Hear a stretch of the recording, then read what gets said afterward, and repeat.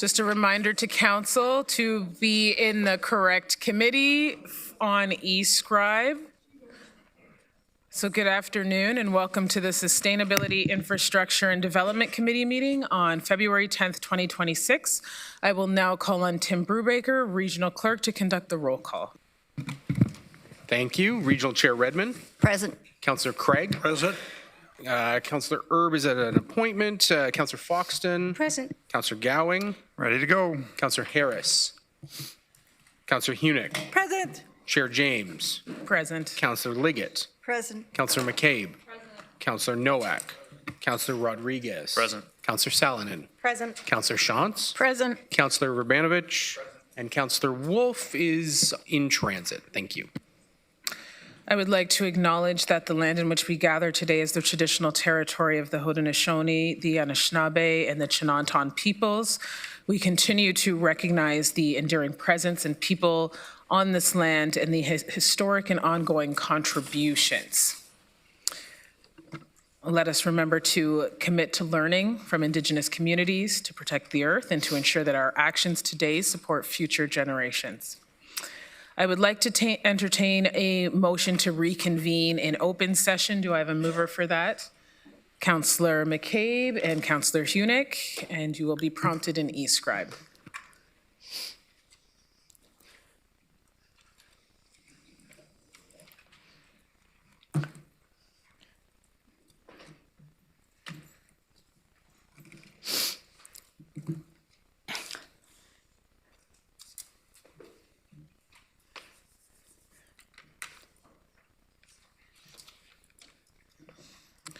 Councillor Verbanovich? Okay. Okay, that is carry. Item 4, are there any declarations of pecuniary interest under the Municipal Conflict of Interest Act? Okay, seeing none, there are no presentations.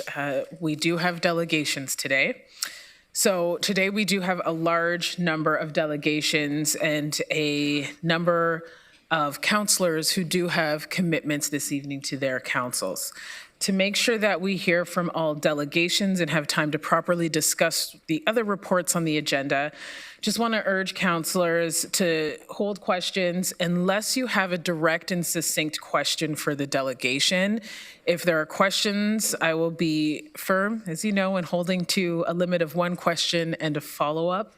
And again, be very succinct with your questions as we have a number of delegations and councillors who do have commitments to their own councils this evening. So I will now proceed with the delegations, and I would like to remind the delegations of guidelines for participation. For those of you who are joining us in person, please proceed to the podium when you are called upon to speak. Please press the button at the base. Then the microphone will turn on. If the light is green, the microphone is on. For those who are joining us virtually, please leave your video camera turned off and your microphone audio muted until you are called upon to speak. You will have 5 minutes if you registered before the deadline. For those who registered after, you will be permitted 3 minutes. If you conduct yourself in any of the following manners, it will result in immediate removal from the meeting, interrupting councillors, staff, or other delegations, derogatory statements about councillors, others, and staff, turning your camera on at inappropriate times, and any hate speech or defamatory comments. So with that, I will start with our first individual, Mark Mello, President of Infrastructure Limited. When you get to the podium, Mark, you have 5 minutes.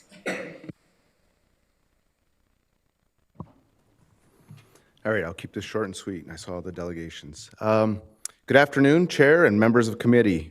My name is Mark Mello, and I'm here today as a local small business owner based in Ayr, and employer here in Waterloo Region. I run a construction and infrastructure service company that employs about 60 people. And when you include their spouses, kids, and families, that represents well over 150 local residents whose livelihoods depend on steady work and healthy local economy. They live here, they pay taxes here, their kids go to school here. So when we talk about infrastructure and water capacity, this isn't theoretical for us. It directly affects our people and their families. This week, we've seen headlines that should concern everyone in this room. The Toronto Star reported that Waterloo Region's billion-dollar building industry is slowing dramatically because of the water capacity constraints. And CTV News is covering that the region approved a $15 million temporary plan to increase water treatment capacity just to keep things moving. These short-term steps are necessary, but they're also a clear signal that we're reacting to a problem instead of staying ahead of it. They're quick fixes, and quick fixes don't create long-term resiliency. Water and wastewater systems are not optional infrastructure. They are the foundation for growth, housing supply, and economic development. When capacity runs out, everything else grinds to a halt. Permits stall, projects pause, workers get sent home, and this doesn't happen overnight. It's what happens when long-term infrastructure planning and population growth drift out of alignment. Which brings me to the main point. Sustainable infrastructure investment is not optional. Water system takes years to plan, permit, design, and build. If we only invest once we hit capacity limits, we're guaranteed to face the same issue again and again. What we need is predictable, annual, long-term investment, not emergency funding bursts. Sustainable funding means staying ahead of growth, not chasing it. From a business perspective, the impacts are immediate. When development approvals pause, work disappears overnight. Infrastructure and development construction support thousands of skilled, well-paid jobs in this region. When projects stop, workers are sidelined. And when that uncertainty continues, skilled people leave for other regions that are still building. On top of that, delaying thousands of new homes has ripple effects across the entire local economy. This isn't just about pipes and plants, it's about people's paychecks. So what can we do differently? First, we need stable, transparent, long-term funding streams that support proper planning, design, and construction. Second, we need earlier involvement from contractors and industry partners. Contractors aren't just builders at the end. We bring practical knowledge about faster methods, smart sequencing, and how to deliver projects on time and on budget. And third, I encourage the region to investigate governance and delivery options, including opportunities under Bill 60 and the proposed Water and Wastewater Public Corporations Act, to ensure that we're using every available tool to deliver infrastructure efficiently and responsibly. These conversations need to happen early, not when we're already at capacity. So respectfully, I'm asking this committee to prioritize predictable, long-term infrastructure funding, engage contractors and stakeholders early in planning, align growth forecasts with realistic construction timelines, and explore policy and governance tools that help accelerate delivery. Because at the end of the day, infrastructure investment isn't glamorous. It's not a ribbon cutting or a photo opportunity. But when you drive past a fire hydrant or over a manhole lid, that's not just a piece of metal in the ground. That's the lifeline of this region. That's what keeps homes safe, businesses operating, and growth possible. And for the 60 employees and their families who depend on steady work here, getting this right truly matters. It's not just infrastructure, it's their future. Thank you for your time. Hello.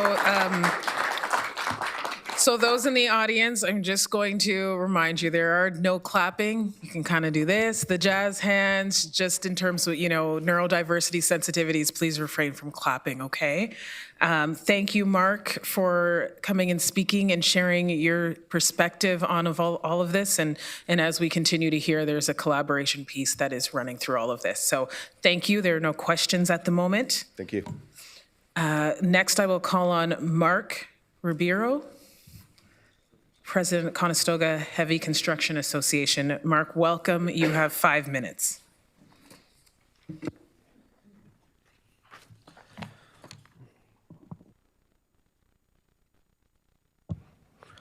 Thank you. Good afternoon, Regional Chair and fellow councillors. My name is Mark Ribeiro, and I am here today representing the Conestoga Heavy Construction Association. Our association is made up of 38 members who are local heavy civil contractors responsible for building and maintaining critical municipal infrastructure throughout the Waterloo region and surrounding communities. Our members are directly involved in the installation of underground services, roadworks, and other essential civil infrastructure that supports the growth and sustainability of our municipalities. Each year, the CHCA meets with local municipalities and the region to discuss industry challenges, share perspectives, and align on common goals to improve project delivery, safety, and long-term infrastructure outcomes. We recognize that the region is currently facing significant challenges related to water supply and infrastructure capacity. CHCA acknowledges the importance and urgency of this issue and understands the impact it has on communities, growth, and long-term planning. As an association, we want to be part of an active solution. We value our ongoing working relationships with the region and municipalities and are committed to collaborating in a constructive manner to support forward progress toward practical, sustainable solutions. As the organizations responsible for installing municipal infrastructure, we believe it is essential that the CHCA has representation on the region's task force. Our practical, field-based experience provides valuable insight into the constructability of proposed solutions both in the short and long term. Early collaboration ensures that infrastructure strategies are realistic, efficient, and deliverable, helping to minimize risk, control costs, and accelerate implementation. By contributing our expertise, we can support the development of solutions that are not only technically sound, but also practical to build and maintain, ultimately benefiting the region and the communities we serve. I thank you for your time here today, and we look forward towards working for solutions. Thank you, Mark. We do have a question, so please stay there. Councilor Urbanovic. Thanks, Mark, for coming in, and thank you to everybody in the room for coming in. You said you have 38 members. Can you just tell us roughly how many employees that represents? And also, you asked about representation on the task force. Have you been invited to be part of it yet? First, the task force question, no, we have not. We did send an email that didn't get any response, but we're hoping that we can be here, which is why we're here today. In terms of, we have a wide range of size of companies in our organization. For ourselves, we're about 30. Infrastructure is one of our members, and they're at 60, and there's probably majority in around that 60 range, I would say. Okay, and if you can just maybe, afterwards, if you get that information from your colleagues, share with us. It's helpful for us to fully understand things. Absolutely, yeah. Thank you. Okay, Mark, thank you again for coming in today. Next on the list, we have Rory Farnan, Secretary, Citizens for Safe Drinking Water. Rory, you have 5 minutes. Thank you for coming in today.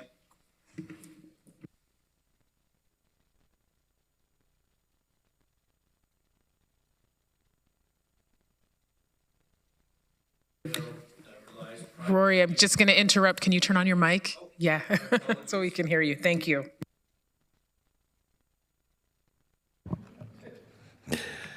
Good afternoon. Waterloo Region is one of the largest urban areas in Ontario that relies primarily on groundwater. Councillor Gowing's motion rightly calls for a full review of our protections, our gaps, and our options. I'm here to urge you to pass it, then go further. The Waterloo, next slide, please. The Waterloo Moraine is our primary water source. As a natural recharge system, the moraine filters groundwater into the aquifers that sustain our wells, our communities, and the ecosystems that surround it. Quite simply, the Waterloo Moraine is the region's heartbeat. Protecting it should be non-negotiable. We've witnessed recent news about dumping of potentially contaminated snow atop of a recharge area and dropping water tables that sit atop of the Waterloo Moraine, both warning signs of a system under pressure. These are not abstract concerns. They're happening at the source in real time and at a time when water is in greater demand. We've also seen how large dewatering proposals intersect with municipal supply. The region has flagged a Cambridge Quarry's water-taking application, 15 million litres per day, as a significant drinking water threat with implications for thousands of homes worth of growth capacity. And we've heard of developments advancing atop of a recharge area, contrary to regional comment, which has prompted public concern about building over our water sources. The public understands the stakes and is asking council to act. Next slide, please.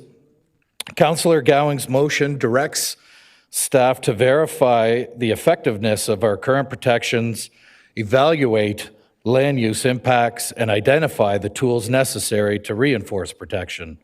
It asks for precautionary measures to reduce stress on groundwater assets, and importantly, to report options to advocate for a legislated blue belt that would permanently protect our recharge and moraine systems. Next slide, please. You have a roadmap in your hands. CSGW's blueprint for a blue belt lays out 4 pillars for source water protection: moraine-wide conservation, protection of all recharge areas and source water protection zones, treat water capacity as a hard boundary for growth, and ensure provincial enforcement and permanence. Our blueprint emphasizes what the region has cautioned for decades. Land use change in sensitive areas heightens risk, all while undermining housing goals. A blue belt would translate source mapping and science into land use certainty, closing the gap between risk management policies and actual development rights in vulnerable zones. Next slide, please. This is not an anti-growth message. This is a call for pro-sustainable growth.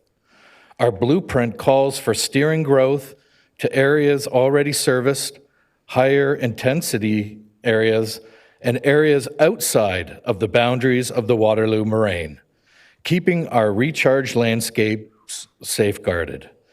This protects the source that both current and future residents can rely on and reduces the risk we'll need to fund a $1 billion pipeline. Next slide, please.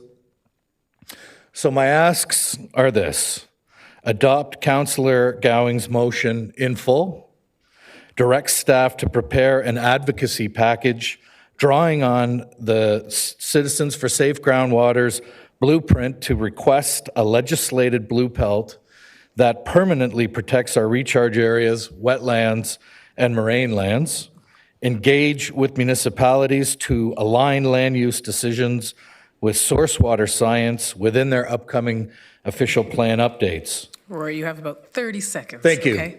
In closing, this motion is prudent, science-based, and overdue. Let's protect the source so that every home we approve can turn the tap and trust something will come out of it. Thank you. Excellent. Thank you, Rory, for coming in today. I see no questions from council. We will move on to Jeff McIntyre, President, Grand Valley Construction Association. Welcome, Jeff. You have 5 minutes. Assuming this is still on. Good morning or good afternoon, everyone. Thanks for the opportunity. My name is Jeff McIntyre. I'm a resident of the City of Kitchener. I also represent the Grand Valley Construction Association. If you look in the audience, you'll see a number of people with a show to say here to support something happening right now, which is really good. It's estimated that 10 to 12% of the population, depending on the number, and Barry, Mayor Urbanovic, I'll get you the proper number, work in the construction industry. It's a big number. That does not include material supply companies, professional service organizations, and everyone. We're the quiet people that get up at 5 in the morning, go build stuff, come home, go out, coach kids' soccer teams, hockey teams, and on the weekends, support things that are philanthropic in nature. So I wrote down 5 words: intro, done.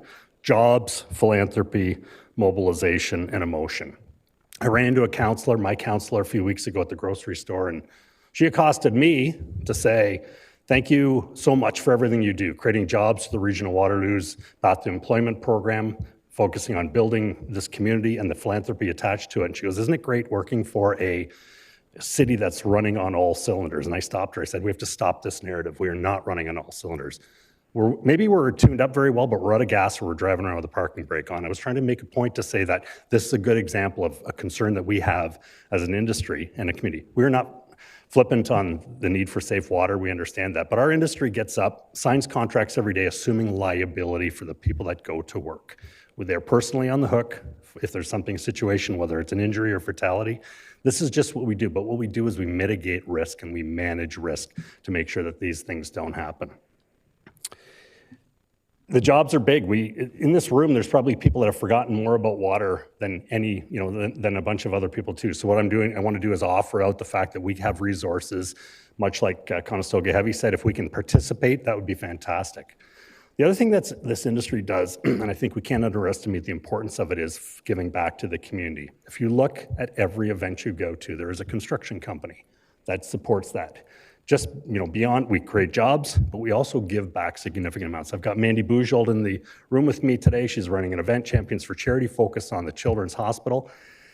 And it's gonna raise $750,000 to $1 million. And right now, 50% of the money that's being raised is by 3 people that are in the construction industry. We give back. We understand it's important. But having said that, I have talked to some charities, and I'm not going to, these aren't fictitious charities. I have some representation here that have seen a reduction in the amount of money that's going to go towards sponsorship and philanthropy as a result of these cuts. Our industry, unlike a municipality, doesn't have a tax base in perpetuity. We have to go find business. We have to manage it. And if it's not there, we have to cut jobs. This is going to cut jobs, there's no question about it. So what we're gonna do is, first of all, find out how many people we represent, because I think that'd be good information for people around the horseshoe, number one. Number two, I'd like to create a list of all, through our membership, anytime they hear of a job being lost or whatever as a result of that, I wanna create a spreadsheet so we can start to understand the complications and the size of this. I'd like to add 8 additional columns on there. All the municipalities, the townships, and the region, please let us know how many people lost their job as a result of this, because collectively we're in this together. If you look around here, we're in this together. We want to know that we're all in this together. So we support a motion, any motion that takes the full pause off of water constraints and permitting, focuses on a long-term plan, providing input that we have and an expertise that we provide, and we're willing to donate and or participate in this discussion and have an open dialogue to talk about the real issues here and get behind the science so collectively we can get involved and get all in this together. So again, it's about jobs, it's about philanthropy, it's about building community, and the impact of this is significant. Thank you for your time. Thank you, Jeff. Hold on one moment. Councillor Verbanovic. Thanks very much, Jeff, for coming in and for all the GVCA and its members do in the community. One quick question. I know you're part of a broader provincial and national group that deals with construction, and I also know that this issue is being talked about a lot and how it's impacting, let's say, reputation and image of the community as we deal with this issue. Wondering if you can talk a little bit about what you're hearing from your provincial and national counterparts on this issue. Thank you. Through the chair to you. It's interesting you bring that up. I was in a meeting yesterday with Build Force and forecast planning. And if you look at Bruce Nuclear, they're looking at significant expansion, no question about it. And in the meeting, it was said that there'll be no electrician jobs in Kitchener-Waterloo in the near future, so they will be able to pull everybody out and move it through. That'll decimate our industry, number one. Number two is the other provincial associations are rallying behind this to say, how are you managing this? What impact's it gonna have on your workforce, on your membership, and the ability that you give back? So we're hearing some concern, but the worst part is we're hearing that we are open to have employees poached and taken away, and that should be of grave concern to everybody. Thank you. Councillor Craig. Well, thank you, Madam Chair. The information that's been provided publicly, are you satisfied in terms of what you're hearing, in terms of it, in your opinion, being accurate, et cetera? I think data can be, and through you, Chair, to Councillor Craig, I think we need to do a deeper dive on it. Again, what our offer is to seat at the table. I did the same thing I offered, much like Conestoga Heavy did, to say, can we have a seat at the table and bring our expertise? It's certainly not going to be me. It's going to be someone behind me or one of the 700 members of our association that have that ability to scrutinize and participate in that. So When I read it, I can read it one way, other people read it another way. That's the concern with this whole process. But what I see is there is the ability that we can pull the pause off in the short term, understanding that water is an important issue, no question about it. Pull the pause off in the short term, have a medium and long-term plan where we can all participate, and I think we'll be able to manage the process. It depends on, go back to that liability issue, I've heard that thrown around. That report scares me when someone has personal liability. As I said, our industry does this all the time. We sign off to make sure that people get home from safe. So we can mitigate liability and we can manage that a little bit better, but from what I'm seeing on the data, my conclusion is that we have sufficient water now, we'll build capacity, and we'll get our system back up and running to build enough capacity for the future. So you would see it beneficial if, as a council and members of the industry, sitting down together in a dialogue, a roundtable dialogue, to sort out the issues, look at timelines, et cetera? Would you see that as a positive move forward?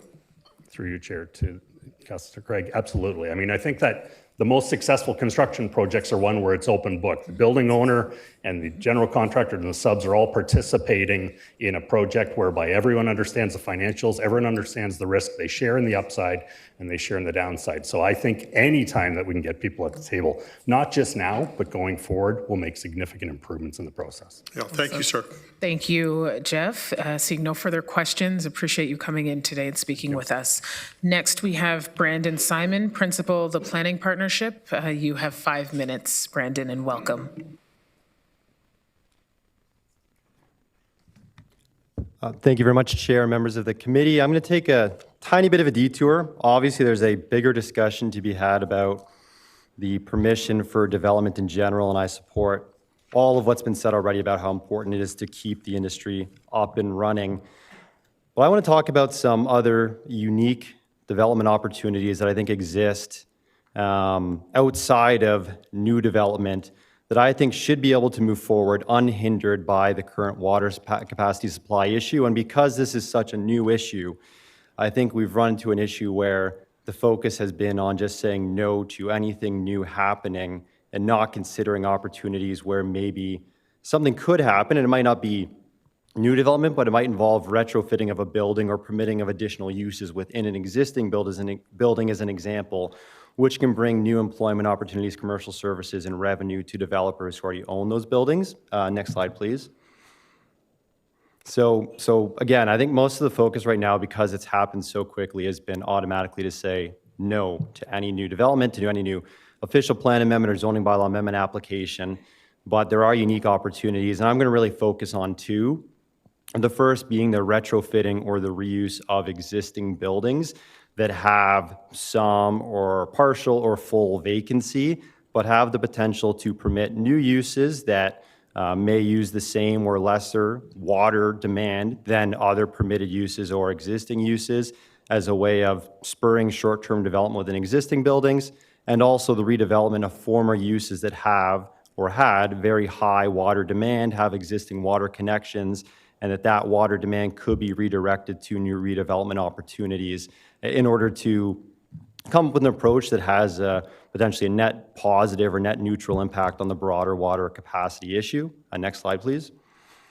So again, focusing in on the retrofit or reuse of existing building, I'll provide an example where a client of mine has a former industrial office building that is largely vacant, or rather entirely vacant right now. It is permitted a number of uses as of right under the zoning bylaw without any holding provision, including office, range of industrial uses, ancillary commercial uses, and we're looking to add one additional commercial use as a permitted use because there's interest from a tenant to move into the building.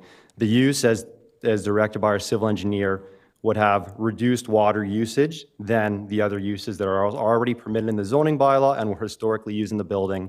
But the initial reaction that we've received has been, no, we can't support that right now because of this ongoing water supply issue. But if you think about a situation where a university or a hospital, as an example, has vacant space in an existing building and wants to repurpose that for some other use related to the hospital, the university, I think everyone around the table would say that should not be hindered by this current issue because it's an existing building, it's an existing space, it's had former water usage. And if you can demonstrate that what you're doing is going to have the same or perhaps reduced water demand from what else could happen in that space, that should not be hindered from going forward right now. And that kind of short-term work would have some pretty important benefits in terms of supporting some, albeit smaller scale, but still some new construction activity to retrofit those buildings, bring in new employment opportunities within the building, optimize buildings, deliver new commercial services. And this is exactly what we should be trying to do, because these are existing buildings with existing service connections. We should be trying to optimize these. And so really the direction we're looking forward here is that staff should be looking at opportunities to advance practical, unique opportunities like this that can move forward without impacting water demand on the whole.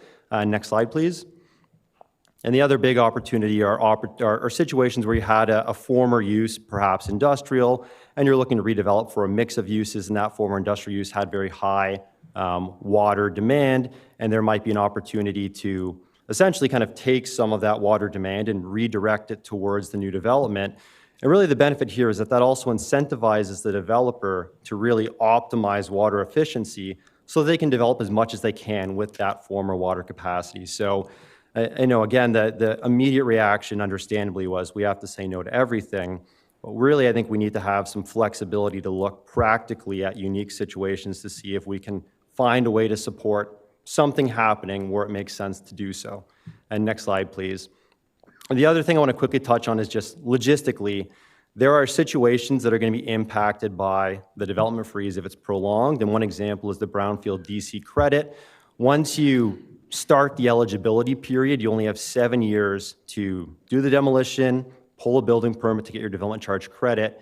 And if you don't do that, you can't get your brownfield credit. So I think there needs to be a look at administrative situations where extensions need to be provided to this and to other programs where a developer is unable to get a building permit. They still need to be able to come back and get their development charge credit because of the delay with this issue. Okay, Brandon, do you just want to summarize? No, in terms of- that's thank really you. just it. Those are kind of the three issues I wanted to touch on. Thank you very much for your time. Okay, thank you, Brandon. And we do have a question, Councillor McCabe. Thank you, through you, Chair. Thanks, Brandon, for coming in and for the work that you do across our community and particularly in Waterloo. My question is, when you're talking about existing capacity and innovative technologies and things like that, are you referring to also to conservation methods, water conservation methods? And I'm just wondering if you could, share a bit like what you see as possible, this time, but, just in general with respect to water conservation.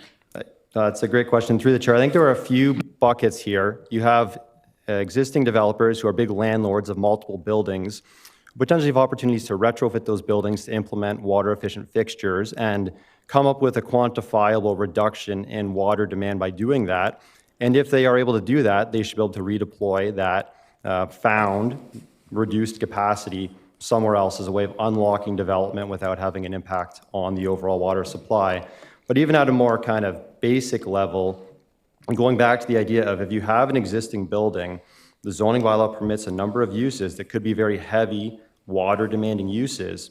If you have interest from a tenant for a different use and you're looking to apply to permit that use, and that use has a lower water demand than anything that's already permitted in the zoning bylaw, that in and of itself represents a bit of a water efficiency approach, because you're implementing a drier use into a building and you're responding to an actual tenant demand to fill vacant space within a building. So I think there are opportunities to retrofit those buildings, to find different uses that have lower demand in existing buildings, and then also, as I said, look at historic uses that you're redeveloping that had a higher demand and finding ways to allocate that to the new development on maybe it's the first phase or the second phase or one or two buildings that you can do in the short term, and then over time, when the solution's resolved, you move on with the rest of the phases of the development. So I think what I'm suggesting is there needs to be a degree of practicality and pragmatism to finding ways to move the right projects forward that are unique and have those opportunities.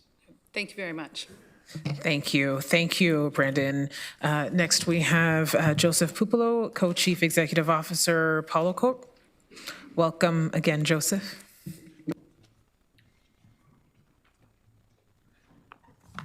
Thank you. I know it's February, but it feels like Groundhog Day.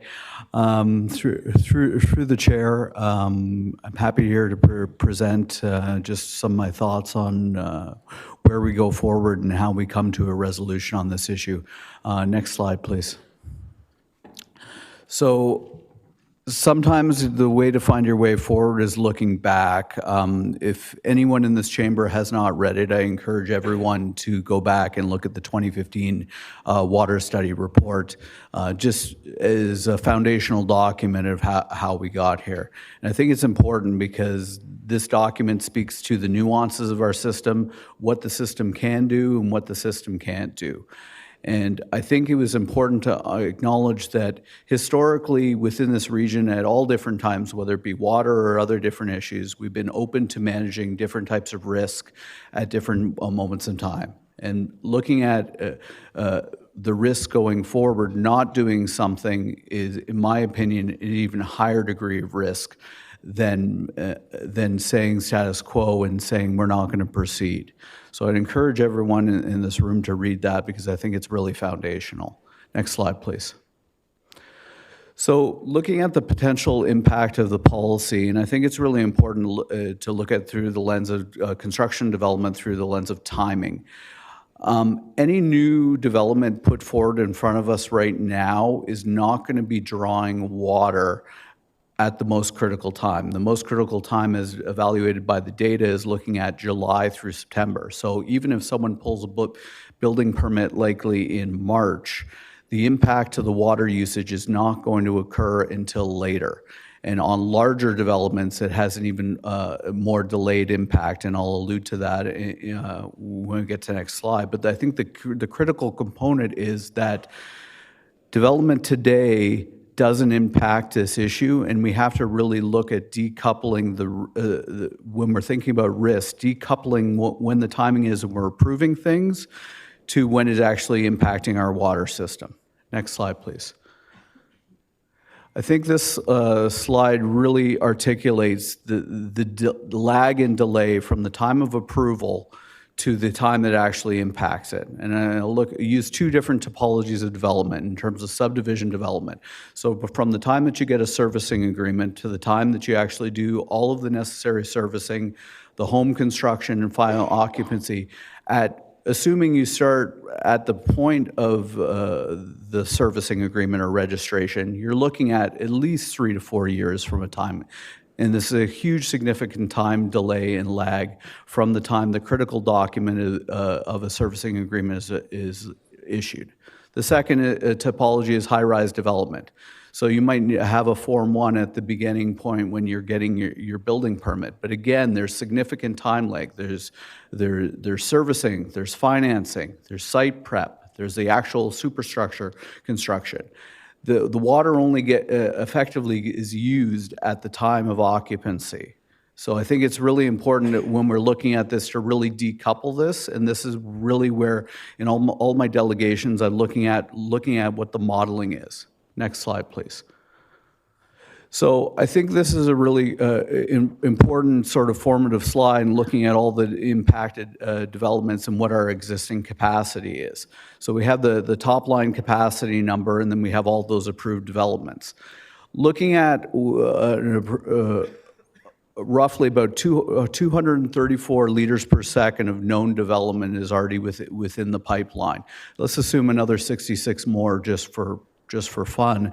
It's still going to take 10 years for us to work through all this. So it's really, really important for us to look through and model. Next slide, please. I think this is an important slide because it shows the good work that staff has already done to identify opportunities to bring on more supply. And what it demonstrates quickly is we're going to be bringing on a lot more supply. I mean, some of these projects are still being finalized in details, but there's a lot of capacity going to be coming on. Next slide, please. And the capacity coming on, even modeling out a modest growth curve, is going to far outstrip the capacity that we're going to be using in the following years. So final slide. So in summary, a few key things. Approvals do not equal water usage. We have up to 450 liters coming on stream in the next 3 to 18 months. We need to focus on conservation in this summer timeline because this is the most important pinch point. We need to think critically and look at the data to really inform our strategy. And at current, we need to figure out a way out of this because as represented by all the people in the room, this has real meaningful impact to people's lives. Thank you. Thank you, Joseph. I have no questions from council at this point in time. Oh, Councilor Verbanovic, you're not in the queue yet. Okay, go ahead. Joseph, hang on. Sorry, yeah, I read on my screen. Thanks, Joseph, for coming in. Two quick questions. One, in terms of having the information that you guys need to look at the data and also participating in committees, has your organization sort of received the information and the assurances that you need? But secondly, pertaining particularly to your graph, which I find helpful, that talks about both housing as well as condo, rental buildings and so on, and the timeframes that are there. Have you raised this with staff, and what kind of reception are you getting so far on the recognition that it really is 3 to 5 years between sort of giving a green light and before water is really going to start getting used in any significant way for these projects? Thank you for your question through the chair. First and foremost, we have received the information. We begin to sort of pour through that. I think what I would just say is I want to have further discussions with staff about normalizing the data, just so we're speaking one-to-one in terms of the inputs and outputs. So I think that'll come through further discussion through the industry working group.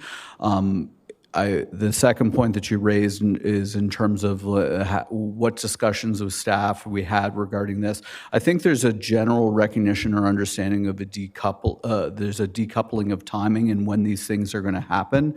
I think one of the concerns that's been raised by staff is having to sign off on some of these formative documents. In historical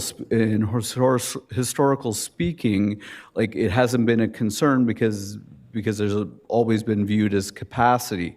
But in unprecedented times, we have to look at the problem a little bit different and really begin to decouple what the impact is of, let's say, signing a Form 1 or a servicing agreement, looking through the lens of what the timing is. Because yes, there's risk associated with it, but there's risk associated with doing nothing, not only for the region's benefit and the region's risk. And I'll going through the development charge studies as a prime example, development charges are going to feed into the reserve fund for water and wastewater on a go-forward basis.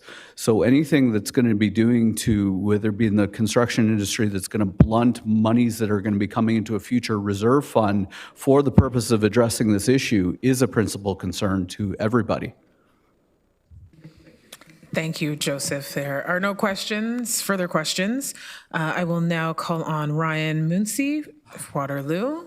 You are in person. You have 5 minutes. Welcome, Ryan.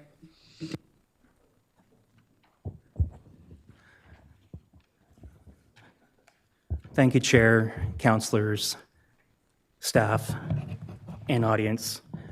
This presentation is direct and highlights the emerging water capacity constraints in the Mannheim service area and the serious implications it is now having on housing delivery, approval uncertainty, and developer confidence across the region. Next slide. A new approach is needed to unlock this freeze.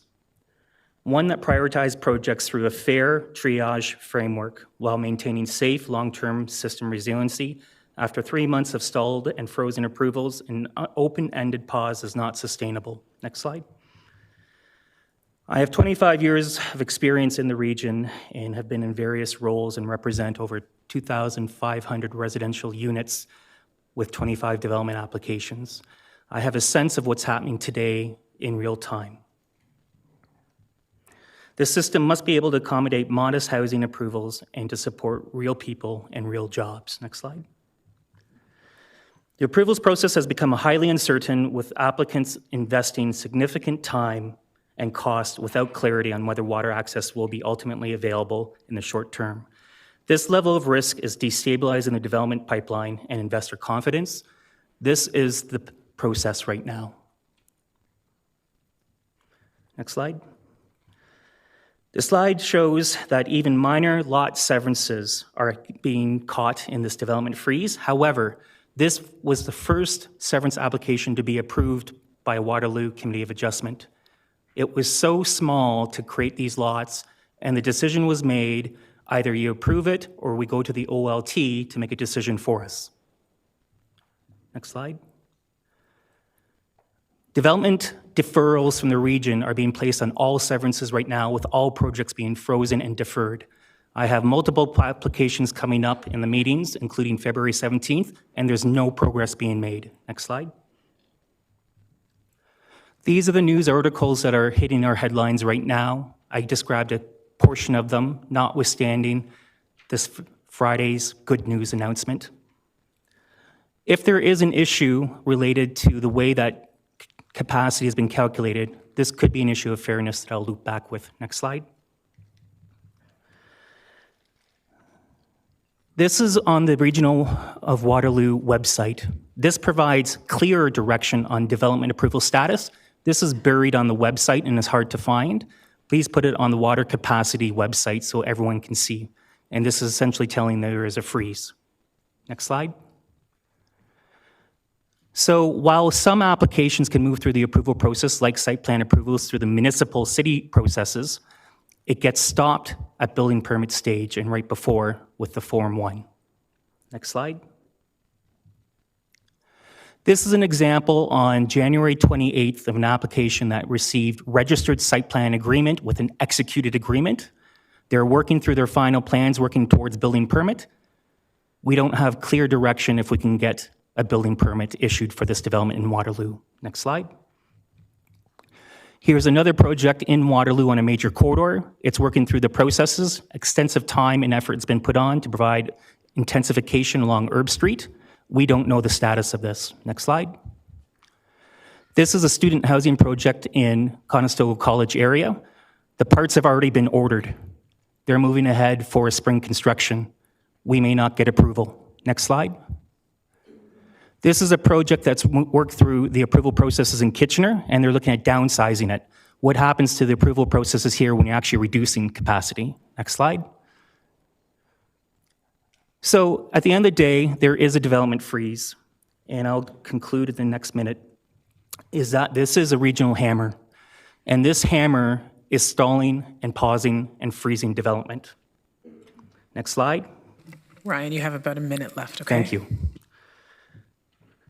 What we're asking for is a resiliency buffer, and what it shows is that there is some capacity, recognizing that the 20% capacity is a deal breaker. Next slide. In terms of working through the processes, a phased approach to resiliency is likely the best option in terms of matching and staying in stride with improvements to the water system. Next slide.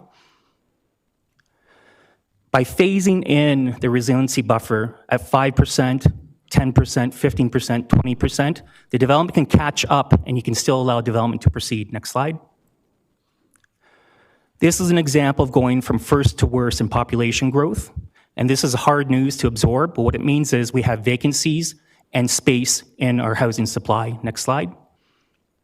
So in conclusion, I'll just wrap up with this slide, is that there are solutions. Heat maps, prioritizing developments without Form 1s, allowing existing projects to go through the process. There is an urgency behind this, and I just simply say that we need clear direction in the short term to look for long-term growth. And I'll leave the rest of the slides and conclude. Thank you, Ryan. I do not have any questions from council at this moment. Please, thank you for coming in and speaking to us today. Okay, next I will call on Larry Mascio, Policy Advisor, Waterloo Region Home Builders Association. Welcome again, Larry. You have 5 minutes. Thank you. Good afternoon, Chair James, members of committee. My name is Larry Mascio, and I'm here today on behalf of WRHBA and to support Councillor Urbanovich's motion and to speak to the real and lasting economic impacts of a continued development freeze. This freeze is not just a technical issue, it is an immediate economic risk that will have lasting negative impacts if not addressed correctly.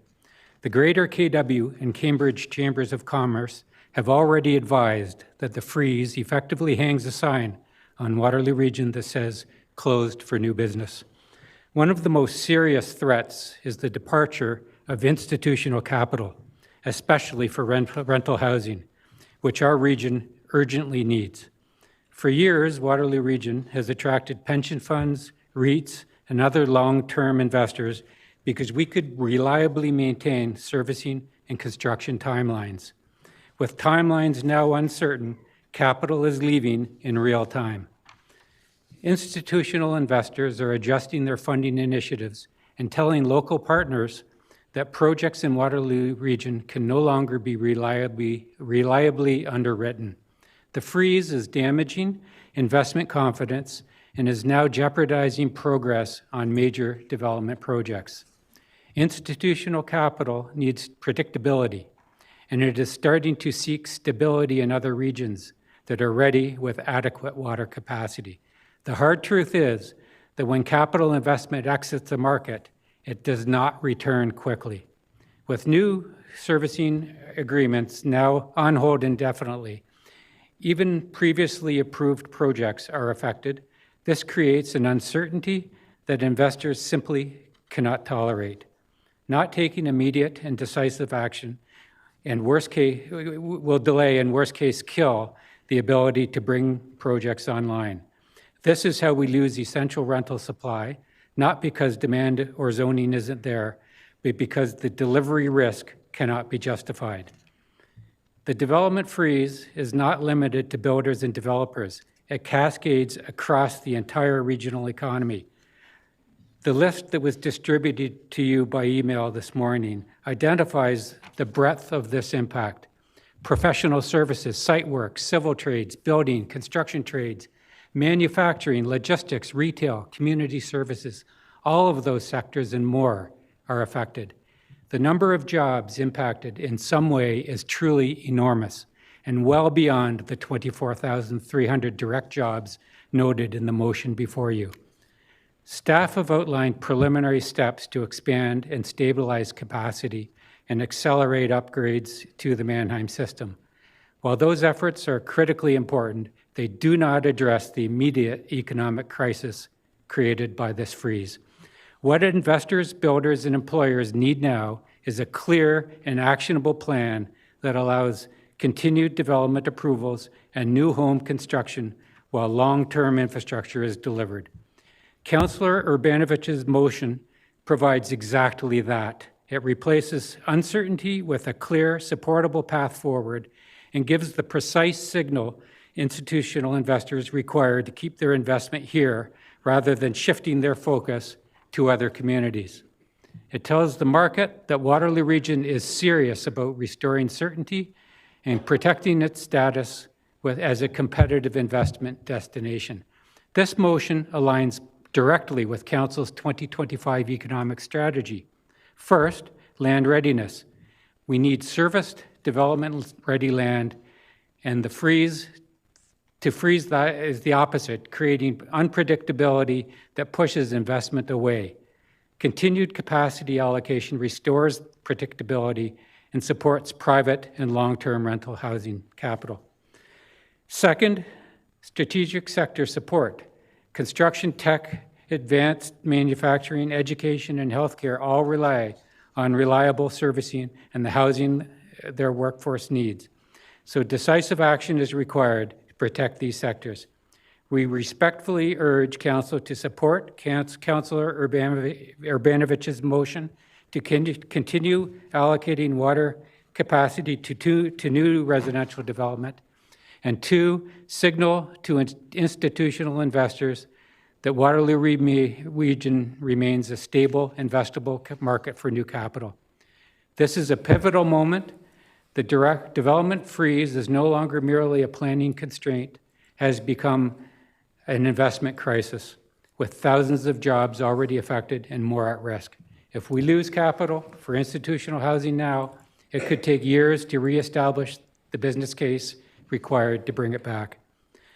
Approving Councillor Urbanovich's motion is the fastest and clearest way to restore confidence, retain investment, and protect jobs that support our community. Thank you. Thank you, Larry. We have one question from Councillor Craig. Well, thank you, Madam Chair. Through you, in terms of immediacy, what timelines are you looking at in terms of sort of a new direction forward? Well, I think yesterday. Yesterday? I mean, this is a crisis. No, I realize that. Right? I'm asking So for we your- need to find a clear path forward. And as you've heard from a number of other delegations, and you'll hear more about in future delegations, there is a way to manage this crisis, we believe, that can keep approvals moving critically, keep some development moving, and still find a way to complete the necessary infrastructure upgrades that this council needs to do that will create the sustainable capacity and the resilience that you need in your system going forward. All right. No, I appreciate your comments, sir. Thank you. Thank you, Councillor Urbanovic. Thanks, Larry, for coming in and for all of the work the association is doing. Just a quick question. Has the association been able to get the access they need to data and so on? And number two, have you been invited to sit on the region's working group? Yes to both. So Okay. we did receive the information. I have not seen it directly. I did not get it, but our consultants that we've retained have that, and they're going to be reviewing that. And yes, our association has actually been awarded 3 seats on that. So we are ready, willing, and prepared to move forward with that group. Great, thank you. Thank you. Thank you for coming in, Larry. I see no further questions. Next, we have Megan McDermott, lawyer Davies Howe LLP, speaking on behalf of Kitchener Tressler Holdings Incorporated. Good afternoon, Madam Chair and committee. My name is Megan McDermott. I'm a partner with Davies Howe LLP, and I'm speaking today on behalf of my clients, Kitchener Tressler Holdings, Inc. and Kitchener Tressler Holdings 3, Inc., the owners of approximately 13 hectares of land located between Tressler Road, Ottawa Street South, and Bleems Road in Kitchener. And you should also have in your correspondence package a letter from my client directly. My client strongly supports the motion by Councillor Urbanovic, and I'm hoping that what I can do today is to provide you with a practical example and solutions to help the committee understand why the approach in the motion can work without introducing unacceptable risk to the water system. Firstly, the proposed approach will provide for flexibility and fairness to address what is otherwise really an arbitrary hard line in the sand on who can go ahead and who cannot. Appendix A of today's report identifies 2 different responses for draft approved plans of subdivision. Where a servicing agreement has been requested but not executed, progress stops, registration cannot proceed. Where a draft plan has executed a servicing agreement, the plan can proceed to registration and capacity is committed. My client's site has been draft approved since June of 2024. Since then, my client has actively worked toward final approval and registration of the subdivision. This includes funding of water infrastructure on Bleems Road, work which has already been installed by the region and paid for by my client. It also includes negotiating development and servicing agreements with the region. These agreements were first requested in March of 2025. We received the drafts in June, and we were negotiating them with regional staff over the course of the early fall. Now, all progress has stopped. Had my client been able to finalize and sign that draft agreement over the summer, their development could proceed unimpeded. Nothing changes in terms of the actual capacity that's available. The problem would be the same, but if they'd signed 3 months ago, they're free to go. Today, they're stuck. The approval of the motion would help to resolve some of the unfairness that my client and others are feeling. The second key benefit of the approach in the motion is that it allows for development timing and infrastructure initiatives to work in tandem so that the processes can dovetail. The development will be there when the capacity is available, and you get development charge revenue coming in to help pay for it. And I'd like to give you a quick rundown of my client's development timeline as an example to demonstrate that point. In the normal course, if the region continues to enter into agreements as proposed in the motion, grading work on my client's site is anticipated to start this spring. That work will take about 6 to 8 months, bringing us to fall 2026. Service and construction would be next, and this could commence likely in spring 2027. By late 2027, my client could start applying for building permits, with occupancy likely commencing possibly 2027 or 2028. So we're looking at approximately 2 years from now before water demand is starting to be generated from this subdivision. And we see that this timing actually fits quite well with the preliminary options that have been reported on thus far, which contemplate capacity starting to be opened up by 2027. That's the timeline to get this project to occupancy by 2028, and the decisions that you make today and over the next months are critical in allowing that to happen. In order to make that investment and start that grading work this spring, my client needs to have certainty that servicing agreements will be entered into, allowing for registration, and that Form 1s will be approved when ready to allow construction of services to commence. If those items cannot move forward, the grading work will not start and the whole timeline is delayed by at least a year. So the commitments are needed now, but the actual water capacity is not. The final point I want to make is to offer a solution to some of the concerns raised by staff at the council meeting in response to this motion. The region has the ability to keep the process moving forward and at the same time put in place safeguards to ensure that the capacity is not overcommitted. And the way that you do this is through your servicing agreements. Through these agreements, you can set timelines on when capacity is anticipated to be available, and you can impose conditions on the capacity that is being reserved. This is not novel. There are many other jurisdictions who commit servicing allocation before capacity physically exists, and they make it dependent on the necessary capacity becoming available. And to wrap up, I just wanted to say that this approach allows the developers to move forward with their approvals. It gives them certainty that they will get the allocation once it's available, and it allows them to manage risks and align timing for their development while the region proceeds with capacity planning work and more information becomes available. Thank you for your time today. Thank you, Megan. I don't see any questions from council. Thank you for speaking with us today and providing perspectives. Next, we will move on to Michael Bell, Total Precast Sales Manager. You have 5 minutes, Michael.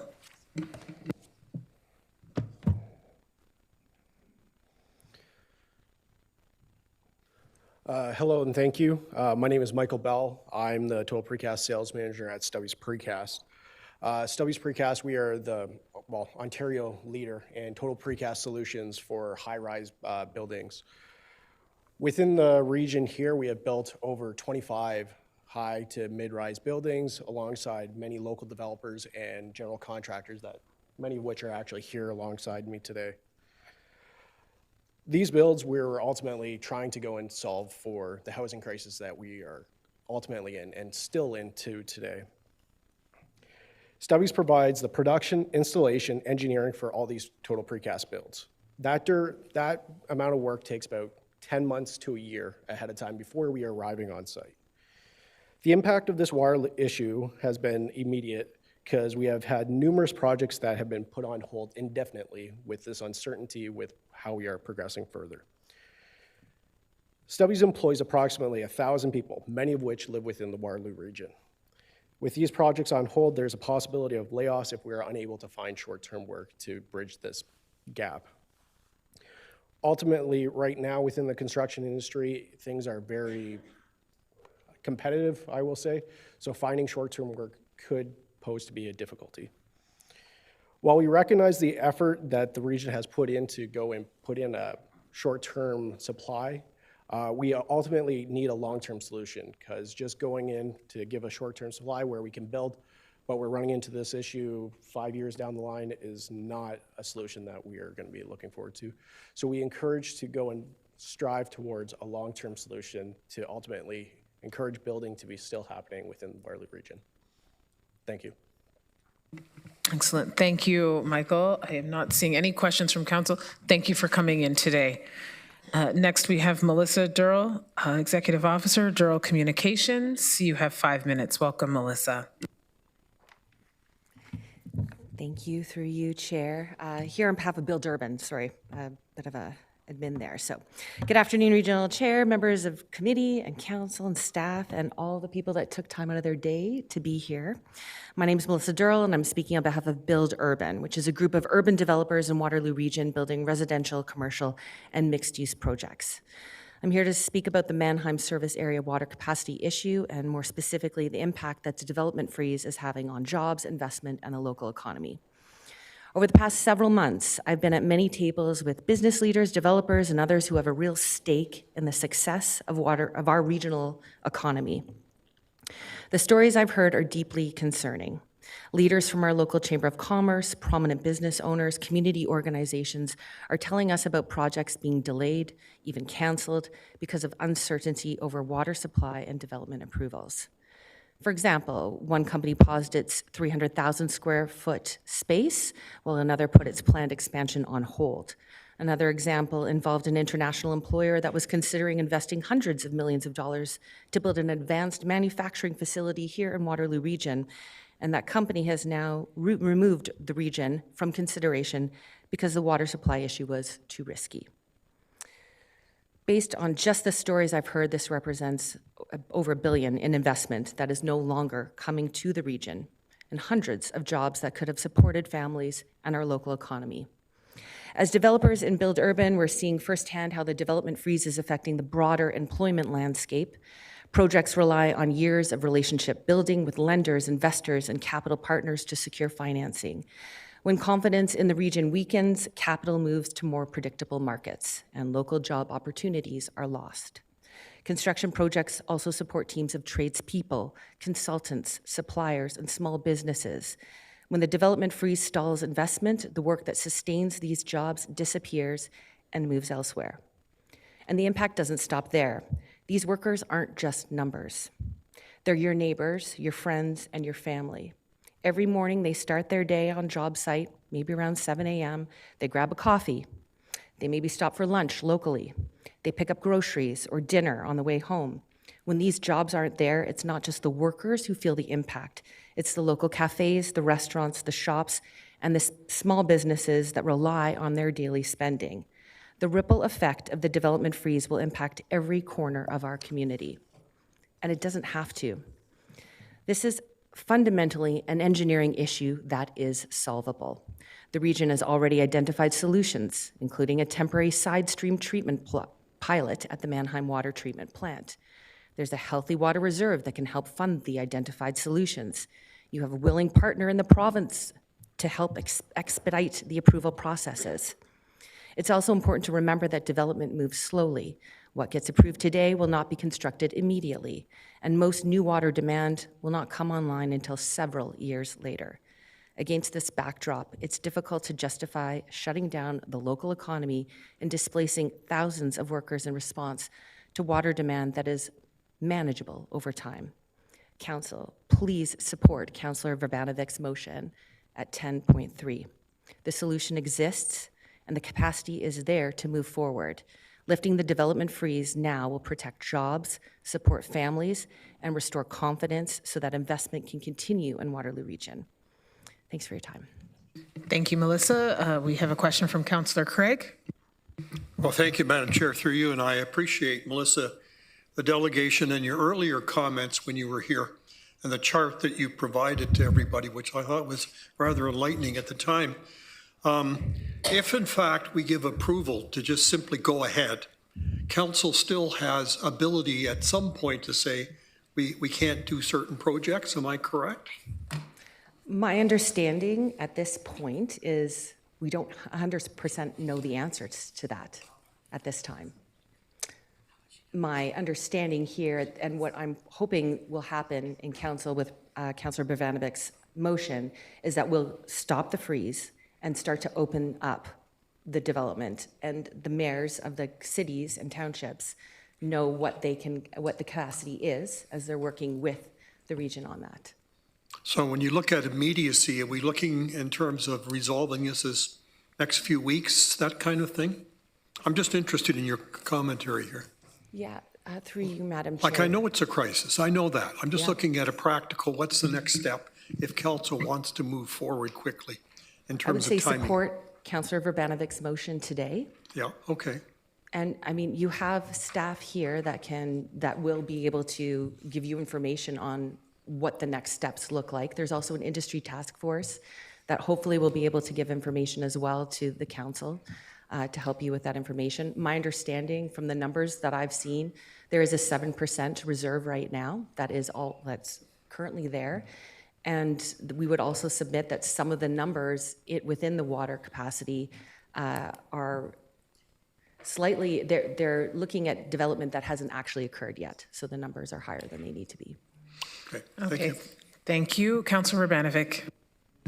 Thanks very much, and thanks, Melissa, for coming in and for the work that you're doing representing your organization.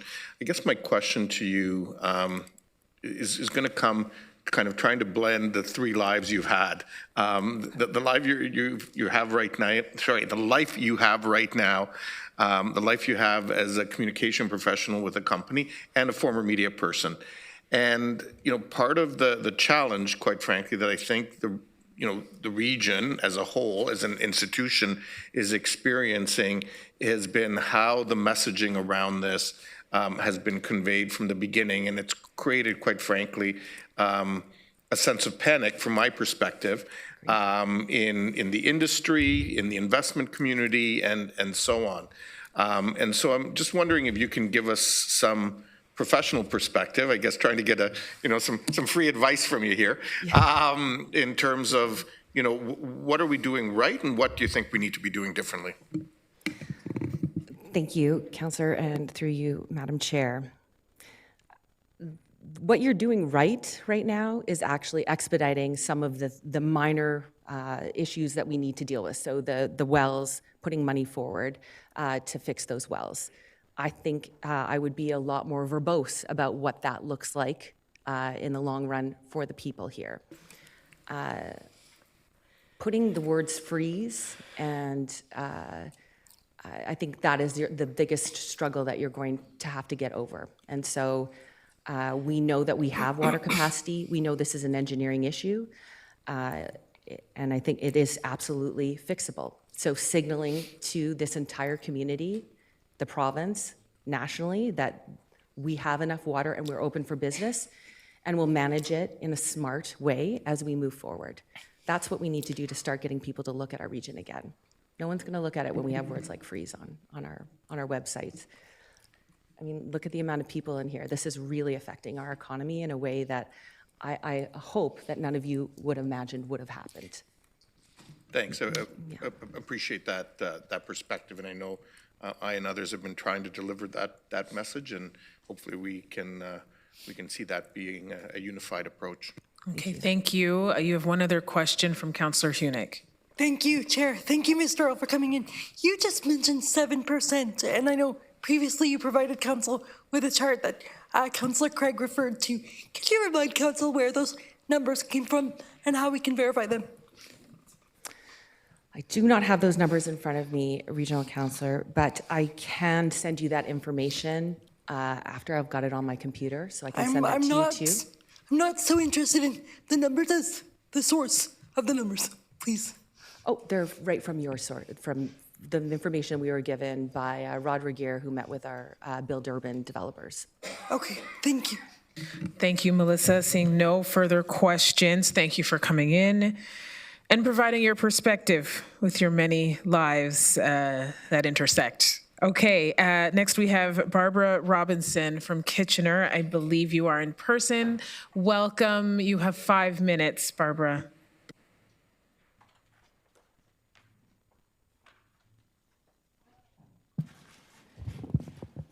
Is this mic going to work well enough? Yeah, I don't think I can. How's that? Oh, thank you very much. Thank you, appreciate that. Madam Chair and members of Regional Council. Okay, thanks. I'm here here today. I'm here today to tell you that we don't only have a water crisis here; we have a sewer crisis, and water and sewer are completely connected. Rainwater and groundwater are leak or are illegally discharged into sanitary sewers and are piped away. The picture here shows this graphically, although obviously the flow would be mixed. Oh, pardon me, next slide, please. There we go. That's just a graphic of how much water is in our sewers. That is rainwater and groundwater in our sanitary sewers. But leakage into sanitary sewers can be located, managed, and repaired, and illegal connections can be removed. It turns out that all of these leaking sewer pipes and illegal connections are right in the same neighborhoods as our 120 water supply wells. Think of William Street or the Strange Street wells. They're surrounded by sewers. In the region of Waterloo, we rely on our groundwater, obviously, for drinking water. We should be working 3 times as hard as other regional municipalities to minimize the leakage into sewers so that the groundwater stays where it is and is available for our water supply. I'll just note that the groundwater that's leaking away through our sewers is the same groundwater that we need for our water supply. Now, next slide, please. Oh, sorry, I keep forgetting to say next slide. Sorry, that was the slide I was speaking to. Obviously, everyone's familiar with where those water supply wells are located. Next slide, please. Sewers age and need to be actively maintained, just like a roof, a car, or anything else. Regular and proactive maintenance removes leaks and increases the life of the sewers. These leak reduction programs, or I&I reduction programs, leakage into sewers is known as inflow and infiltration, or I&I. Locally, there are very few programs to find and address I&I, and I'll accept the Township of Woolwich, who's been working on I&I reduction for 20 years, and I did a lot of that work for them.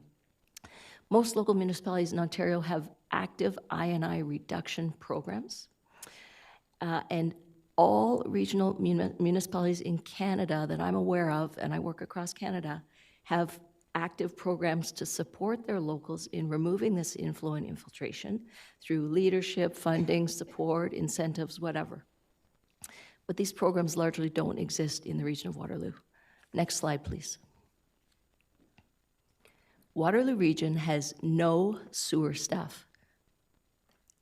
In 2024, the latest available, the region of Waterloo spent $0 on salaries, wages, and benefits as compared to other local regions, York, Peel, Halton, and Niagara, all of whom have a surface water supply. They get the water from the lake, so there isn't a dearth of water supply there.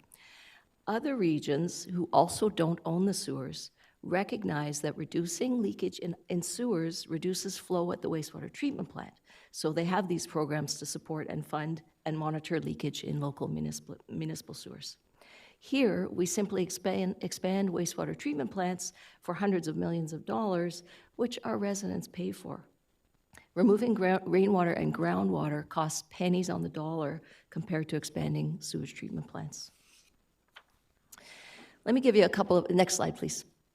Let me give you a couple of examples of how some of this rainwater and groundwater that doesn't need to be in the sewers. 2/3 of homes in Ontario were built prior to 1988, when it was legal to connect rainwater and groundwater to the sanitary sewer. So the photo on the, meaning we were plumbing directly, foundation drains and roof leaders were plumbed directly into the sanitary sewer.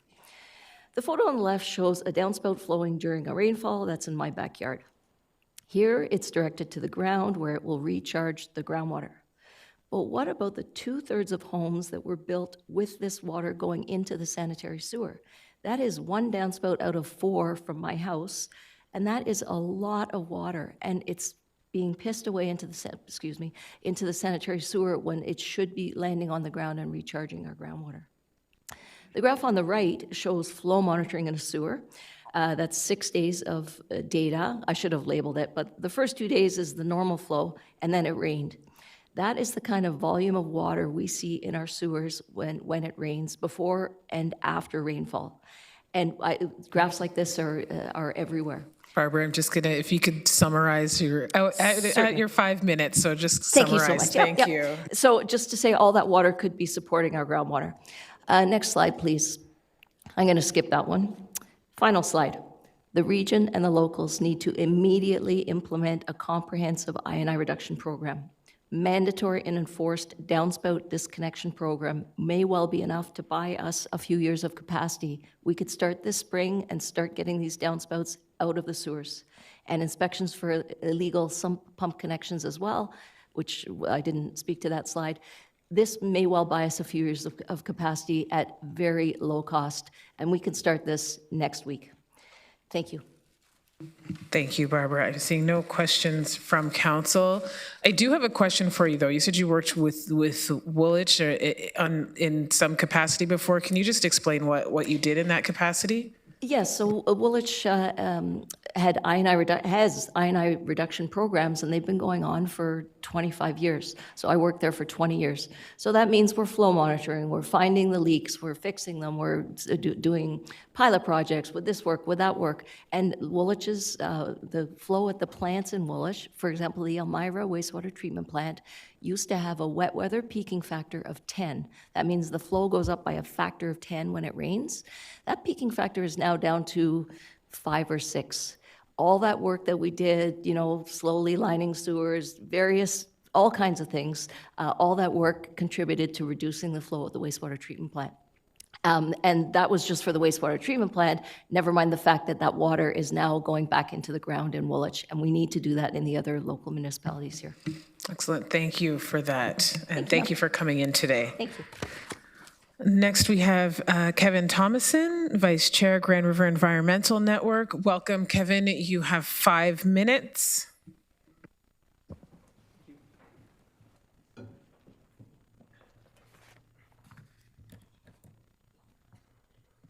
Honorable mayors, councilors, and guests. My name is Kevin Thomason, and for decades, myself, along with so many citizens and groups from our communities, have advocated for better protection of the Waterloo moraine and the groundwater aquifers we're so dependent on for so much of our water needs.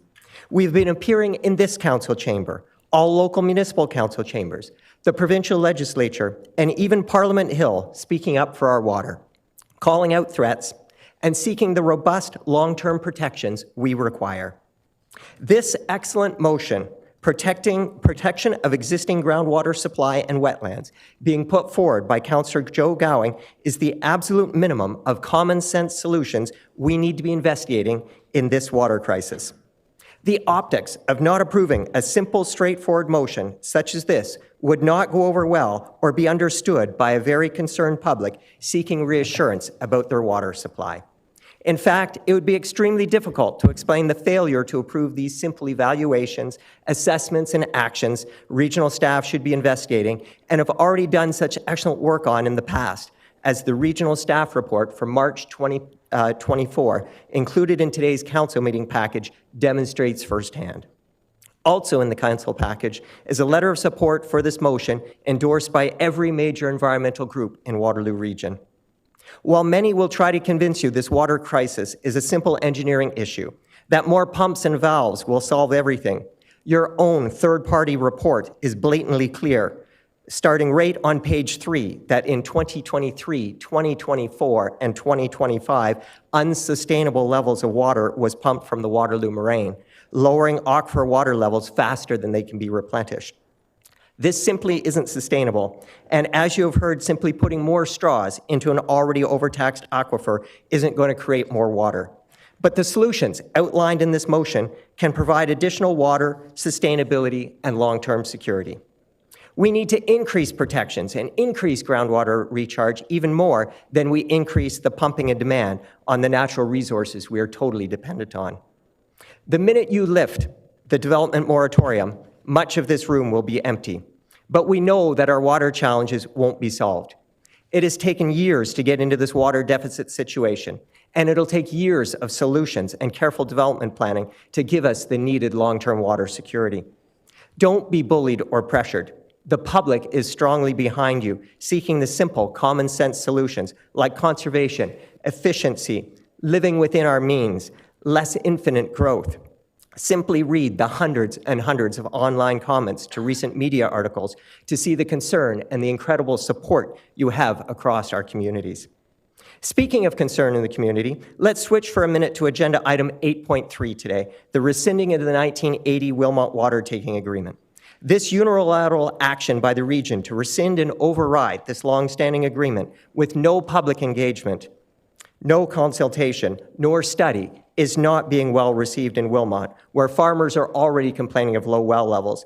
An entire community has been held hostage for 2 years by the threats of an unknown regional mega industrial land assembly that has never had a single public meeting, nor any answers to where millions of liters of water a day would be coming from, nor where massive amounts of wastewater would be going in the Ninth River ecosystem already at its limits.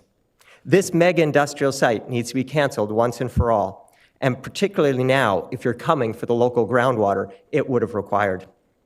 There needs to be proper respect, study, community consultation, and public engagement about the unilateral rescinding of this 1980 water-taking agreement, given in good faith for decades. To say that Wilmot citizens are concerned, feeling taken advantage of, and unwilling is an understatement.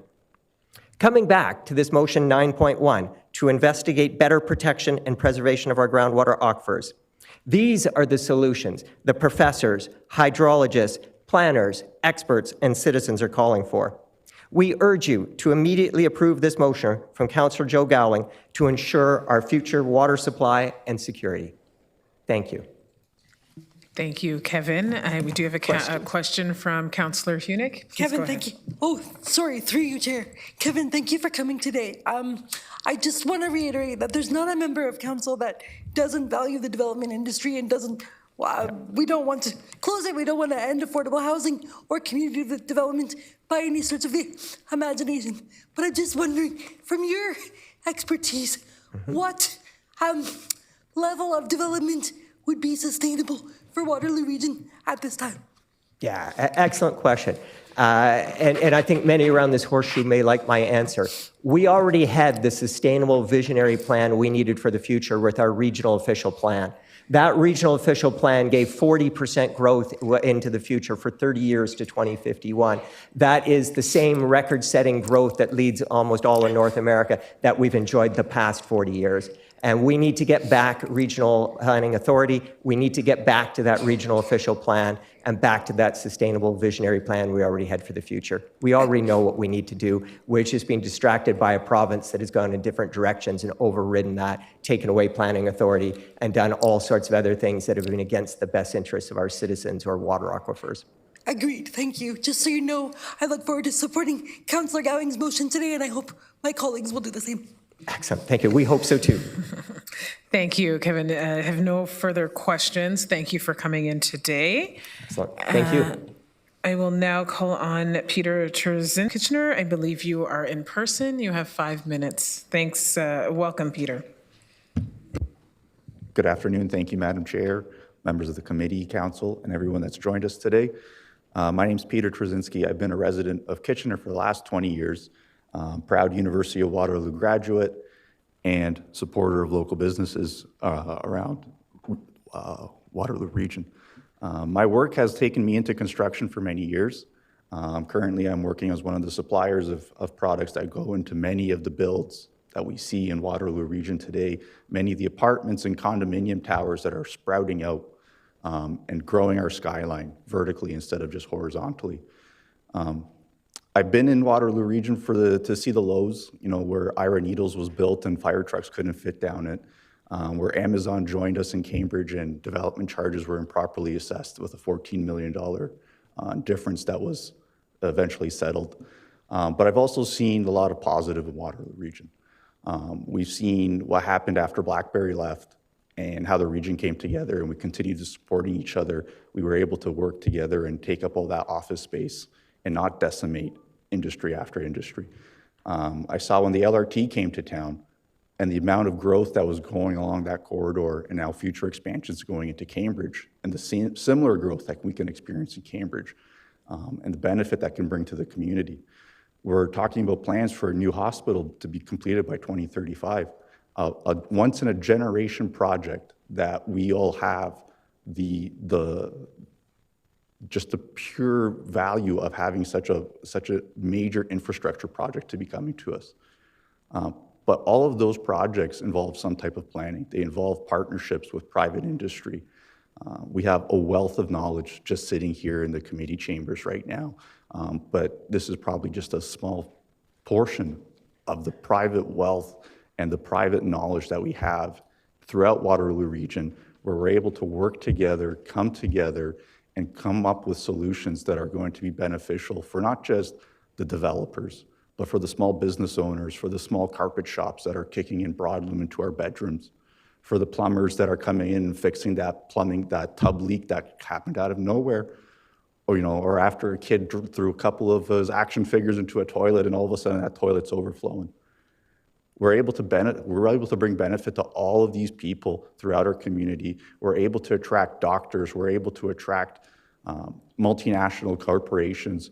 This Wilmot Land Assembly will bring huge investment into Waterloo region, but only if it's done correctly. Putting a development freeze is telling the entire world Waterloo region's not open for business. We're not here to be taken seriously. We are going to put thousands of people out of work. Canadian Mortgage and Housing says that 2026 is kind of the year for top amount of mortgage renewals. What are we going to tell thousands of tradespeople, people like myself, that there's no work here for you in Waterloo region? You are not going to be able to take that mortgage payment into 2027. We have to be realistic. There's experts that have come up here today that have said that we do not need a full development freeze. We do have the capacity to slowly build while we slowly increase our capacity for infrastructure. Positively, we've seen a $15 million investment that's going to bring substantial growth to our water coming into Waterloo region, but we have to start thinking now, if we want to hit our 2051 goal of 1 million people in Waterloo region, we have to start being serious now and not going, oops, we made a mistake and we're going to stop right now until we reconvene. We have to be serious now as a group. We have to focus on our private companies that support Waterloo region. We have to start taking care of the people that make Waterloo region what it is today. Thank you. Thank you, Peter. I am not seeing any questions from council. Thank you for coming in today. Next, Mark Mariner, Associate Director, Geotechnical Services, Chung and Vander Dolan Engineering Limited. You have 5 minutes. Welcome, Mark. Thank you for coming in today.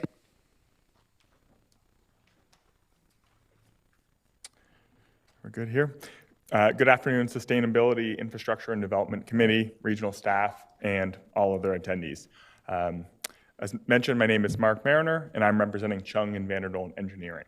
We're an engineering consulting firm located right here on Victoria Street in Kitchener and have been operating in the region for over 25 years.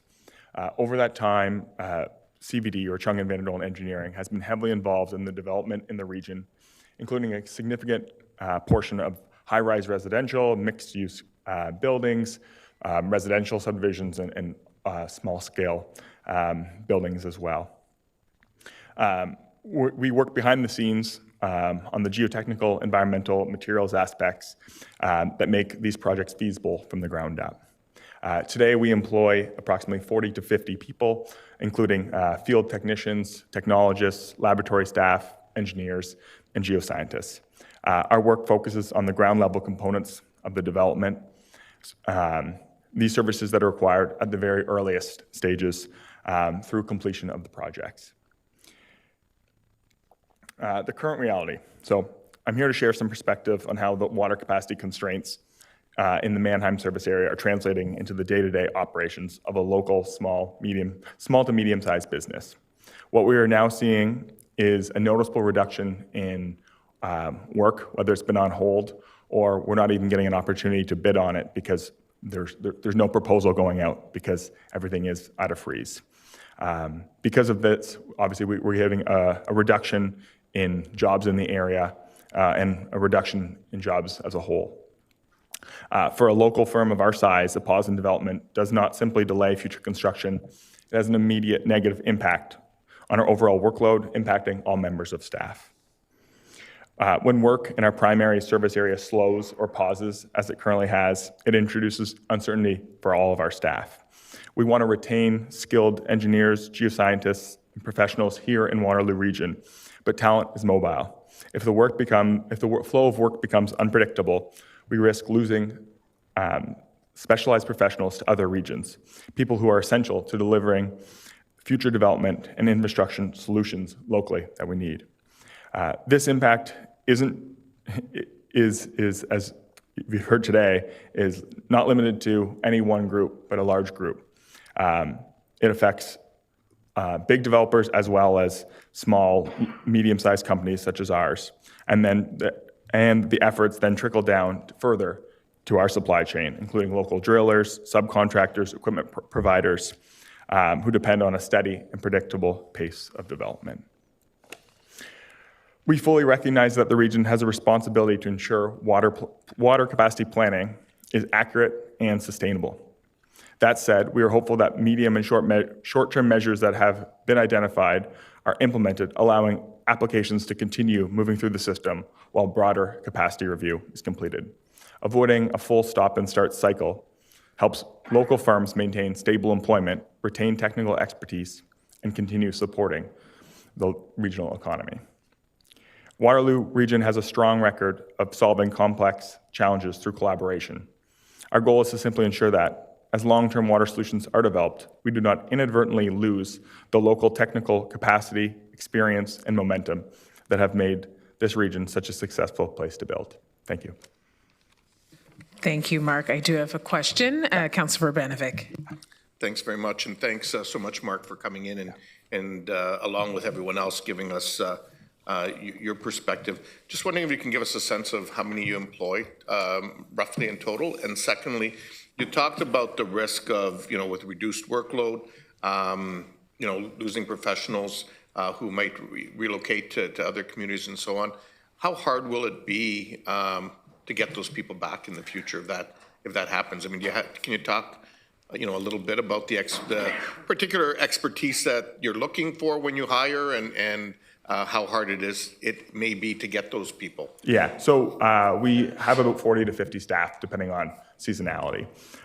In terms of how hard it will be to bring people back, I guess it's a bit of a loaded question. I think once people leave an area, especially if they're physically moving, it becomes a lot harder to incentivize them to come back unless you can provide them compensation or packages that exceed where they've moved to. So eventually, can we bring them back?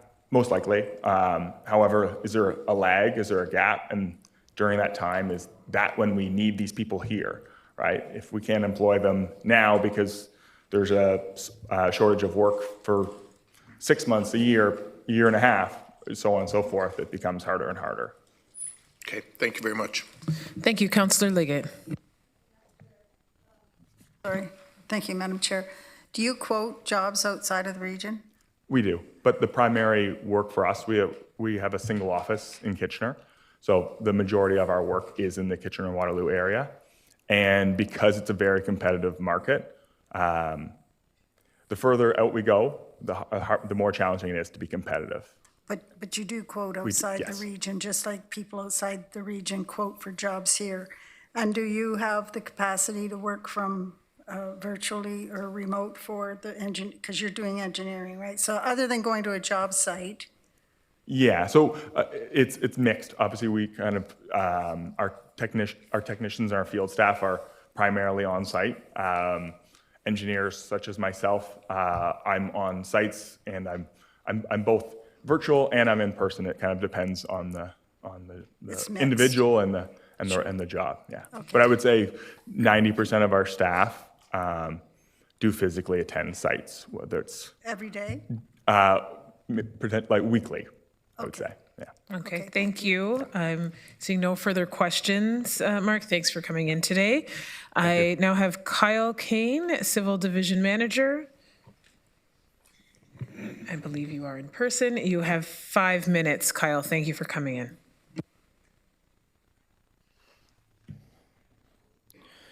Good afternoon, Chair and councillors. Thank you for the opportunity to speak today. My name is Kyle Kane, and I am the Civil Engineering Manager with Strick Baldnelli Moniz, a multidisciplinary engineering consulting firm with offices in Kitchener and London. We work locally in the region of Waterloo on behalf of developers, builders, and landowners to design, deliver projects through the municipal approval process. We also work directly with the region on various infrastructure and community housing projects. I'm here today wearing a few different hats: as a consultant, as an employer with staff based in Kitchener, and someone directly involved in projects impacted by the Mannheim service area water capacity issue. At present, we have over 25 active projects in various stages of design and approval within the Mannheim service area that are directly affected by the current pause related to the water supply constraints.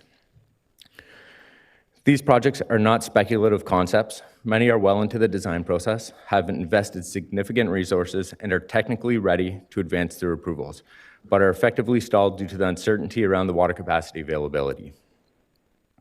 From an organizational standpoint, SPM has had established presence in the region of Waterloo since 2008, with steady growth over time. Today, our Kitchener office includes approximately 25 staff, representing roughly 20% of our overall company workforce. The projects currently affected represent several years of steady design, approvals, permitting, and construction support, reviews, work across multiple disciplines based on typical project life cycles. While we understand and respect the region's responsibility to manage water resources responsibly, the current lack of clarity around the next steps has introduced a level of uncertainty that is increasingly difficult for project teams, consultants, and employers to manage. The impacts of this pause extend far beyond individual developments. From consulting firms like ours, design work is being slowed, deferred, or placed on hold. Staffing plans, projected scheduling, and long-term resource planning become challenging when approval timelines are undefined. As a result, SPM has already had to reconsider the timing and scale of new employment opportunities within our Kitchener office, despite having a strong pipeline of work.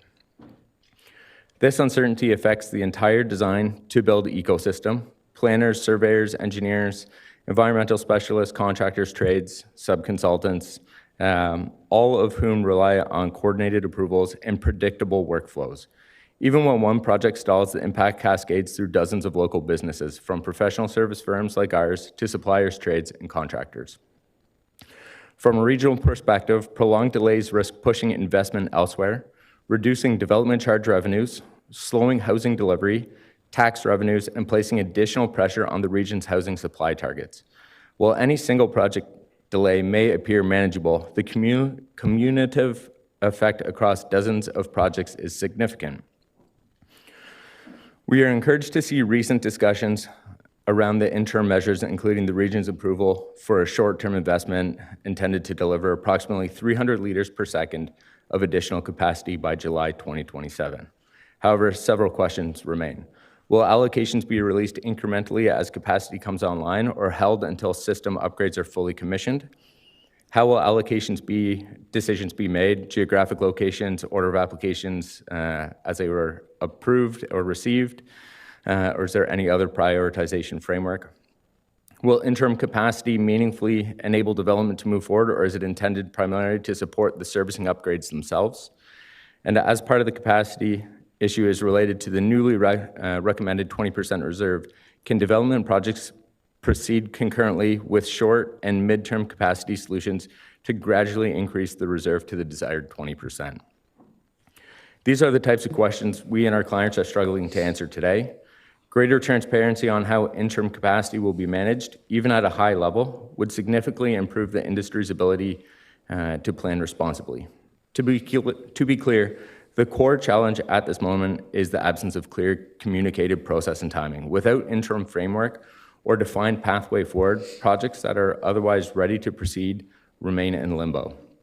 That uncertainty compounds risks, cost, frustration for all parties involved, including the region. We're not asking Council to overlook the technical realities or regulatory obligations. Rather, we're asking for a clear communication around interim capacity planning, defined principles in collaboration and prioritization, and a transparent roadmap that industry can plan against. Even constrained progress is preferable to indefinite uncertainty. Predictability allows consultants, developers, and staff to work collaboratively while long-term solutions are implemented. Kyle, just want to summarize or Yeah, at time sorry. already. Thank you. In closing, we appreciate the complexity of this issue and the region's efforts underway to address it. Our goal in speaking today is to highlight the technical and economic impacts being experienced on the ground and to encourage a balanced, transparent approach that supports continued momentum while capacity solutions are delivered. Thank you. Thank you, Kyle. I have no questions from council, but thank you for providing your perspective and your insight into how we move forward with this. So with that, I am going to call Scott McDonald, President of Dean Lane Contractors. I believe you are in person. Welcome, Scott. You have 5 minutes. Thank you. Good afternoon. My name's Scott McDonald. I'm the president of Dean Lane Contractors, Mechanical and Electrical. Been operating out of this region for 25 years, and we employ over 300 people that make up this community. For the last 12 years, we've really been heavily invested in the multifamily discipline in this area. We built well over 50 projects in this area in varying sizes. We've worked with many people in this room here.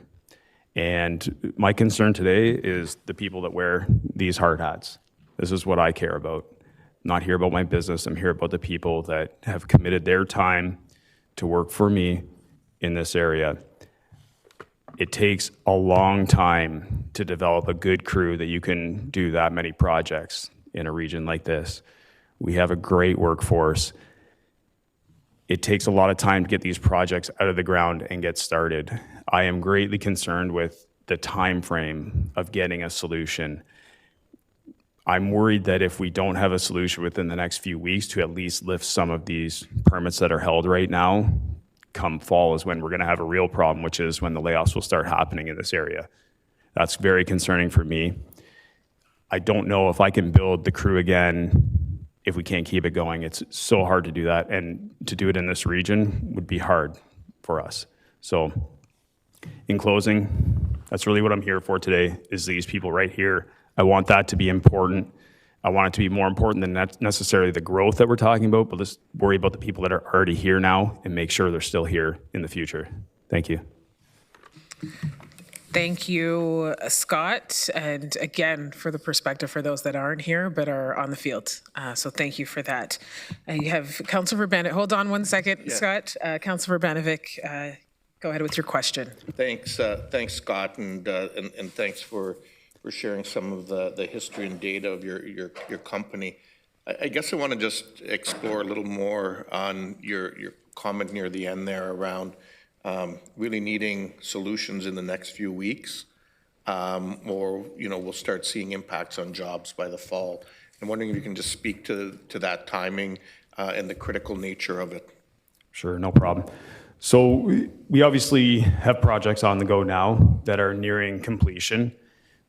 To get into the next wave of projects, we need to make sure that shovels are in the ground and work has started ahead of our time. Right now, spring is always a critical period of time. Coming into March, actually, there's a lot of foundations that start then. I need it to happen now. There's projects that are on hold that we will be involved in, but they won't go ahead unless they get removed and lifted and they can start. That's what I'm talking about. We're one of the first trades in the ground, so that's where everybody starts to migrate to right away. And in terms of the skill set, you obviously didn't build up a team of 300 people overnight. And I guess just want to get a sense of, if that pressure point gets reached and you have to start making some difficult decisions. I think it's important that everyone here understands that again.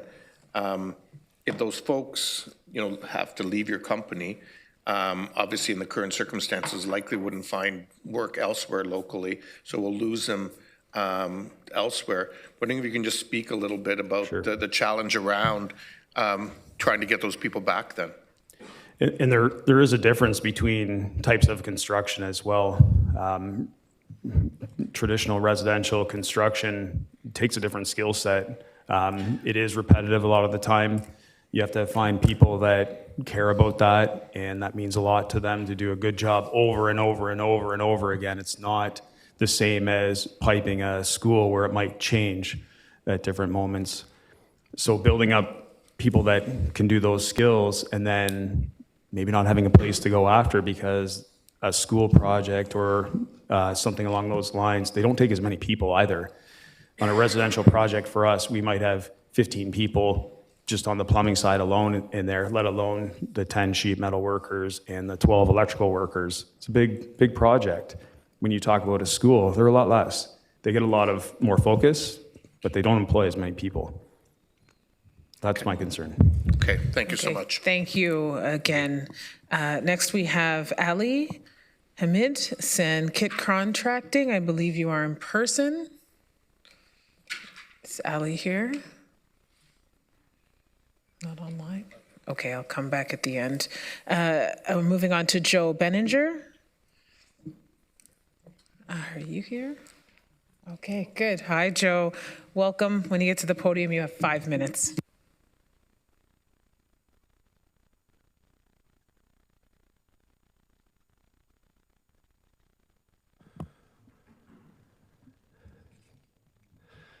Good afternoon, Chair and Committee. I appreciate the opportunity to speak today. My name is Joe Benninger, and I'm a commercial real estate broker with CBRE's Southern Ontario investment team. Our team has completed over $1.2 billion in transactions across Southern Ontario, including more than 2,200 acres of development land that supports around 25,000 future residential units. Today, I'm here to speak specifically about how the Mannheim water capacity pause is affecting CBRE's clients, our active transactions, and the listings that we represent in the Waterloo region. While region staff have highlighted the strength of its residential pipeline, that measure reflects approved applications rather than housing starts. And our internal market data indicates that roughly 40% of those approved projects are early staged or speculative concepts that will not proceed to construction for lack of a qualified or credible sponsor. Given the region's existing housing shortage, any pause in the approval of new applications worsens that shortage and delays the delivery of future housing. Since the pause was announced, we have seen investors, lenders, and developers react to the stigma that the terms Waterloo Region and Mannheim Service Area elicit, rightfully so. They raise immediate questions about timelines, approvals, and overall predictability that extend beyond the Mannheim area and implicate the entire region. Waterloo Region has historically been recognized for reliable infrastructure and effective governance. At CBRE, we have seen how those strengths have been crucial when pitching the region to investors and employers. However, this prolonged uncertainty and stigmatization undermines that reputation. Because capital is mobile and highly sensitive to risk, waning investor confidence can quickly steer markets toward clearer processes and greater predictability. To mitigate this market shift and maintain momentum on underwriting decisions and projects, we need a clear application path and near-term direction. Within CBRE's current listings and advisory work, we have seen the following immediate impacts. Firstly, just last week, we lost a 15-acre industrial land deal when the lender pulled the financing on a planned operations expansion by a local employer, specifically because of the uncertainty due to the Mannheim water issue. Secondly, a long-term care operator that we are working with who was focusing on a site in the region to build a 256-bed facility has dropped that deal and is now exploring other municipalities outside of the region due to lack of predictability. Thirdly, an affordable housing provider was considering one of our listings that is in the region, but in fact not within the Mannheim service area for a 100-unit project, but the stigma of the water capacity pause has made them very nervous about the application predictability, and they have put this pursuit on hold. Fourth, a deal on a 3-acre commercial development site in the region that is not impacted by the pause is stalling out because outside investors have assessed elevated risk across the entire region. And finally, even after the deal closed in late November, a 2-acre development site in Kitchener that we sold to a highly qualified developer that planned to support approximately 350 purpose-built rental units faces uncertainty because it was unapproved before the application process. Excuse me. In addition to these examples, our team has seen a sharp increase in buyer hesitation on our 11 active listings representing approximately 3,500 residential units located within the Mannheim service area. If approved, even Councillor Verbanovic's motion that is on the table is a half measure. It is helpful to projects that were already in the hopper, but what about those that are not? We need to let the investment community know that Waterloo Region is open for business as soon as possible. Thank you for your time. Thank you, Peter. I appreciate you coming in today and speaking to this. I have Councillor Verbanovic as well. Thanks. Thanks so much for coming in, Joe. Those examples are concerning but I think important for council and our staff teams to also hear as we deal with this issue.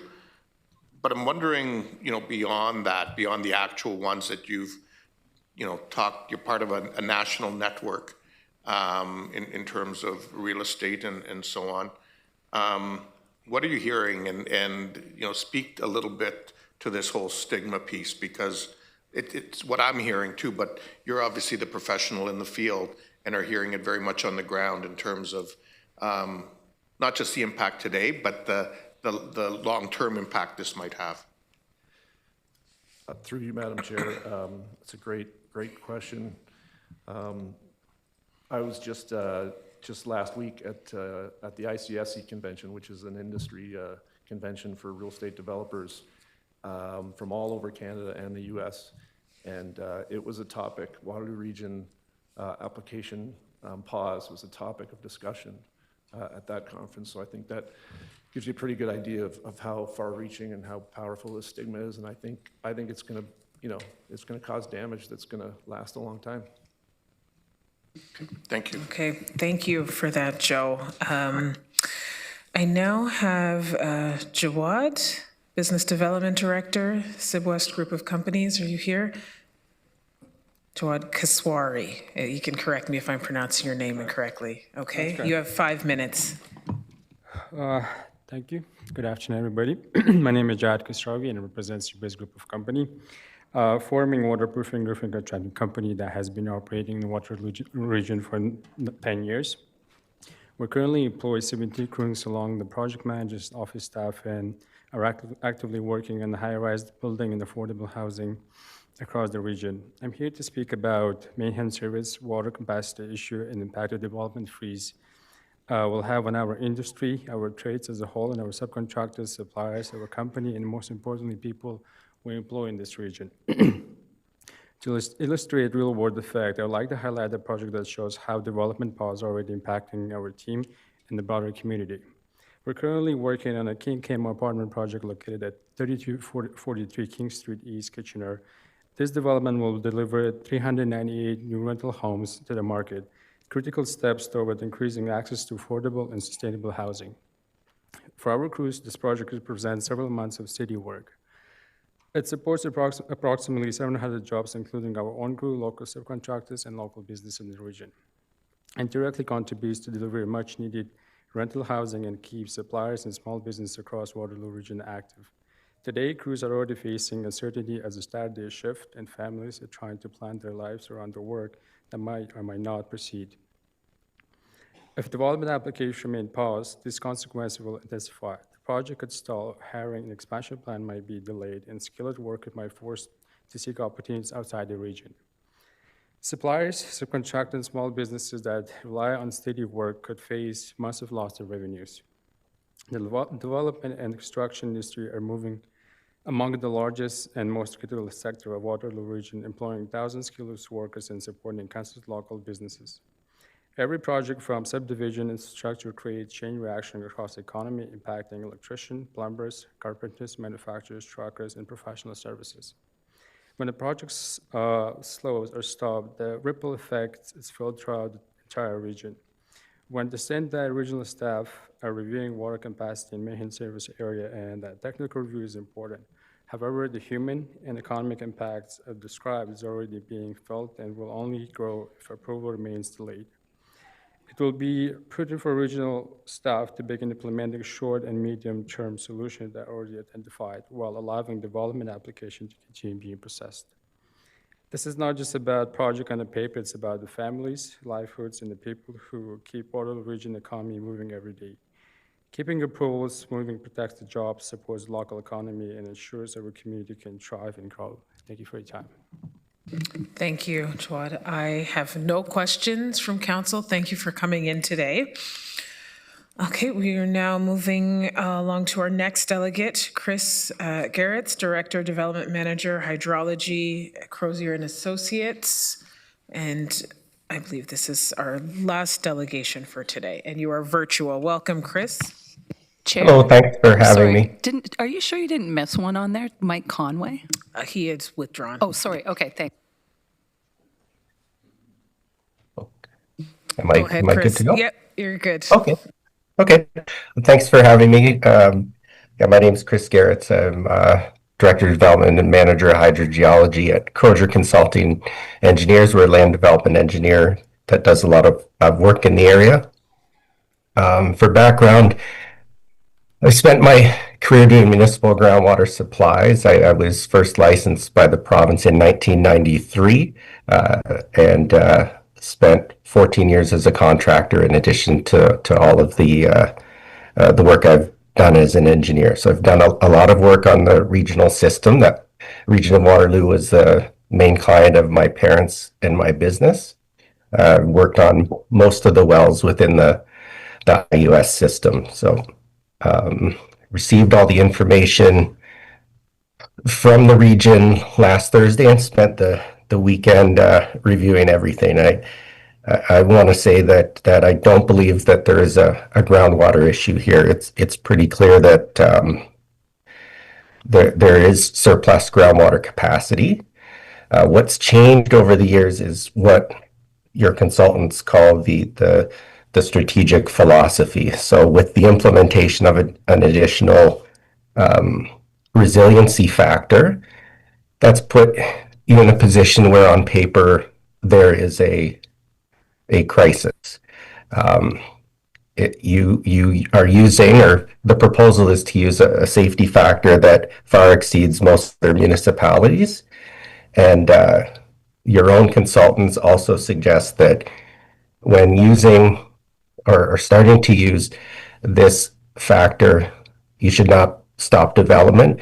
They suggest that it would take time to phase it in, and I've heard a number of speakers touch on that earlier. Just wanted to highlight a few suggestions that could be done in the near term to help with this crisis.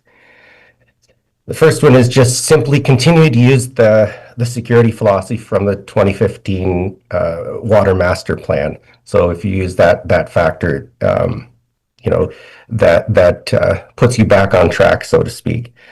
The second would be to use real world data in decision making. There's one report where the capacity of the systems are downgraded based on a hydrogeologic model, a computer model of the conditions and the capacities of the wells. Well, groundwater modeling is a great tool. It should not be used as the primary basis for decision making. It should not trump the real world data. So late in the year or this year, I can't remember the date on that, when you made the shift to accepting the lower values from a groundwater model, that raised some red flags for me. Another would be the upgrades to the Middleton system. So part of the problem is that you're no longer allowed or able to supply the Mannheim system from the Middleton system due to some water quality issues and hydraulics. Both of those are easily overcome through engineering solutions. Your own consultant reports mention that changing the secondary disinfection type in Middleton so that it aligns with what's done in Mannheim is relatively simple, to use their own terms. The next would be to advance the planned upgrades on the Mannheim and Middleton water treatment plants. You have plans to add additional treatment trains to give surplus capacity and redundancy in those treatment plants. Simply advancing those to start now, rather than putting money into side stream technologies would free up some capacity. Chris, you have about a minute left. Yep, Okay, thank you. One other would be to advance additional groundwater wells.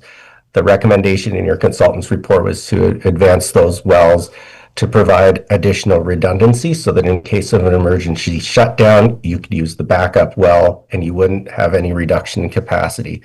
This would be the quickest in terms of regulatory approvals and significantly lower cost than adding treatment capacity. And finally, one would be to look at the Strain Street and William Street water systems. Currently, there is a proposal or work being done to consolidate those into a single system that actually has a negative impact on your available capacity because it becomes a large system, which is then taken out of the calculation of available capacity under your security philosophy. So thank you very much for the time. Thank you, Chris. Do we have a question from Councillor Harris? You can go ahead. Yeah, thanks, Chris, for joining us here today, and appreciate your experience and background, especially working in this community. You spoke about groundwater modeling, et cetera, but you also touched upon the temporary treatment solution that has been proposed and approved by council last Friday.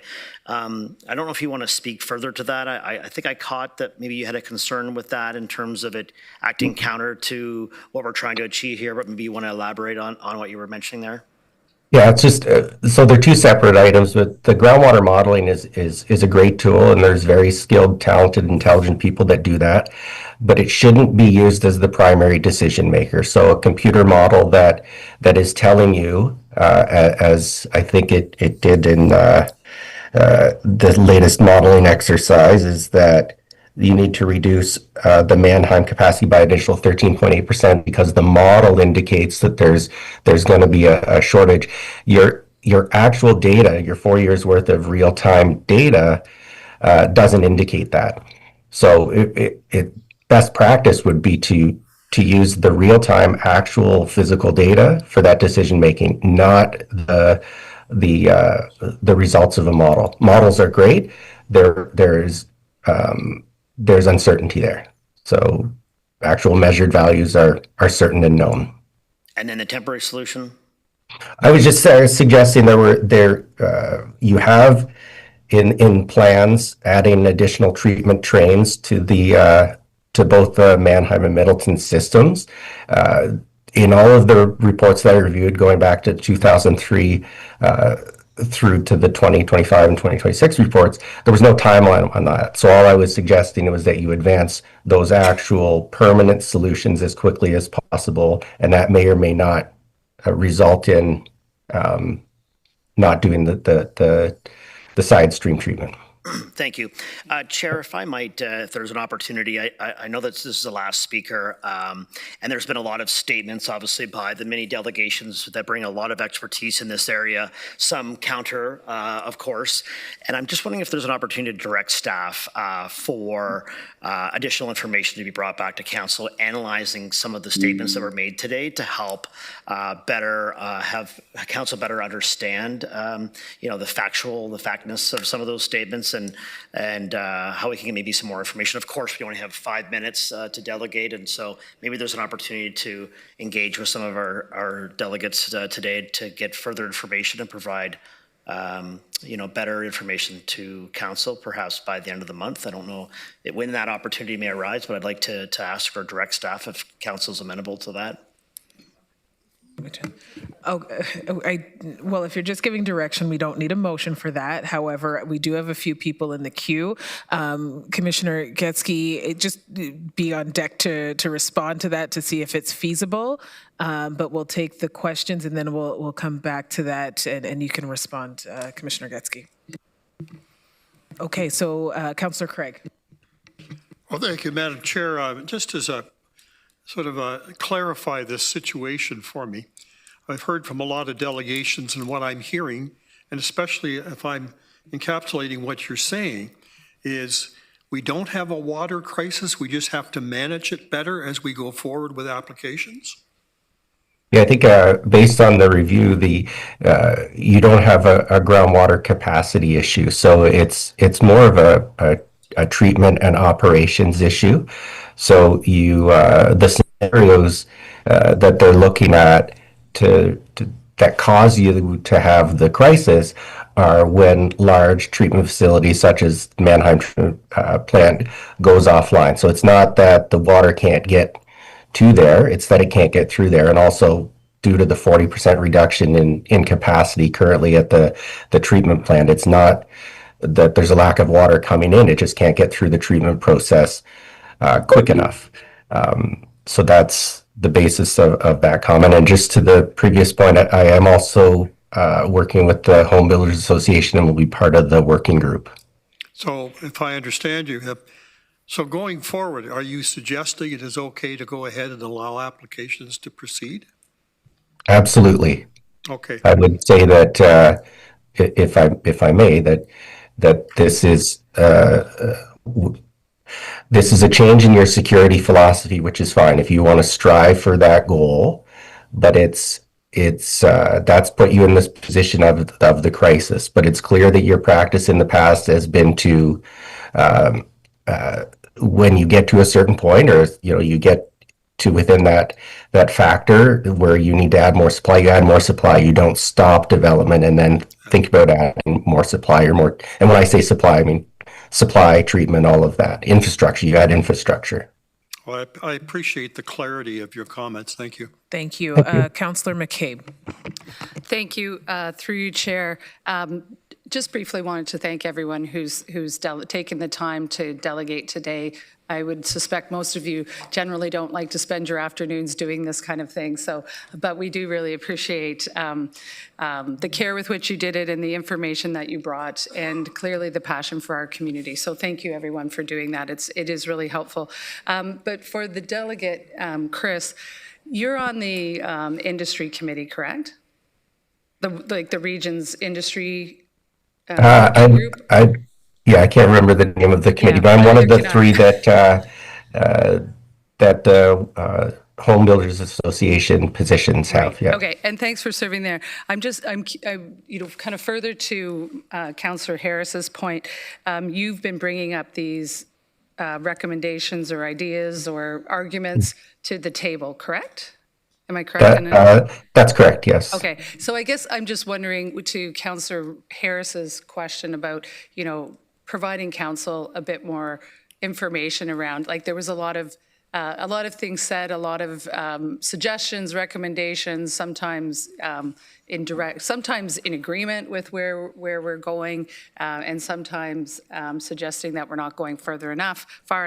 So I'm just wondering if we could get through the industry committee, because you're having those discussions, if that would be sufficient to come back and provide council with sort of a, this is what we're doing, this is why this works, or this is why suggestion X isn't going to work. Like, for example, I'm curious, Chris, you said that... Okay, this is your follow-up question, okay, Councillor McCabe? Yeah, I got it. You said that it's a simple thing to change the chemicals at the Middleton plant to make it flow better, pardon the pun, with the Mannheim plant. And what we've been hearing is that's not such a simple thing. I'm not an engineer, so I don't know. So I'm just your perspective on that, and it would be helpful, because we're in some cases hearing things that are almost opposite to each other. Yeah, and if I may, through the chair, the comment that it's relatively simple, that was the term that the region's own consultants used in terms of the disinfection process. The hydraulics is a different story, and it's a challenge, but it's not something that can't be engineered. So I just want to be clear, because as I like to tell, I'm a hydrogeologist that failed first year chem, so I'm not going to advise anyone on how they treat their water, just how to find it. Okay, thanks. But that report would be helpful. Thank you. Okay, thank you. Councillor Verbanovic. Thank you so much, Madam Chair, and thank you, Chris, for coming in and for the work that you're doing on the industry committee. First question, I want to dig a little bit deeper into this data piece, because you're saying we should rely less on modeling and more on actual data. And I just want to understand how easy or how difficult that is in terms of actually getting that data and putting it through the same modeling exercises that I guess the computer modeling methodology would give us. Mhm. Well, again, I'll clarify. I'm not a groundwater model. They're very smart people. And Waterloo's sort of been at the leading edge of it for decades. So your model is very good. It's based on the known geological information and all of your pumping information. So it's using the same information that you are reporting on, the real world data, but then what it's doing is sort of predicting forward, and it's always a caution to predict. There's a lot going on down there in the geology that can affect how the wells respond to pumping in the long term. So that's why typically modeling is used as a to assist in the decision making, not to be the primary driver for decision making. So it's the same model that you've probably all seen that creates the wellhead protection areas for your source protection. Same model. And in that case, it's used as a tool to create those wellhead protection areas. It's not used as the decision maker as to whether or not a particular development can proceed. So I think, does that answer the question? Yes, I think it does, and I'll just ask my follow-up now. As we, look at the water issue, and I hear your point about, the strategic philosophy has changed, safety factor exceeds most municipalities, and so on. I mean, we have heard from our staff, and we know there are infrastructure issues that need to be addressed. We've also heard our staff and, Mr. Getsky, when he was speaking at the home builders that not that long ago, said it's not it is an infrastructure issue, but it's not a long-term quantity issue. But there may be a point in there where there is a pinch point because things need to get fixed in order to make sure there is enough quantity. And I'm just wondering how you factored that into your comments. Yeah, no, and I agree with that. And through my experience, Waterloo's always been really good at scheduling work. So I did a lot of well rehabilitation work over the years, and even well exploration and well construction.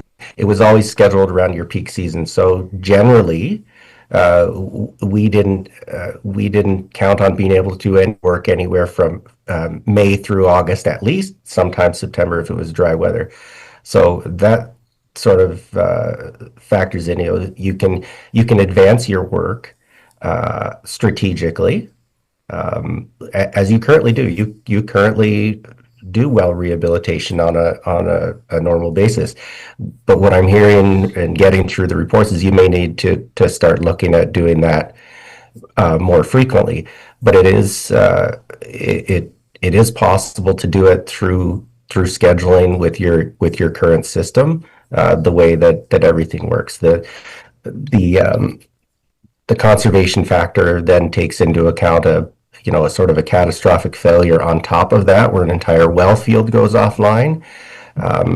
Save and except for the situation at Greenbrook in 2014, I don't know that historically has happened. So I would hate to use that as the standard for planning if it's not an issue that you normally run into.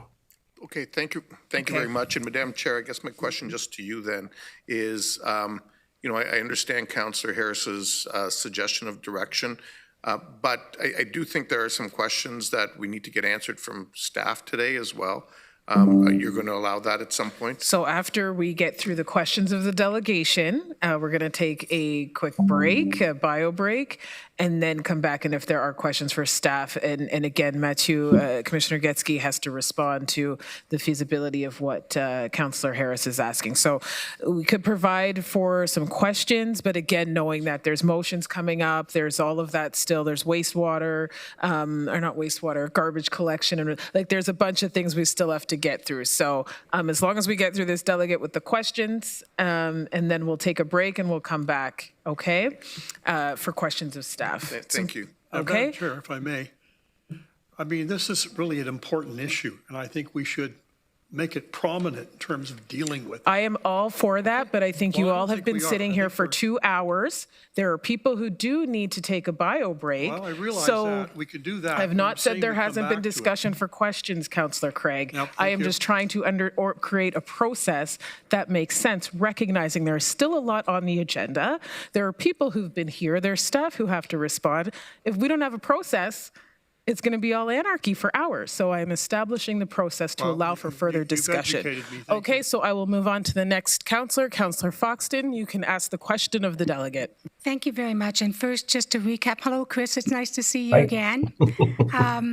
So Chris is one of the founders, the founder of the Canadian National Groundwater Association, a research associate with the University of Guelph in the G360 Groundwater Research Group, and he's very well qualified. So, and one thing I want to say before I ask this a question is that I believe we were told in day one that we're not at a crisis situation. But we could be at a crisis. And I see Chair Edmund shaking her head. We are not at a crisis situation. So it's finding that middle ground of how we can go. And Chris, you've given some information on this, and you believe that there's a possibility we could look at it slightly differently. Yeah, that's correct. And just to clarify that I'm not affiliated with the G3 currently. There was it was many years ago where I was doing some work with them. So, but yeah, I think that it all goes back to like I said, you've had a change in the philosophy on how you want to approach water security. That is completely fine. And Waterloo has always sort of been the gold standard for groundwater management. That's a fact, and I'll argue that with anyone. Where I think the disconnect or the problem has arisen is that your own consultants are suggesting that you phase in any standard. There wasn't a scenario in any of those reports where they said if you get to this point and you're within 20% of capacity, you shut down all development until you add more capacity. Your consultants suggested that it would take time to get to that. So that's really all that I'm suggesting is that you follow the suggestions of the consultants and either stay the course with the 2015 philosophy, or if you're updating it to a new philosophy, allow some time for yourselves to catch up to what that means in terms of infrastructure advancement. Thanks, Chris. We'll see you at the next board meeting. Yes, yeah. Thank you, Councillor Gowing. Thanks, through you, Chair. One of the things that you mentioned is we don't have a capacity issue, and I'm wondering where that is coming from. And the reason I ask is I've questioned many water experts in the past for other reasons. And this water bottle, for instance, if I continue to drink out of it, it's going to be empty if I don't put something into it. So if we're not putting enough into our wells, we're going to run out. So I'm just wondering where your data comes from that says that we don't have a capacity issue.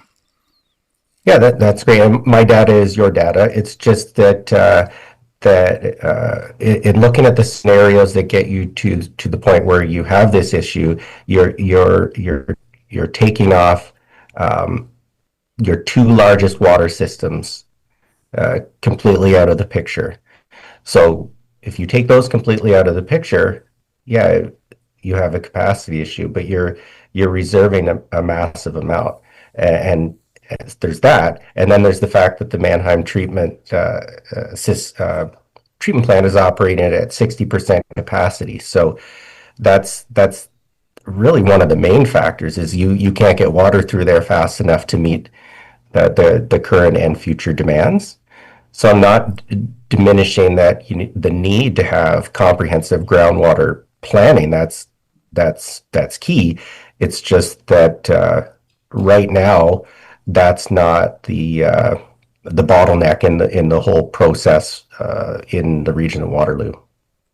Okay, so I'll have to ask staff afterwards, but that's perfect. Thanks. Thank you, Councillor Shantz. Thank you for your presentation, Chris. I'm still trying to resolve some numbers that we've received. So I wonder if you from the numbers you have and from the reports that you've looked at, what is the shortfall today? I unfortunately don't have that in front of me right now. Sorry. Okay, that's fine. I'll ask staff again. Thank you. Oh, turn it off. Thank you, Chris. This concludes the delegations portion of this meeting. I want to thank every one of you who came up and supported and spoke and who's been emailing and sending in correspondence. This is a situation that I think, we all know involves everybody and impacts not just those in the room, but those that are not here, that are, families and children and the ecosystem within our community. So with that, we are going to take a 5-minute break. We'll come back. There are questions for staff, I understand. So we will deal with those questions and then we'll continue with the rest of our agenda. Thank you for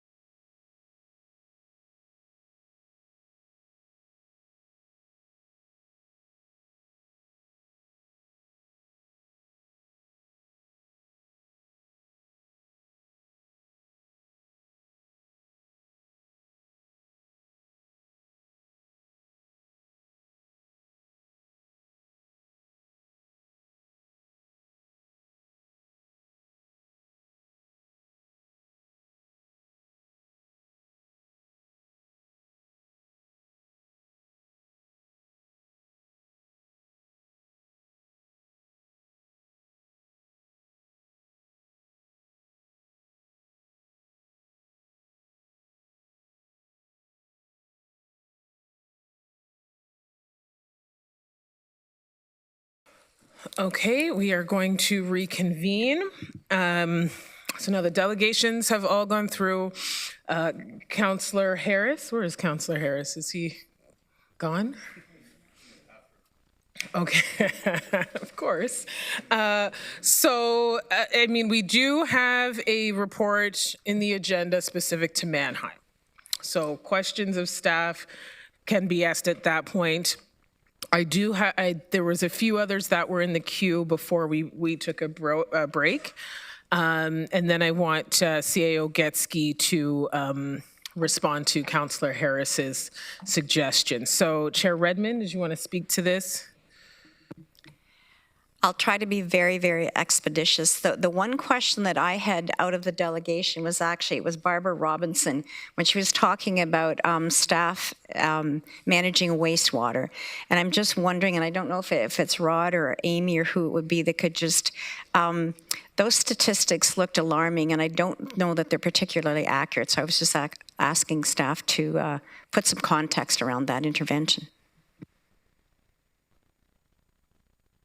So through the chair, you were asking about I&I and who's responsible for I&I? Yes, so the region of Waterloo owns the wastewater treatment plants, and we also are responsible for the collection systems in North Dumfries and Wellesley. The cities and townships are responsible for the collection systems in their portions of the city. So it is a group effort, I&I, but for the most part, the region would be responsible for addressing I&I in North Dumfries and in Wellesley. We also monitor for flows at the treatment plants, and we often can see if we haven't seen any trends or I&I occurring. And so we're working with the area municipalities, and we do meet at the best management practices meetings, and that is one of the standing items, is to talk about I&I and what the various groups are doing to try and minimize that. So is it fair to say it's coordinated, collaborative, and you work with area municipalities to achieve best practice? Through the chair, yes, I would agree with that. The repairs per se in their own collection system would be their responsibility. But we have several situations where we have been working collaboratively on I&I and trying to find a specific source. Thank you. Councillor McCabe. Thank you. My question is to Ms. Shaw. And just to Chair Redmond's point, the City of Waterloo, and it does I&I as well. So I think it was referenced that only Woolwich does, but I can't speak for all the municipalities, but I know that we're very active on that front. Regardless, my question, could you just clarify, because I'm worried that some of the language around what's new capacity and what's restored capacity is maybe there's some confusion or some misunderstanding around this horseshoe and possibly, sort of just beyond, right? So I want to be really clear for everyone. The first two repairs that are going to be finished or that are being worked on right now is I'm blanking, Greenbrook, thank you, and the Parkview. But when those are complete this year, in a few months, that's not new capacity, correct? That's restoring capacity that was lost. Through the chair, yes, that's zero net new capacity. We've already included those liters per second, the 60 liters per second at Parkway and 80 liters per second at Greenbrook are already included in that 1455 that we all keep referencing. So we're actually we actually have, that comes off of that 1455. And so when they're back up and running, that just replaces that lost operational resiliency. We can't count that as net new capacity. Okay, thank you. I just wanted to be clear on that. Good clarification. Thanks, Councillor McCabe. Councillor Verbanovic. Thank you very much. And I know staff continue to do a whole lot of work on this, and we certainly heard from a lot in the industry today. A few questions in the beginning. A couple of the organizations like the Grand Valley Construction Association, the Conestoga Heavy Construction Association, and so on, have indicated they haven't been invited and yet they're major players in the local industry. They haven't been invited to be part of a working group. I'm wondering if staff can provide some insight on that. And then in speaking with one of the other associations, I understand that, in fact, there hasn't been a meeting of the working group yet, and when they will take place, they'll be once a month for an hour and a half. And it seems to me, at least initially, that it's probably going to require a little more rolling up of sleeves and getting things done. So I'm wondering if staff can comment on those two pieces first. Okay, Commissioner Regier is going to respond. Yeah, thank you for the question through you, Chair James. It was great that that the two construction associations made their interest known to us. We've now sent out invitations to both of them for the development working group, and we have reached out. I think the emails went out. The invitations went out either Monday or Friday, and we're asking people to tag time in their calendar for those discussions. We'll certainly have flexibility to expand the time allocation based on the agendas that we might be the agenda items that we're going to be working on. So the second question, I guess, is more of a financial impact one, and I understand there's the obligations that we have as the agency responsible for the provision of safe drinking water, both from a quantity and a quality perspective. But we do that in a broader context. It's not a single issue. We do it in a context of the broader community we work in, the impacts of the decisions that we make on everyday residents, on business in our community, and on the overall economic health and well-being of the community. And so I guess this question is probably next for Mr. Getsky.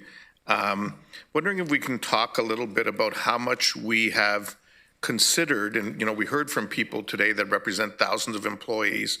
How much have we factored that into the challenges that we're dealing with, and in how we approach this from a communications point of view, from an implementation point of view, because it is, as we're hearing, having significant reputational and real risk. We're losing some projects by the sounds of it already, and which tells me that there's probably more in the queue. And so I'm wondering if we can get some insight on that, and then if Mr. Steffler or yourself, Mr. Getsky, can talk about how much have we considered the financial impacts on the region and on the area municipalities of all this as well. Because at the end of the day, this is going to start impacting taxes that we get, DCs that we get, all that kind of thing. That's going to, at a time when we need the dollars to do all this work, and other work in the city, it's going to impact what we're doing. So I'm wondering if staff can comment on that. Through you, Chair. Thank you for the question, and I think we're fully aware of the impacts and the economic impacts of this water situation. This is why staff have been really focusing on how to accelerate the remediation. We know time is of the essence, so every month that goes by there is critical. So that's really been the focus of our attention, to be able to really minimize that impact. It's also the reason why we've tried to, from a development and from a planning perspective, to see what are the elements that can continue to go through. So we've talked about all of the projects that have that today have their building permits and their servicing agreements will continue. They do not need our seal approval to continue their work. So all of that construction will continue. I think the work with area municipalities on holding provisions allows the planning, the development planning work to continue.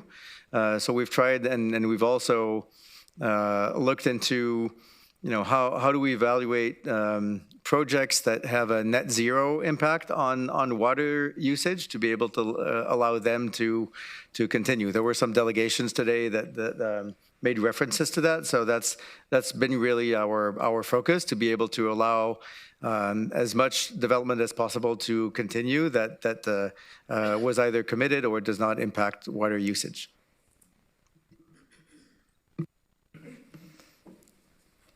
Commissioner Steffler.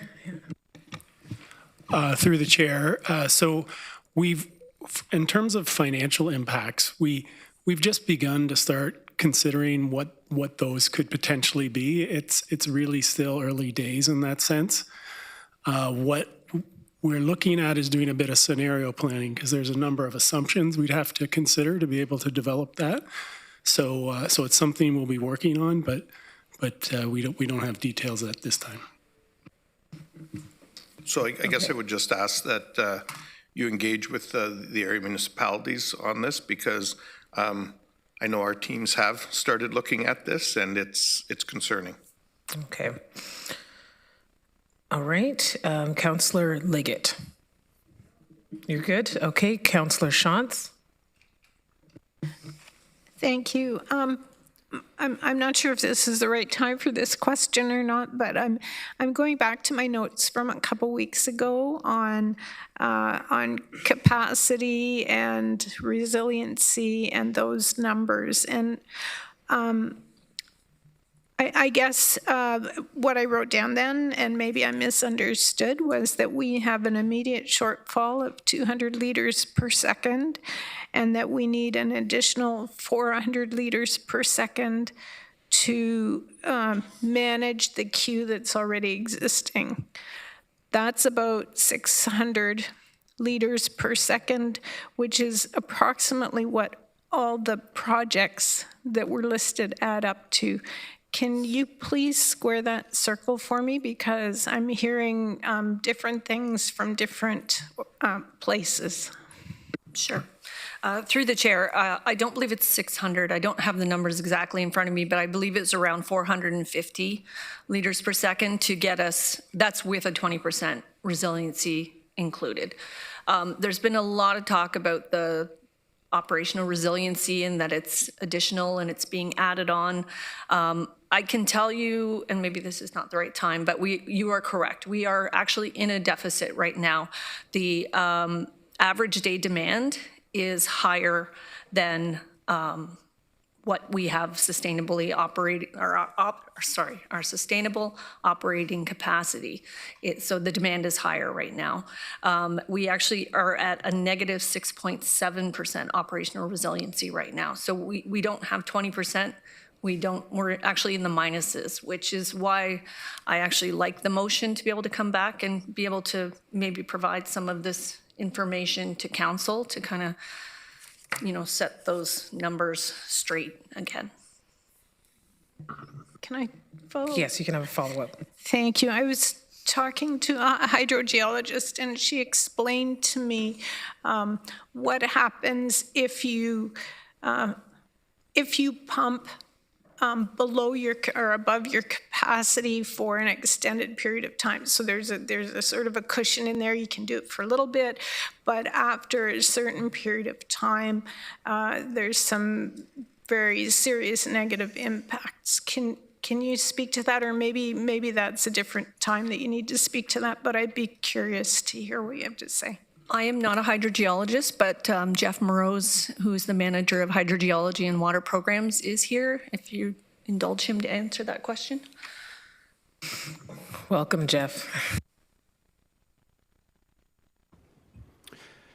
Through the chair, yes, that's correct. So there are kind of two ways that we can operate our system. There's sustainable, long-term sustainable operation, and that's a certain number, that's a certain capacity. And then, as you alluded to, for a temporary period of time, we can pump at higher rates, but that is not sustainable over the long term. So what we've been doing for the past 3 years, and it's demonstrated in the Agile report, is that we have been producing more water from our online supplies than what we can actually sustainably take. So we're actually seeing this demonstrated in terms of water level conditions in our aquifers locally. around our existing supply wells. Right now, we see the biggest impacts in the Mannheim wellfield areas, where we actually do have some fairly pronounced declines in water levels concentrated around those sources as we've been peaking them or operating them above their maximum sustainable capacity. So you can do this for a period of time, but as we've seen water levels continue to go down and down and down, we're at a point where we probably can't do that for very much longer. We are right at the precipice for where water levels are reaching a certain point where we could start losing some supply wells, particularly at our ASR well field, where we're seeing the most pronounced impacts. And that's because that part of the aquifer has the least amount of water available at that particular location. So as the overall kind of regional water table declines within the Mannheim area, we begin losing sustainable capacity because we have a lower starting point, and we start losing peaking capacity as well. And we are actually getting very, very close to hitting some trigger levels on our permits to take water in the Mannheim wellfield areas, where these trigger levels were established. They're on our permit to take water, and the purpose of them is to be protective of nearby private well owners so that we don't cause impacts to those private wells. So yes, you're correct. There's peaking and there's sustainable taking. We've been in a period of peaking for a few years now, and there are definitely some indicators that we are straining things locally. On a broad scale, there are not as significant declining trends that we see in other areas, but definitely in these more focused, localized areas, we're running into aquifer constraints. Okay, thank you. I know, Councillor Shantz, you may have more questions. We've got a report coming up. You can put it there. I've got Councillor Salonen. You have yet to speak to any of this. So I've got you in the queue. I've got Councillor Craig and I've got Councillor McCabe. Okay? And then you're okay? You can go, okay. And then I just want to ensure that we're pulling up the direction for staff based on what we heard today from the delegations, so that you can come back with the concrete clearing up of the numbers, clearing up of some of what we heard today to report back at the end of February. So Councillor Salonen and then Councillor Craig. Thank you, through you, Chair. And this does pertain to the report, but I wanted to ask it because it is a follow-up to what Mayor Shantz just asked. So if there's an aquifer constraint in Mannheim, can you explain to me how increasing the take water from Wilmot, where we draw from that aquifer, how that works? Certainly. Through the chair, so different parts of regionally extensive aquifers are pumped at different rates. So in the Mannheim area, we have a lot of very high capacity production wells. We do a lot of pumping. The sustainable capacity of those well fields combined is about 325 liters per second. In Wilmot Center, our permit to take water caps us at about 158 liters per second, so a little less than half. So we don't pump nearly as hard in that one concentrated area in Wilmot Center as we do in the Mannheim well fields. They're all pretty close together. In addition, the kind of the geology of the aquifers, and I feel like I'm about to nerd out a little bit, but we have a much thicker saturated thickness in the Wilmot Center area. So this big aquifer, this big aquifer that's really, really thick, there is more water in that aquifer in the Wilmot Center area compared to in the Mannheim area. So right now, under non-pumping conditions at one of our wells, when that well is off, we only have 2 meters of water above the top of the screen. And that's about, 3 meters above the top of the screen. So we only have about 90 centimeters worth of water to actually start pumping, draw down before we kind of say there's not much left here. In the Wilmot Center area, we have about anywhere from 10 to 20 meters of additional drawdown available under pumping conditions. So there's just a lot more water available in the aquifer in the Wilmot Center area versus the Mannheim area. That's all related to the hydrogeology, the depositional environment, the elevation of different units. So it's complicated. It's a great question, but there's a lot of heterogeneity and a lot of differences even in the same aquifer unit when you move geographically across the region. Thank you. Thank you, Councillor Craig. Well, thank you, Madam Chair. You know, as this meeting goes on, it becomes more confusing in a number of respects. So for the average person out there, people watching this, what is the messaging now? Do we have a water crisis? How do we message what's going on? Because I think it needs to be put in some simple terms. That's a general question. Okay, and I think that's kind of leading us right into Councillor Harris's direction for So staff. that's going to be answered, is what you're saying? Well, I think when everything comes back, you know, when I look at, just to comment here, you know, we're looking for consistencies around the numbers, what's being reported, you know, the aquifers, the locations. I mean, once there's that full perspective that is provided publicly, as Councillor Harris has indicated, I think that helps identify whether we have a crisis or not. I think that's relative to the people who are impacted by this. Well, I think that has to be answered in our messaging. It's very confusing in terms of what's happening. The other part of all of this is and I've brought this up before, we're talking about where we're at, where we're going, but I think we need to have a history of how we got here. I mean, this just suddenly we wake up one morning, we got a crisis. And I think that history going back has got to be put in some sort of report or direction to council so we have an understanding so this doesn't get repeated again in some area. Well, I don't disagree with you at all. At some point, we're going to need to have that. I brought that up twice now. So are we dealing with the situation at hand right now to get everything in order? Well, we're dealing with the situation now. I think that's the priority. I mean, and again, we need to get to solutions right now. But I think there's absolutely something critical in understanding where this started and you know, what was kind of the indicators years ago. Yeah, no, I'm sorry. Yes, Madam Chair, and I agree, and we need to hear that history. Okay, I think it's relatively very important in terms of how we proceed in the future. I don't disagree with you at all on that. So, okay, so moving along, Councillor Harris. A direction to staff based on what we've heard from the delegations and these questions that have come up of staff.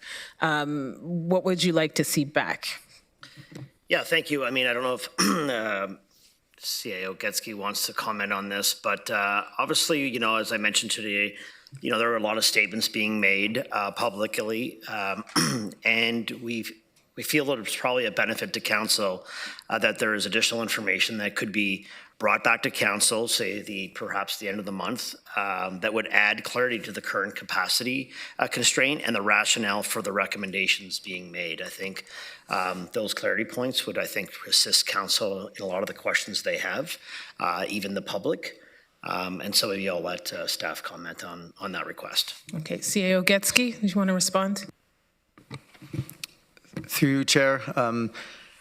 I think, given we've heard a few different messages today, so I think we're, you know, as staff, we're in talking with Director Shaw, we're happy to come back at the end of the month with some clarification on some of the questions that you asked and some of the things the delegates brought up on what is the actual operational resiliency. So I can see there's a bit of confusion there, so we can bring that back at council. Yep. Okay, so I'm looking at Ms. Shaw, Commissioner Regier. We've got enough information for you to come back to us at the February council meeting in a few weeks with some addressing some of the questions and the disconnect as well that we've heard today. Okay, thank you. We are going to continue on with the agenda. Oh, Councillor Salonen? I just wanted clarity on the direction. It just says public statements that have made or statements made publicly. There's been a lot of things said in the public. What are we deeming as public domain here? And what is the actual scope? Because I'd really hate for staff to go down one route and then council to get really frustrated if that's not the same interpretation. Okay. So I'm just wondering if there can be clarity on that ambiguity there. Okay, I'm going to turn over to Amy in your understanding of this based on what we've heard so that there's clarity to our council. Through the chair, I think a presentation might be helpful to walk through the numbers that we originally saw in January 13th. I think that was a partial chart. I think what needs to be understood is, go into a bit more detail, and technical staff can definitely walk you through those numbers. I think even what Jeff was just mentioning around the aquifer levels, I think some visuals might be helpful in that regard.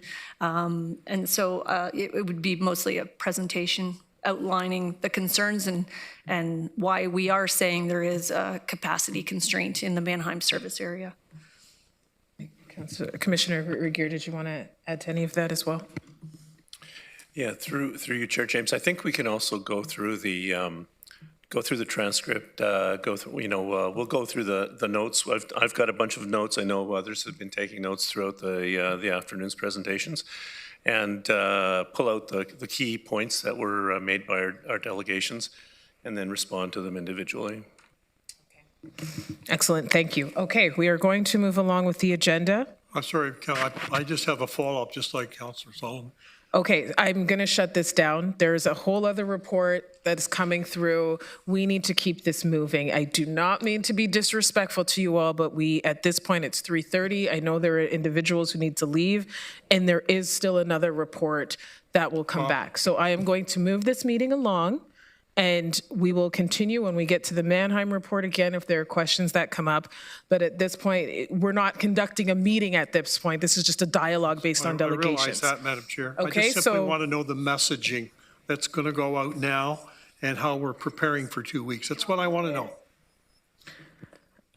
Okay, so I mean, it will be on an agenda like regular because this is coming back to council. Okay, it's process. It will be on a council agenda. Okay, moving along to the consent agenda. There is one item on the consent agenda. Okay, so there is nothing to approve on the consent agenda. So item 7.1.1, the Grand River Transit ridership update. Councillor Hunick. Thank you, Chair.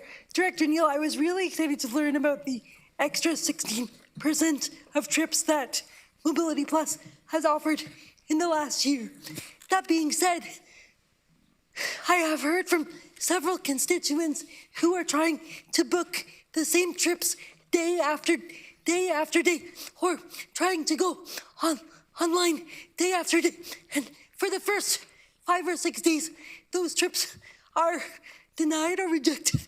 And then on the day before or the day of, they are then accommodated. And so I'm wondering what we can do, or what we are doing to improve the customer experience on the MP side and refrain from wasting the time of call takers and customers who call back repeatedly. Through you, Chair James, and I appreciate the question. It's great to talk about transit. I think one of the key things is going to really address that, and I hear what you're saying. If you call 7 days in advance and any day leading up to your planned day of travel, it could be that your trip could not be delivered because we're at capacity, don't have capacity for a certain date. Sometimes as trips get canceled, the day of, day before, then that trip does open up and would be available for a day of request to travel. So there are a number of factors that could be impacting why it's not available 7 days out, but the trip is available day of or day before. What we are doing to address capacity, and Council will remember that you approved an upgrade to the Mobility Plus software scheduling and operation system. So I'm happy to announce we're very close to finalizing the procurement of a new software for Mobility Plus and the delivery of specialized service. And that'll be finalized in the next month, and then we'll work with the new vendor to implement new software, new schedules, new customer-facing online portal, agents for booking reservations. I don't necessarily like the word transformational, but I think it will be a transformational change about how we deliver specialized service. We've heard from other agencies that have gone down the same road, and it's been a phenomenal improvement for customers, and I really think that will happen for us. So that will be rolled out through the remainder of the year, hopefully go live before year-end 2026, and I think that'll have the biggest impact on how we deliver the service. A follow-up, Chair James, if I may. I think if it's not already being looked into, and Director Neal, you can clarify this for me, but it might be especially valuable to add additional capacity to Mobility Plus, specifically in the inclement weather months when there are fewer Mobility Plus customers who can use the sidewalks and the conventional transit. Has that been explored at all? Through you, Chair James. So yeah, on an inclement weather day, there certainly are system impacts in terms of, sometimes trips are canceled because people don't travel on those days. The weather can impact the delivery of the trips in terms of being on time. So there is a significant impact. We do look at, making changes to how people book on those days, but I think your point is well taken. We should maybe look at, is there a capacity increase we could do on those specific days to try and address that? Maybe achieve through some taxi service delivery, setting more trips to cab to make sure they still get delivered when people need to travel on those bad weather days. If I can even just clarify, Director Neil, I'm not even talking about specific days. I'm talking about the season of winter when there's snow around. So thank you for your attention to this matter. It's much appreciated. Through you, Chair James, happy to take that away and come back with a plan on how we could possibly implement something. Thank you. Okay, thank you. Okay, so we're moving along in the agenda. I am conscious we have one councillor who does need to leave, and there's an important report on there regarding the township. So I'm going to move 8.2.2, the Wellesley Water Wastewater Strategy Master Plan Final Report, up on the agenda.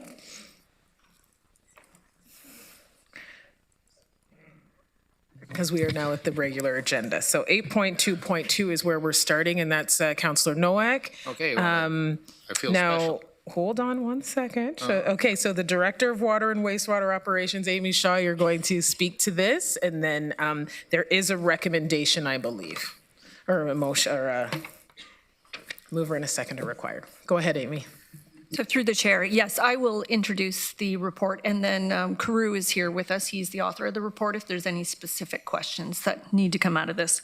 So through this report, we are asking Council to endorse the Wellesley Water and Wastewater Strategy, also known as the Master Plan, the final report, and authorize staff to post the report for a 30-day public review as required under the Municipal Class EA process for master plans. The Wellesley Water and Wastewater Master Plan addresses the water and wastewater treatment needs to 2051 in the Village of Wellesley.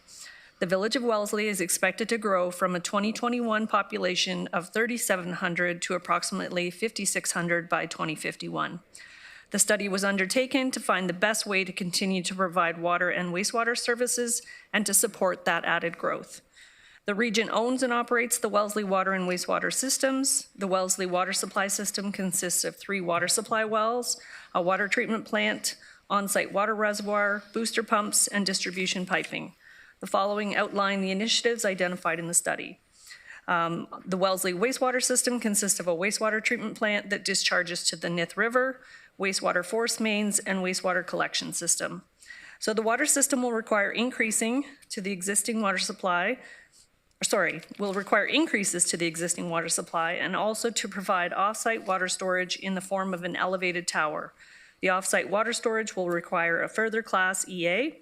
The wastewater system will require an expansion to the Wellesley Wastewater Treatment Plant, expansion of the Farella Creek Trunk Sewer, and various wastewater collection system improvements that include inflow and infiltration reduction measures. The Wellesley Wastewater Treatment Plant expansion will require a further Class EA study that includes an assimilative capacity study of the Nith River, and the latter is already underway. As an immediate next step, one final public engagement opportunity is required where the Wellesley Water and Wastewater Master Plan final report is posted on the region's website for 30-day public review. The capital budgets for these projects will need to be updated to reflect design and timing of construction.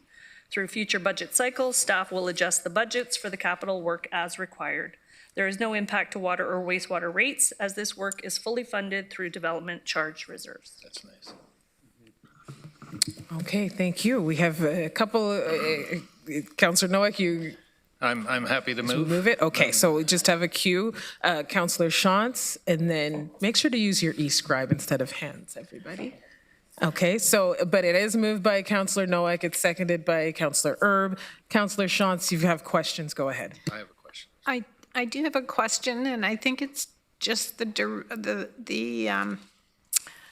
the order that a couple of numbers are in. Under the background, I was a little confused because it said the water and wastewater treatment facilities have a capacity of supporting a population of 10,200 and 4,500 respectively. Is that reversed? Because if that's the case, you need wastewater, not water.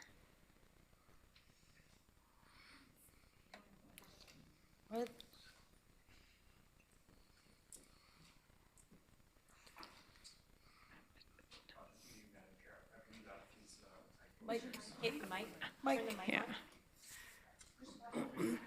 Oh, sorry. Through you, Madam Chair. I think that would be a typo, and we would make that correction there. My Thank you. I apologies. was assuming it was a typo, but I thought I'd better check. Thank you. Thank you. Councillor Nowak. Yeah, thank you, Councillor Shantz. That was one of the questions I had. I mean, I caught that. So there's two other questions I just want to ask. So the work that's going to be done between 2026 on the wastewater and 2027, close to $1 million, maybe a little bit over $1 million. I wanted to, is that going to add capacity or is it sort of maintenance? Through you, Madam Chair. No, this is directly related to increasing capacity. These are activities that will expand the wastewater treatment plant and allow growth to happen. Okay, that's important. We're continuously, or almost on a bi-weekly basis, we're getting some interest for development within the community. So it would be nice to know what sort of capacity we can expect when that $1 million is spent. Would you have any idea at this point? Not. Through you, Madam Chair.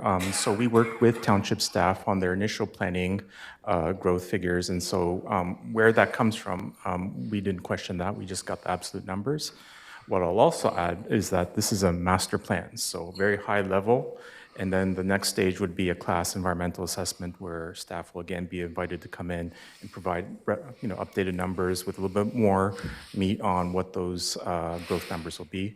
And those will be incorporated into the environmental assessment and move forward. Yeah, so I'm assuming my staff would probably be, I haven't had a chance to go over it with them beforehand, but I'm assuming they would have some indication on the capacity increase that this money will, yeah. Through you, Madam Chair, yes, that is definitely true. So in developing the master plan, the way we like to do things is work on the staffing level with the area municipalities. And so for the monthly meetings, we did have Wellesley staff come in every month and follow our progress.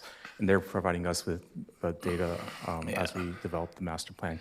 I see it to be the same thing as we move into the next step. So the other question, if I may, just quickly, on the Nith River assimilation study that's being done, if that study indicates that the Nith River can't take any more, what are there other technologies that can be used, or is that the end of development for Wellesley Township, or for the Wellesley Village? Through you, Madam Chair. So we will, right now, as noted, we are conducting a assimilative capacity study on the Nith River where the Wellesley wastewater treatment plant discharges treated effluent.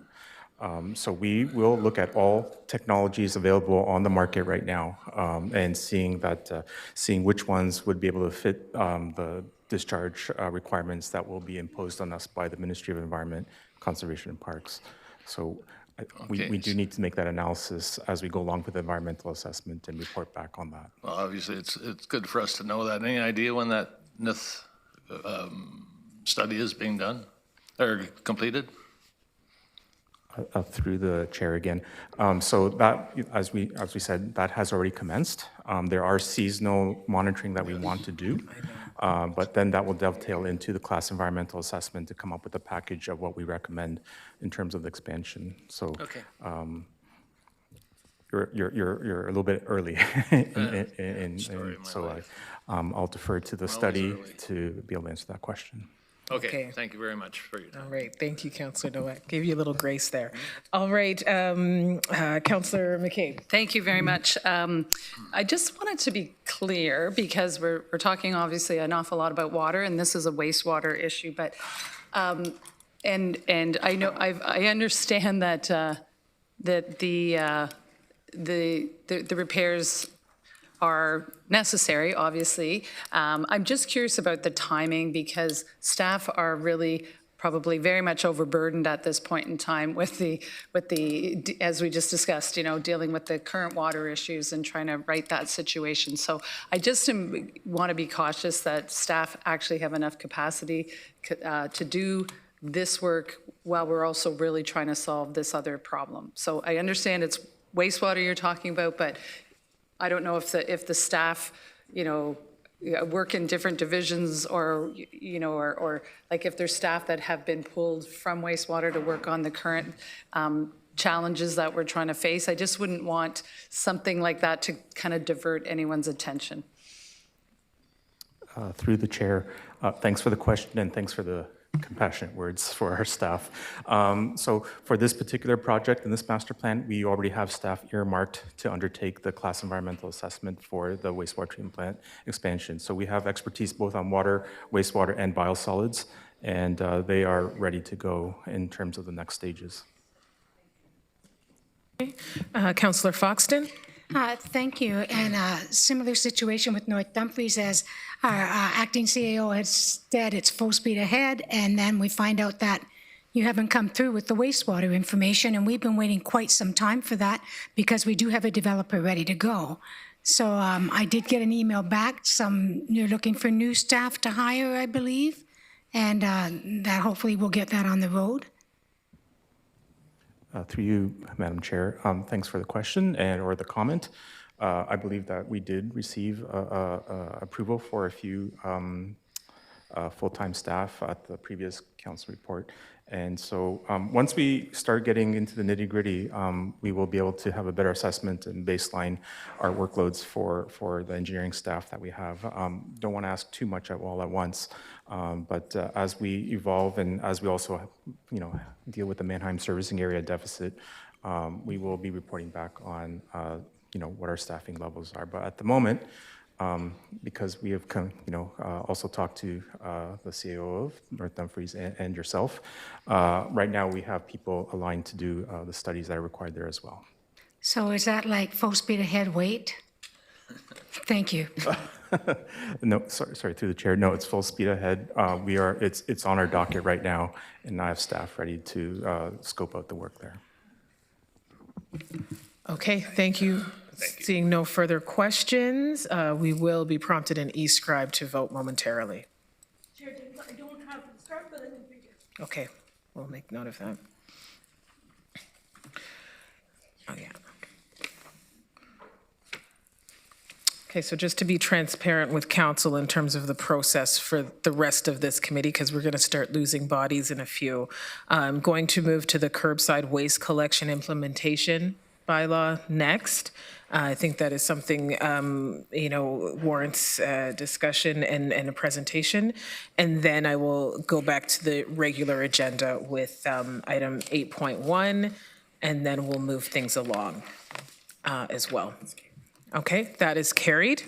So we are going to move now to item 8.2.1, the curbside waste collection changes, implementation and bylaw update. I am going to call upon Director of Waste Management, Olivia Kwok, to provide an introduction. This is a recommendation that requires a mover and a seconder. Olivia, you here? Turning it over to you. Okay, hi Olivia. Hi, I'm online.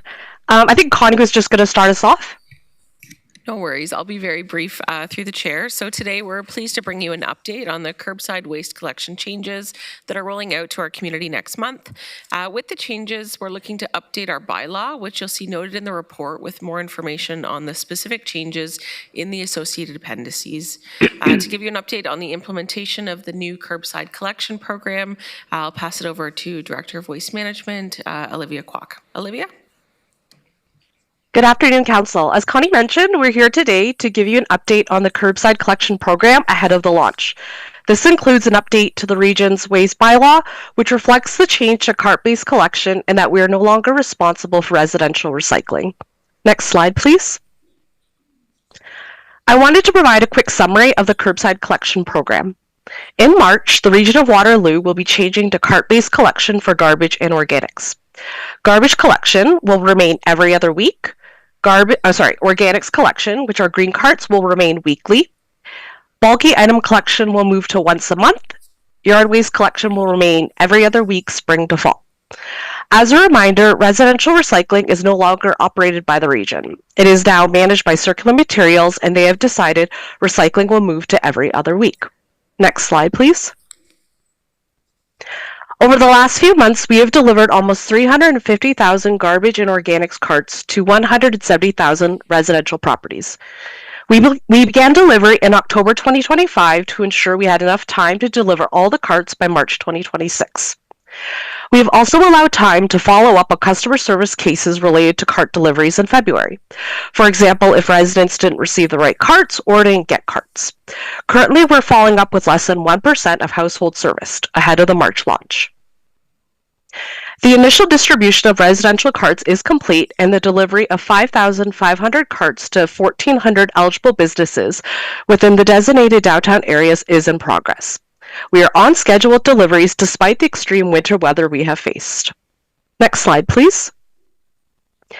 To ensure residents have all the information they need and can ask us questions about the upcoming changes, staff have been out in the community since the spring of 2025.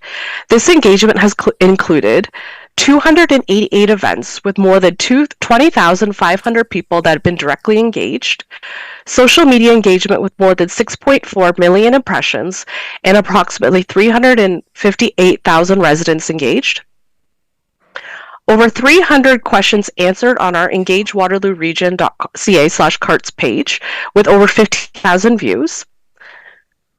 Over 11,800 new downloads of the WasteWiz app with over 64,000 addresses signed up for reminders, and over 4,700 inquiries responded through our dedicated carts at regionofwaterloo.ca email. Next slide. The region continues to recognize the importance of supporting residents who may require additional assistance or accommodations. Support programs are available to ensure equitable access to waste services. The Assisted Waste Collection Service is for residents living with a disability or physical limitation who need assistance placing the carts to the curb for collection and do not have someone available to help them. The Medical Exemption Program is for residents who have medical needs that create extra garbage, such as packaging, incontinence products, or unrecyclable medical waste. Applications for the Assisted Waste Collection Service and Medical Exemption Program are available online or through contacting our Service First Contact Center. Next slide. We need to update the waste collection bylaw as we roll out the new carts-based collection. As you will see in Appendix A, a list of amendments and rationale are for those amendments. Appendix B is the proposed bylaw. Again, these changes are to reflect moving to a cart-based collection program and to reflect that the region is no longer responsible for the residential Blue Box program. Staff will focus on an education-first approach, understanding that this is new to the community and residents may need support in learning how to best implement these changes. Next slide. Over the next few months, we will continue communication campaigns and outreach with focus on promoting the new collection schedule, proper cart setout, options for unwanted green bin containers, and the free black garbage cart exchange period, and or purchasing additional green carts. We will also have a curbside outreach program to support residents with the new program during the launch. This includes making minor adjustments to carts to ensure collections, and then also leaving tips for successful future collections. We will also continue to collaborate with the Service First Contact Center for customer service support. Next slide. This month, we'll be preparing residents on how to find their new waste collection day. Information will be available on our website, the WasteWiz app, and on the 2026 collection calendar next week. The 2026 waste collection calendar will be delivered by mail to residents starting next week and include the new collection days and also Circular Materials recycling information. Next slide. In order to be more efficient and streamline truck routes, we are moving to collection zones rather than schedules based on a municipality. To support the change, all households will receive black garbage cart collection the week of March 3rd to 6th. This reduces holding garbage for an extended period based on this existing waste collection schedule. Operationally, staff have reviewed the routes and considered all options before landing on this schedule. While the schedule may look complex on the map, residents will only have to find their own schedule day to consider, and as mentioned earlier, we will have a number of ways to find their collection day before March 4th. Sorry, before March. Next slide. To help residents with sorting, guides are available through the WasteWiz app and also included in our 2026 calendar, which you can see here. This is for the region's curbside recycling programs and also for the residential collection program managed by Circular Materials. Next slide. After we launched the new collection-based service, residents are encouraged to reuse their existing containers. However, we know that residents may not have a use for their old containers. Green bins can be dropped off at our Cambridge and Waterloo waste management sites, and we're also organizing drop-off events this spring. Each area municipality will have a local event where residents can drop off their old green bins to be recycled. We'll notify residents about this in March and April with more details to come. In the fall, after trying out your garbage carts for a few months, residents can exchange their black garbage cart for a different size. They can size up or size down. There is no charge for this exchange period. Additionally, green carts can also be purchased in the fall after using the program for a few months, if residents notice they need additional capacity. More details on these events and exchanges to come. Next slide. We'll continue to work with area municipalities to prepare for the change to cart-based collection, and we'll explore opportunities to collaborate where possible. We'll also continue education and outreach and customer service support into 2026 and monitor the program, resident experience, and contractor performance post-implementation. Next slide. This concludes the presentation, and we're happy to take any questions you may have. Thank you, Olivia and Connie, for your work on this profile. We do have some questions. Councillor Hunick? Thank you, Chair. Thank you, Olivia, for the report and presentation. The bylaw indicates that residents will be charged if the carts are damaged. And so I'm just wondering how much that fee will be. Furthermore, if a resident purchases their own an additional cart, are they liable for that fee? Because do they own it or does the region own it? Can you clarify that for me? Through the chair, so we have a warranty for the carts if it's damages through normal wear and tear. However, if there's anything excessive, there could be fees that would apply. I would have to get back to you about the exact number, but typically would cover the cost of the equipment and also any delivery charges related. And sorry, I didn't catch the last question you had. I'm wondering then what happens if the resident purchases an additional cart?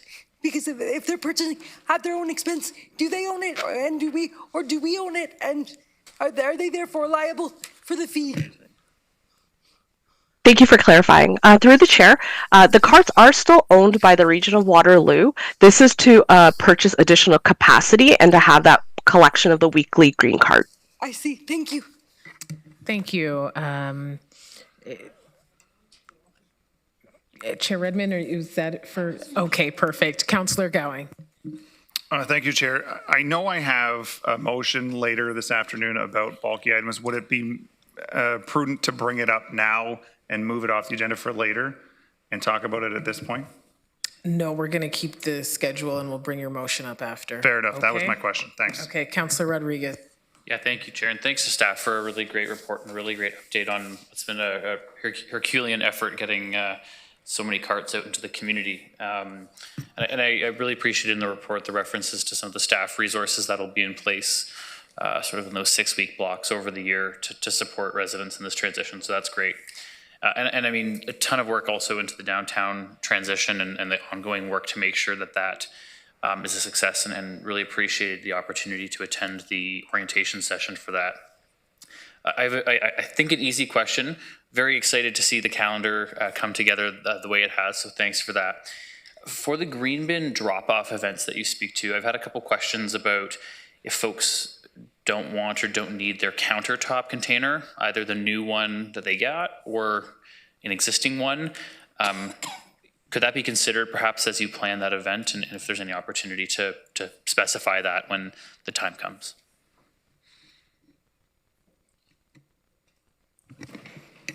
Through the chair, I can take that one. I think obviously we encourage folks to use the countertop bins. If they're not using it, then certainly bring it to the event. Perfect, thank you. Perfect. Councillor Salonen. Thank you, through you, Chair. I just wanted clarity on a few things. First one is the green carts. The extra purchase, you noted that it's not until the fall that residents can purchase that, but that actually goes against council direction, and I know because I was the one who brought it up. And it was also put into our fees and charges, which we passed as part of the budget process.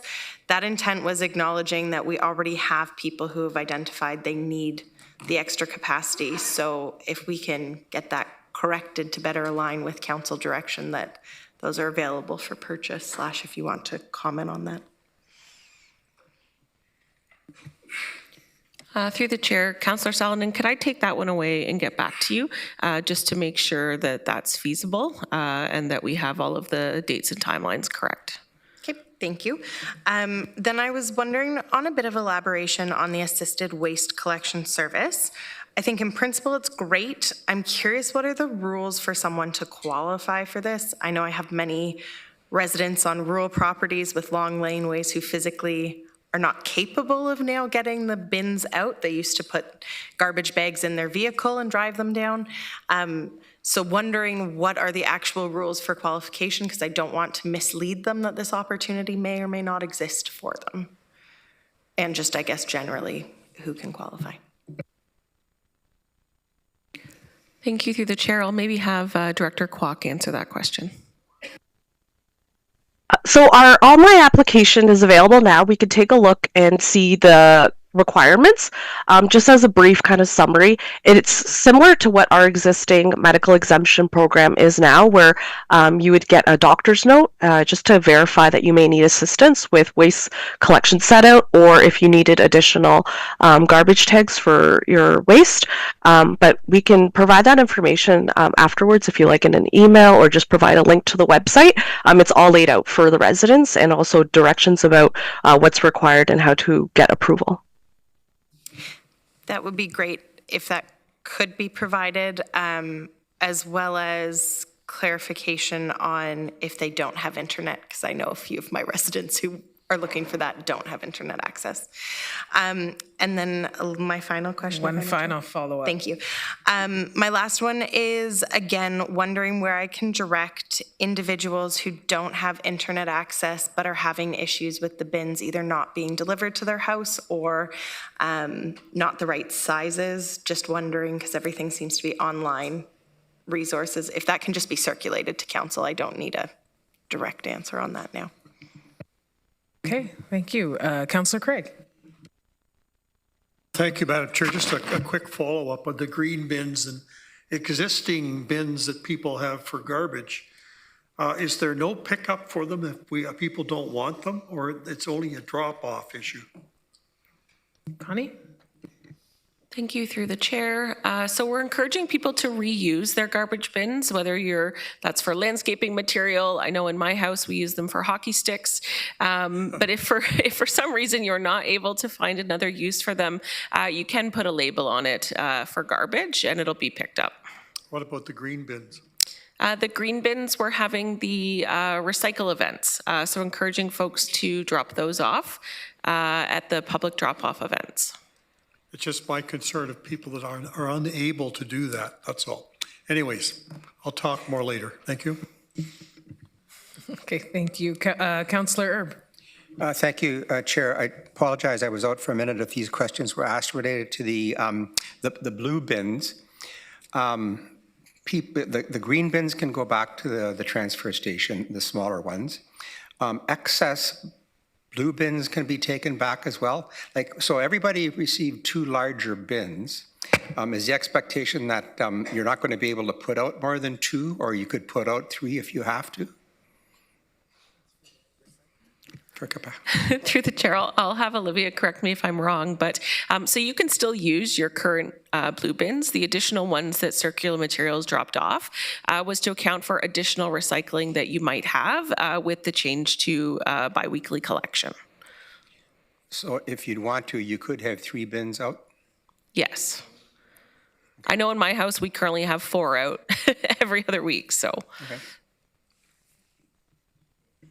That's good. Okay, Councillor Foxton. Thank you. To you, Chair. So a lot of our residents, similar to all the township ones, a lot of seniors are on their farms, and their laneways are like 3/4 of a kilometer long. And in winter and snow, they can't drag it out, they can't drive it out. And I don't know if we can constantly, but they can't, I don't know whether a doctor would give them a note because they have no medical issue. It's just that they're old. Sorry, should I not have said that? They're very mature in age. So I don't know what we do in that situation. Connie, do you want to respond? Sure. Through the chair. So sometimes I think about my mom. So my mom lives in a rural community where they've had carts for a long time with a really long laneway. And she keeps her cart at the end of the driveway. And as she's leaving her driveway, she drops her bag off into her bin. This is how she's managed to work with it. I would say that our team is really willing to come out and meet with people and try to find solutions that work for them. And I think we've done a number of those site visits already and been able to come up with ways to support people with the transition. I just like a lot of those roads are done by gravel trucks that are doing 80 kilometers an hour and greater with double hoppers, and they have deep ditches on either side of the road. So there's no place to put them unless you put them on the road, and then yeah. Okay, thank you. Okay, thank you. Councillor Verbanovic. Thanks. I just want to clarify that, and I understand that it might be different in a rural environment, but we're not suggesting that folks can leave their bin there all week now and people can just drop stuff into it at the end of the driveway, because the current rules are that you can't put your garbage out before 7 p.m. the night before. So we're not changing that, are we? I'm going to defer to Director Kwok on the specific timing.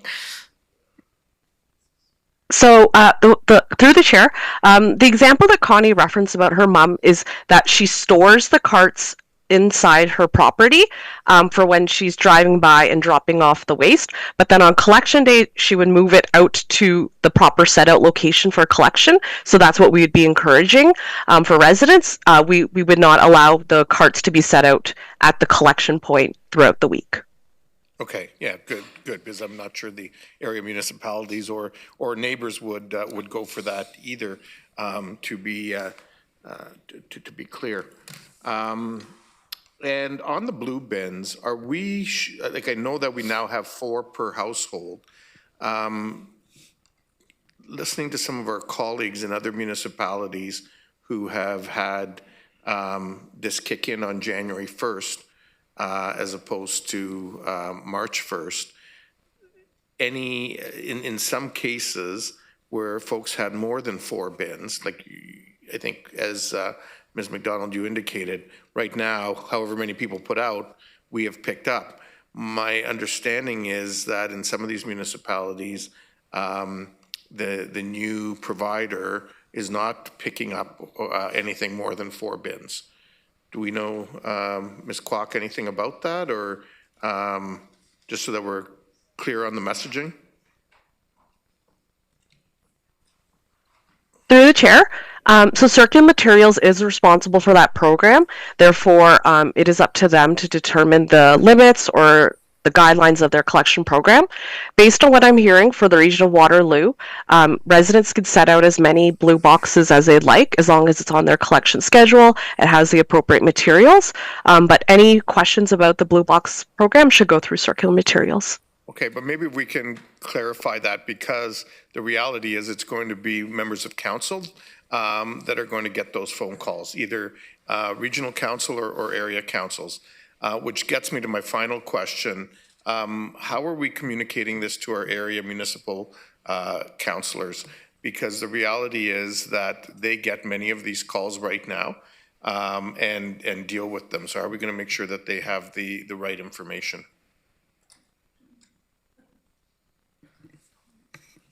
Thanks. Through the chair, I would say that we talk to lots of area councilors on a regular basis with waste questions. We've been providing updates through the CAOs and also through the area public works group, and we'll continue to do that, especially as we move next week into the new collection schedule and making sure that everyone has the information they need. If there's a particular communication that's needed for area councilors, I'm happy to follow up with you, Councillor Verbenovich, on what that could look like. Yeah, I think if you have like a one-pager that you can forward to the heads of council, that we can forward to our respective councillors, that would be helpful. Thank you. Okay, thank you. So we're about to go into our second round. This is a recommendation that needs a mover and a seconder. Can I get Councillor Rodriguez, Councillor Foxton, Councillor Hunick? I have you in the queue. Thank you, Chair. I'm wondering if I can get some regional staff support in terms of reaching out to Circular Materials to ensure that they have a similarly good recycling collection assistance program to help residents on March 3rd who cannot bring their recycling to the curb. Maybe can I just caution here, because Circular Materials is a private company, even though they're doing public work. So, I mean, Ms. McDonald, you can respond to that, but I would say we can't dictate to a private company what they can do, but there may be some nuance there. But Ms. Sure, McDonald, my go ahead. concern though is for the residents' experience. I'm scared for them. Through the chair, I'm happy to make a connection, Councillor. Obviously, we can't determine what programs and services they offer, but I do know that the local contractor that has the recycling contract has been doing this in our community for a long time, and so I think that continuity of service will be helpful, and so happy to make that connection. Excellent, thank you. Thank you. And before we go to eScribe, I just want to say thank you to the team for in particular doing that calendar and seeing that through, as much as it may seem easy from us seeing the end result, I think there was probably some work that went into that to ensure that that happened. And I guess the real litmus test with all of the things that have been raised today in terms of accessibility, access, we'll see as of March 3rd and in that first month of the program operating under its new form. So with that, I am going to get you all to vote in eScribe for the recommendation for the updates to the bylaws.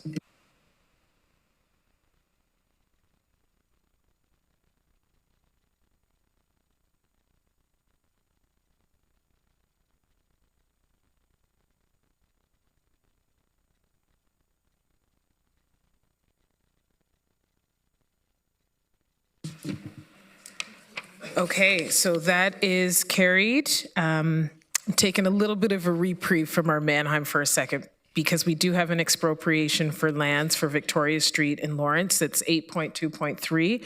Wondering if we could call upon Regional Solicitor Fiona McRae just to introduce this. There is a recommendation with this, and then we'll carry on with the discussion regarding our Mannheim and water discussions and motions. Fiona, I'm turning this over to you. Thank you, Chair, and through you. This report is a first report, so this is the application for approval for expropriation, and as indicated, this relates to the Victoria Road South project between Lawrence and Fisher-Hallman. This project involves fee simple partial takings, road widenings that impact 14 properties, temporary easements for grading and construction related to the same 14 properties, and 2 permanent easements for transit shelters. The project involves road reconstruction, roadway pavement, replacement, underground services, water and sewer replacement, storm sewer upgrades, and intersection upgrades. All of the property owners who are impacted by this have been in contact with real estate services staff. There are already 3 agreements with owners in place at this time, and discussions will continue throughout the process and completed when possible. As I understand, the intention is for construction to begin in later spring 2026 upon completion of the current Victoria Street project between Fisher-Hallman and Westmount. Thank you. Councillor McCabe? Thank you. Just wanted to move this motion. Okay, so Councillor McCabe has moved it. Do I have a seconder for this? Councillor Benedict, okay. And you'll be prompted in e-scribe.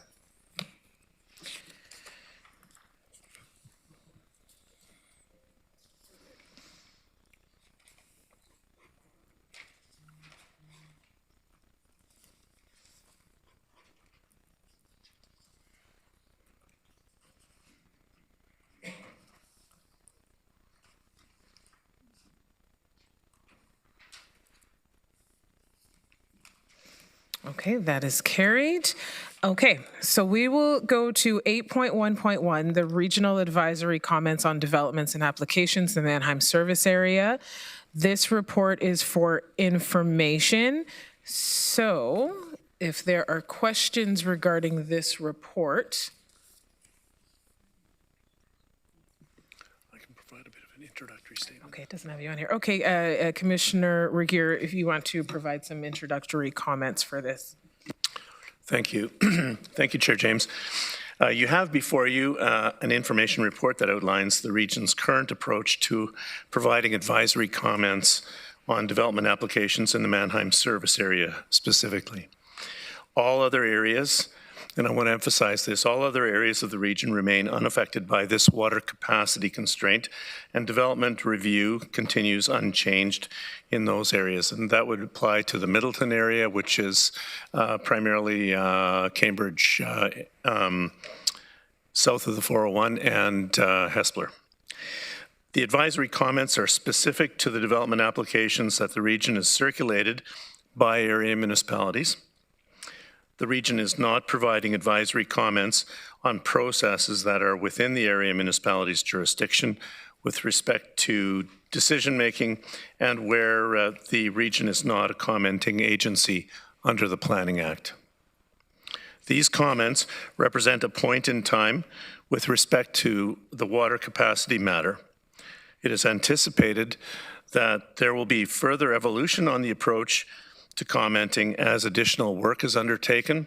For example, as the plan for infrastructure that we've been discussing unfolds over the next weeks, months, and years. And more information will become available. Thank you very much. Okay, thank you. Councillor McCabe.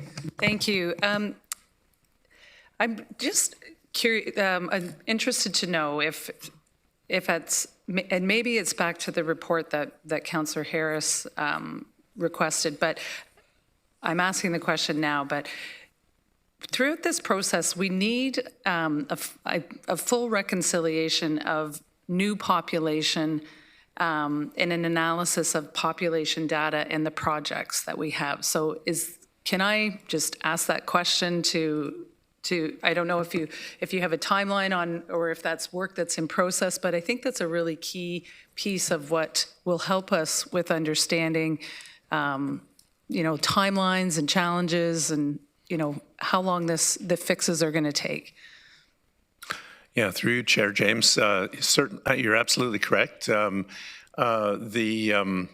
What we've just received the 2025 data, and we are now analyzing that data for its impact on, for example, population, on potential water demand, the types of projects that are moving forward, and so on. So we've been working closely with area municipal colleagues to learn specifically what projects are moving forward, to get a really good sense of the timing. And as has been noted earlier in this meeting, we know that many projects are going to take years, if not decades, to unfold. So we're trying to get a better handle on each one of those. As you can appreciate, there are literally hundreds of projects across the region, some of them very large and significant, others, much smaller. And this is going to be a bit of a moving target as we continue to gather information and analyze it with our area municipal colleagues. So I think that relates to the last statement in my introductory remarks, which is we expect these comments to evolve as we learn more about which developments are moving forward at what time, and so on.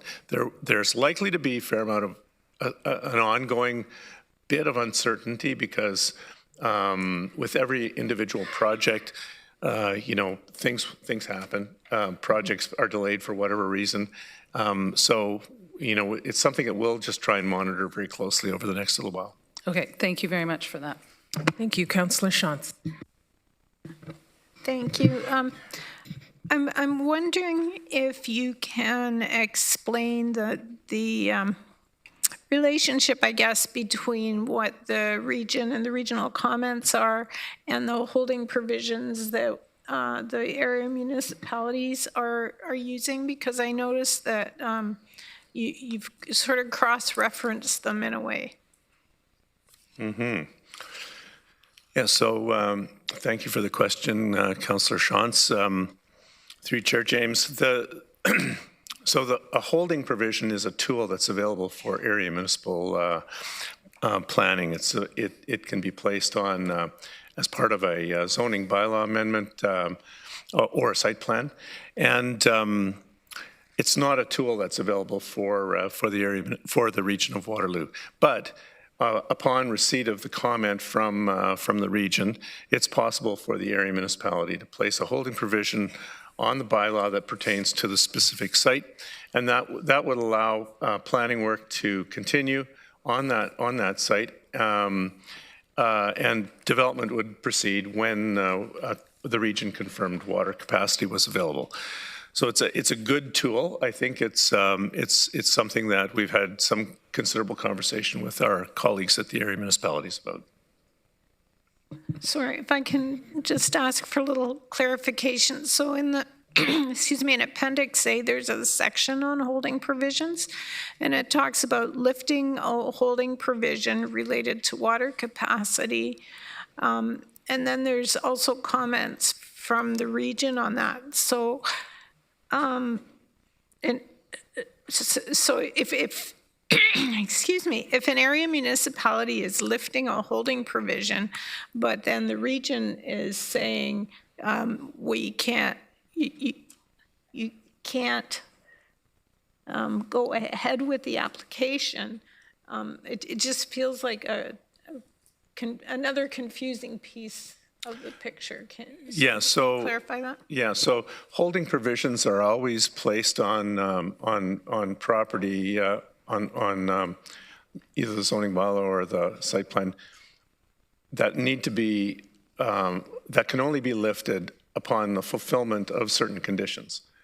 And so the area municipality would consult with the region if it appeared that water capacity was available. There were two references here to holding provisions. One was in cases where there were no water capacity issues. It was simply it was related to transportation planning, the airport, etc. And in both of these cases, the practice is for the area municipality to consult with the region about whether or not the conditions have been fulfilled, and then if they are, the holding provision can be removed. Last follow-up, Councillor Shaw. Well, I'm just confused because the regional comment, when the holding provision is removed, the regional comment says that the region's not in a position to support approval of this application at this time. So to me, that's contradictory. Through you, I can ask Amanda to clarify, but my understanding is that that comment would change when water capacity is available. Go ahead, Amanda. Through you, Chair James, I'll try to clarify. So we've tried to clarify the position on the removal of holding provisions at this time. So we've received several applications, and where there's an application to remove a holding that relates specifically to water capacity, we are not supporting the removal of the holding provision at this time. But if there is an application and the holding was not related to water capacity, we are providing the comments back. So if it related to transportation and the transportation study was satisfied, then that was the response back. So it's related to existing holding provisions and the removal of the holding at this time. Okay, I think that's as clear as it's going to be for today. I mean, you know, when you think about those holding provisions, even like the F1 forms, I mean, it's not quite black and white. Councillor Shantz, I don't know if that was a satisfying answer to you, but maybe. No. Okay, Councillor Rodriguez. Yeah, thanks, Chair. A question based on what we heard today from some of the delegates around servicing agreements and where some of these agreements that, because there's the folks that are registered, they have an executed servicing agreement and they're going ahead to proceed, but there's those where a request has been made but not approved, and they're receiving advisory comments. Where do those folks fit into the like, are they accounted for in the development pipeline information that we've seen on the slide that of forecasted growth? Like, where are they in that table? And I think the reason I ask is I think there was a good point raised about the summer construction season. You know, some of the works that they can get underway this year, there might not be occupancy until next year or the year following, and where there might be some consideration in that realm. Yeah, through you, Chair James, there's an aspect of this question that will be one for Ms. Shaw, but on the on the planning side, the servicing agreements were we initiated the advisory comments and initially the pause in early December when we became aware of the situation, and projects that had legal servicing agreements at that point in time, we are no longer a commenting agency on. And so we are expecting them to fall into the category of moving forward. The holding, when we became aware this was an issue, if you did not have a servicing agreement at that time, we are no longer signing servicing agreements at that point for those projects. There are many projects that are kind of, you know, where there are questions about, you know, where they might fit in, and there are some nuances to the discussion, but that's essentially the way that we're handling it from an administrative point of view. I don't know if Amy, you want to add? So through the chair, specifically with respect to the service agreements, the language that we are required to sign off on is where we run into the issue. So it says the undersigned hereby confirms that there is, and you have to check, or is not sufficient capacity to provide for the registration of the above noted plan. So that is where the manager of engineering and planning, who you met earlier, Carew, right now, is signing off on those forms. So that is the restriction that we are currently facing right now on these servicing agreement forms. Okay, that's helpful for now, and I'll follow up with it later. Thanks. Okay, Chair Redmond? Thank you, Chair James. This may come under the ambit of the report that staff is going to be back that Councillor Harris requested. But one of the things I hear when I talk to people in the development community really is about this uncertainty and how it's very difficult because they have to finance projects, some projects that probably won't come to fruition until 2028 or beyond. And we've talked about a white paper, and I guess, Mr. Regier, I'm just going to ask you, what consultation do you see happening with the development community as well as the people that are financing them that may be able to satisfy what we hope is this temporary uncertainty? Yeah, thanks, Chair Redmond. Through Chair James.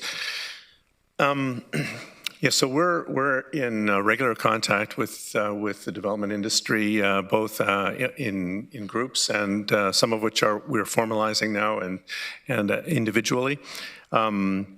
They've all expressed interest in greater clarity and certainty in terms of the timelines for being able to move forward on various stages of their projects.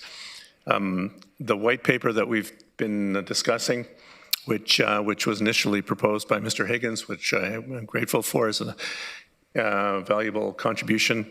We've got an initial draft that I understand was being circulated internally today or tomorrow, and we'll be able to consult with the industry as to whether or not it helps make their case and clarify the situation for their financial partners. That said, I think it's important to note that as Council is aware, the issue is continuing to evolve. Our plan to respond to the situation is continuing to evolve.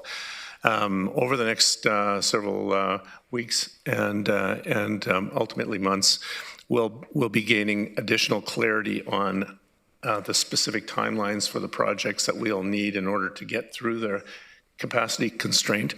And it's so, my expectation is that the white paper as it's currently put together is going to tell people what we know, but it's going to take a little bit for the next version of the white paper to give really solid timelines on how and when we get out of this situation.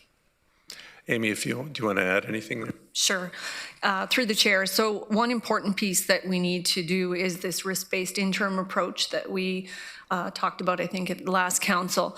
And so we do now have representatives from the area municipalities who have volunteered.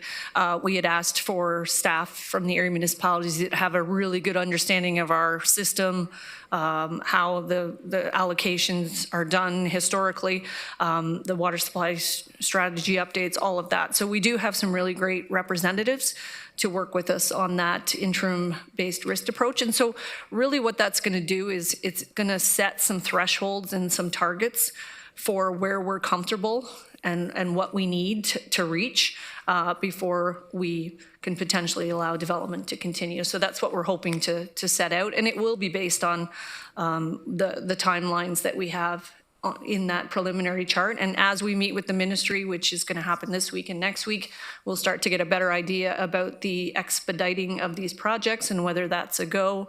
So we will start to tighten up some of these timelines as time proceeds. And Chair James, just a comment, this is real time and it's iterative, and I think this uncertainty is a huge component of people's frustration, but I hope everybody recognizes that we have so many inputs and how we can improve on this and move forward quickly.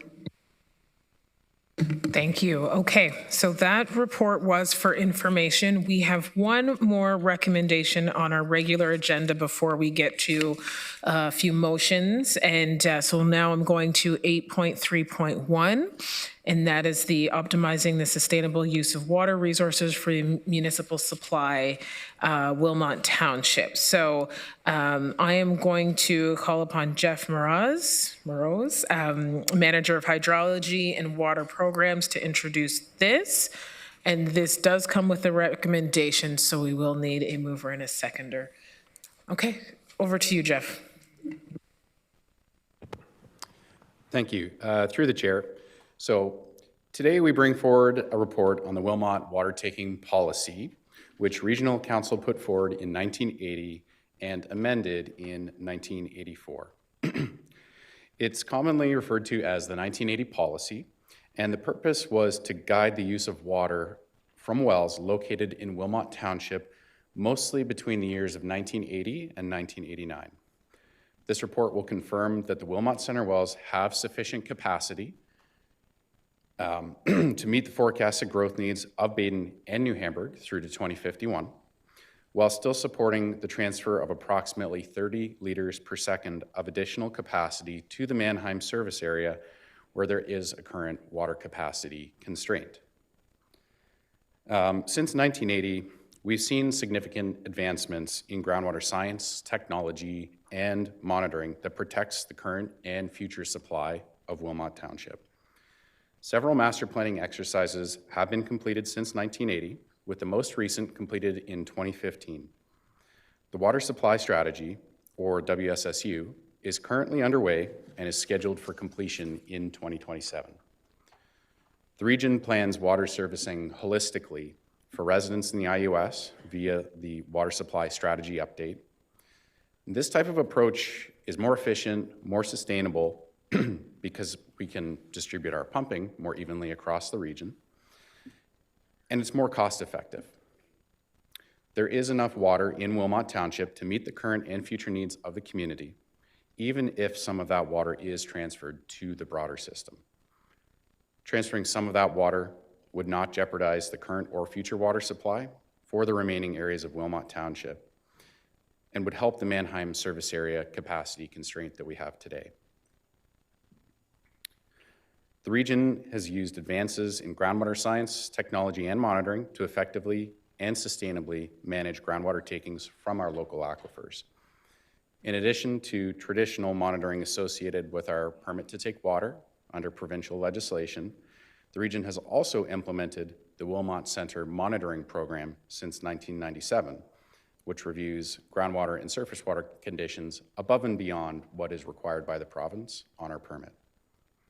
So for these reasons, staff are recommending we move forward with rescinding the 1980 policy.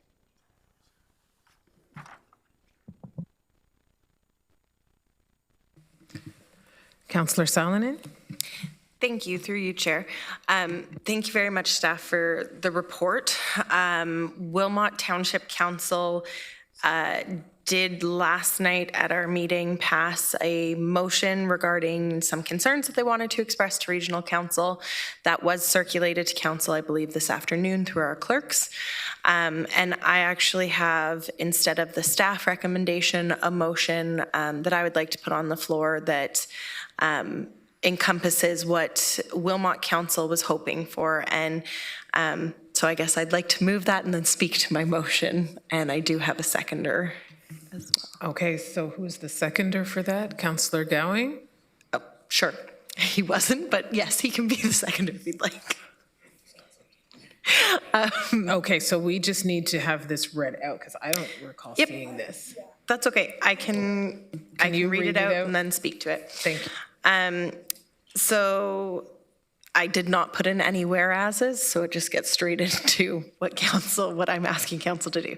That council temporarily suspend the 1980 Council Wilmot water take policy rather than revoke it until the region's new water supply strategy is completed and presented to Regional Council in 2027. 2, that council formally review the status of the 1980 policy upon the receipt of the water supply strategy in 2027 prior to making any permanent decisions respecting revoking it.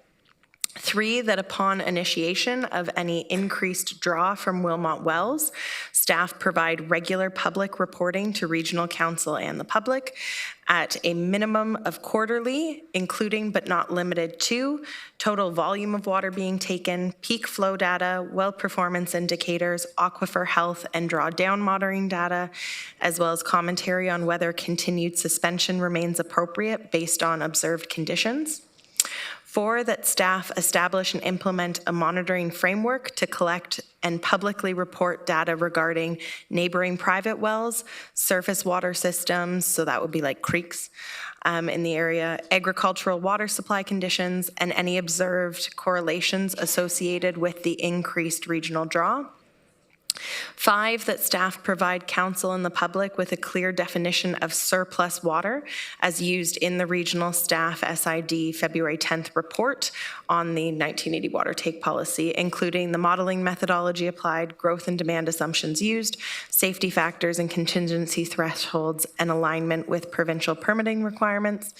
6, that staff provide clarification regarding the basis of the current statement that Wilmot's growth to 2051 will not be impacted, including the population and employment forecasts being used, the land use assumptions underlying those forecasts, the infrastructure modeling methodology applied, and the treatment of post-2051 growth with long-term supply planning. And lastly, that the forthcoming water supply strategy clearly distinguish between water allocation assumptions for Wilmot's planned residential and employment growth and any projected demands associated with the region's designated megasite.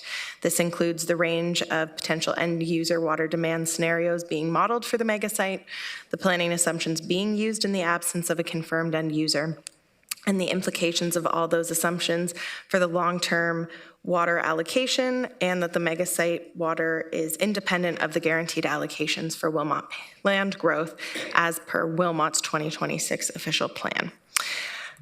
So to summarize all of that language, essentially, I think and appreciate what staff want to do in being able to use what they're identifying as surplus water as a short-term immediate fix from Wilmot. And my council also is okay with that. But we don't want to just blanket say, yes, start taking. We want to have reporting both to the public, and I think we heard it many times today, as well as I've heard from many residents, and not just in Wilmot, but across the region, wanting to understand what the bigger implications are. So really just putting some guardrails around the decision and then making the decision dependent on the larger water strategy, which we've already been told is coming back in 2027. So essentially saying, yes, you can temporarily suspend and start drawing the water, and then having the additional actions in place for reporting and for clarification being provided on some of the things that were outlined in the report to council. So I hope that I have support of my colleagues around the table on this. Okay, we have a queue for questions. So Councillor Gowing. Thanks, through you, Chair. So these are the exact questions, I'm glad you're bringing this forward, that I was going to bring forward. One question that I have then, and it was asked to the delegate that we had today, when it was my bottle analogy. And that's why I'm glad that you put those in, that we're monitoring what our wells look like, because if we're drawing more than what it's replenishing, we're going to run out. So I'm wondering if you can kind of touch on those pieces within that to say if that's something that we have been looking at. Through the chair, yes, the Wilmot Center well field is one of our most extensively studied well fields in the region. The province requires a certain amount of instrumentation and monitoring out there. We've gone well above and beyond what the province requires. So we do groundwater monitoring, we do surface water monitoring, and we actually do brook trout monitoring, which is very unique for us. So it's one of our most extensively studied. We've completed a number of not just modeling, but operational testing and long-term pumping tests. We're actually in the middle of one right now. So it's a great question. It's really important that we make sure we are taking water sustainably. Based on groundwater elevation data in that area, there is a lot of water. There's a lot of water left in that particular supply aquifer. And while when you do pump aquifers, you will see responses within the aquifer to water levels. There is a certain amount where you can take up to this, and it's still sustainable. So what our testing has shown is that, up to our permit to take water maximum of 158 liters per second, we believe that's at a minimum sustainable, possibly more. And we've actually been taking fairly close to that permitted amount through a long-term operational testing program. So within the spirit of the Wilmot Agreement, we have not allocated growth for this additional water that we've been taking.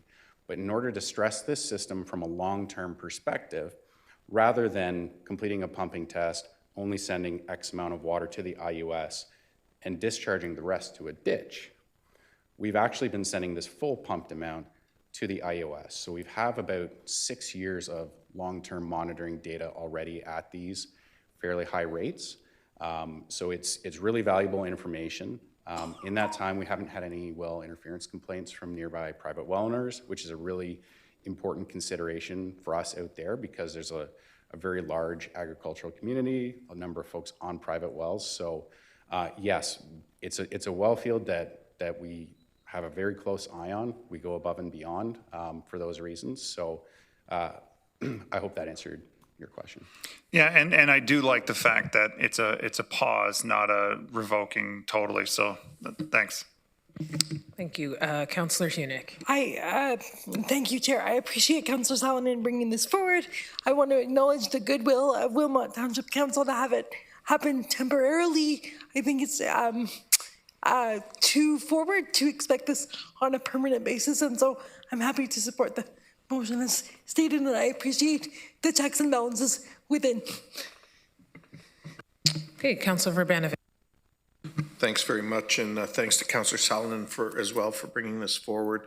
I was prepared to second it, but glad to see that Councillor Gowing did that.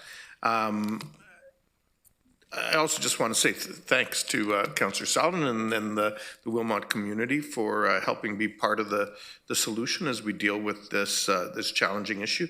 I think the motion that's been brought forward is a very thoughtful and thorough set of questions that I think it's incumbent on us to be able to answer, both for ourselves as part of the longer term solution, as well as so that the township has the peace of mind that they need, both in the shorter term and as well as an understanding of what it may or may not mean in terms of any future decisions in the future.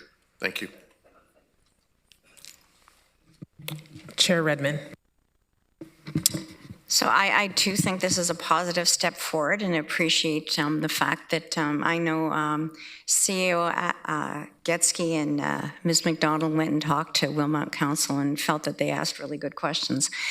My question really is, some of this feels to me like it may stray outside of the purview of the region. And I guess I'm specifically looking at number 4, I think it is. Yeah, I think it's in number 4, and I'm just wondering if that isn't the purview of the province, and I'm wondering if that's a bit of a problem. The rest, and comment if any other part of this is outside of the purview of the region. Yeah, thank you for the question. Through you, Chair. So yes, the region doesn't have the authority to require private well owners to provide access to the region for water level monitoring purposes. We do maintain this really extensive groundwater monitoring network in the area that we can use as kind of a sentinel well system or an early warning system to give us some indications if there are any declines in the main production aquifer, where we may also have domestic private wells screened in the same unit. We're also not the approval authority over water rights with respect to these private water users. So agricultural water users, private well owners, it's not within the purview of the region, or it's not the region's authority to I guess, comment on those water takings. I understand the cumulative nature of water takings, whether it's private, municipal, agricultural, which is why we have this really extensive monitoring network out there already. And we also complete more frequent reporting than what's required by the province on an annual basis, rather than once every 2 years like most of our other permit to take waters. So while I certainly appreciate the integrated nature and the relations and potential pumping interferences, it is within the province's purview to manage water rights across the province, and that's in accordance with the Ontario Water Resources Act. So that monitoring by the province, is that a two-way street? Does the region ever get reports, or does that go directly to the landowner or the people that own the private well or agriculture enterprise? Through the chair, so for private well owners, if you don't have a certain threshold of water taking, then there are no permits that are required. So typically for a domestic well that would service a residential home, there's no reporting requirements from a homeowner to the province. So in that regard, that's why when the province is looking at private water takings that require a permit to take water, or looking at municipal water takings that would require a permit to take water, they do take that potential for private well interference into consideration as part of their review when they're determining whether or not to support fully or partially a permit to take water application. So Chair James, I worry that this is well intended, but this is outside our purview. So if we pass this, we're going to set up an expectation that we can't fulfill. So I'm just wondering if Councillor Salonen and Councillor Gowing may consider taking that one out and taking it under advisement, because I don't want to set us up for something that the community is going to think we can report on and we can't. Councillor Salonen? Thank you, through you, Chair. And thank you, Chair Redmond, for pointing that out, because that is not actually what my intent was in having that part in there. And that's why I kind of put that staff establish and implement. When I'm in a monitoring framework, I did not expect staff to be going to these private owners and saying, hi, we need to put in monitoring data.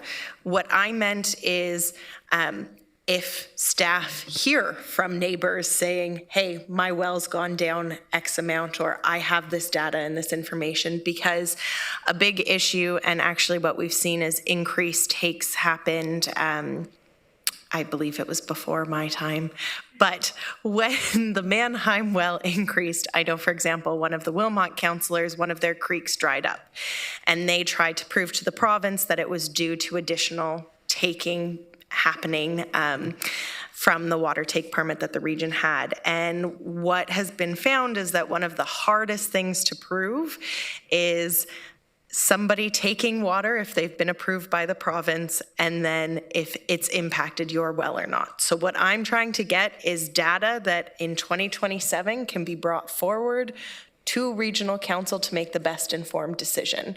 So again, I'm not expecting, when I say staff to set a framework, really what I'm saying is if a complaint comes in or a concern comes in, that there is a framework internally of how to log that and how to have that be brought forward to council. And if there are any observed correlations associated, because I wouldn't say that that's outside of our scope to say, hey, we've noticed that this creek dried up after we started taking more water, and based off of my understanding of the data that we do already collect, that would be something flagged. So, I mean, I'm open to staff if they would prefer different language on that, but really the intent is for, and it wouldn't even be this council, it would be the council that's here in 2027, to have the best information of, okay, so we've done this for a year or so at this point, here's what we found, and can confidently, hopefully say, no, it doesn't have any negative effects. But also if it does, then we can be informed of those impacts and not just anecdotally from neighbors saying, this happened to me, instead something that's been vetted through staff, because the province does not go into that detail. I'm just going to have, Ms. Shaw, do you want to respond to this to see if this is something that can be done the way Councillor Salinen's explaining it? I just wanted to flag another piece with respect to the water supply strategy update. Baden and New Hamburg are not part of the IUS, so they would not be, the recommendations would not be in the water supply strategy update. So based on the motion, the way it's written, it would be waiting for the 2027 water supply strategy update, but they would not be included in that process. They're not included in the IUS. So if that's where your concerns lie, you won't get your answers from the water supply strategy update. But the water supply strategy update speaks to the actual program that the water's being pumped into. Correct, yes. The IUS, yes. Yes, and I'm assuming that there's more data in that and more justification. I can appreciate that New Hamburg is not particularly a part, but I'm talking regionally here. Right, you just won't get your recommendations on the growth piece specific to New Hamburg and Baden if that was part of your concern on the last part of your motion. That information can't be brought forward at that time because you're guaranteeing numbers that we haven't actually seen the assumptions that you're providing. I just wanted to point out that it would not be in that document specifically. It would have to be done through other means. Okay, thank you. Councillor Foxton. Out of my wheelhouse, but I just want to suggest, if it's possible, that staff be willing to have residents contact them should there be a difficulty with their water. Would that cover basically what you're trying to do? So through the chair, thank you for bringing that up. That was an omission that I should have included with my previous answer, is that we have a groundwater interference standard operating procedure, and a well interference complaints protocol. So yes, that is definitely a very important part of how we sustainably manage water supply. If we do have impacts on nearby private well owners, we do have a mechanism to address that. So we will send out a contractor to investigate whether or not, oftentimes it's just a pump that burns out on somebody and they say, oh, you just need to replace your pump. If it may be related to regional pumping, then there's a further investigation that follows along the lines of that protocol. So I really appreciate the clarification, actually. It gives me a lot of confidence in saying that the groundwater monitoring, the surface water monitoring that we're doing out there right now really is protective of those private water wells that are out there. So I'd say, I think we have a really great data set to be able to demonstrate what you're asking for through what we're already accomplishing right now. So I would say I think we kind of accomplished that, and we have a mechanism to track, respond to any interferences that may happen, because while you're doing a pumping test, even long term, maybe it takes years or decades for a water level impact to actually propagate all the way out to the edge of our well field, and then maybe somebody has an issue. So it's an important part. It's the reactionary part, but it's an important part of our multi-barrier approach to sustainable water taking. So saying what he just said in a paragraph form, how would you like to word that? And I'd like to note that I did something right today. Thank you.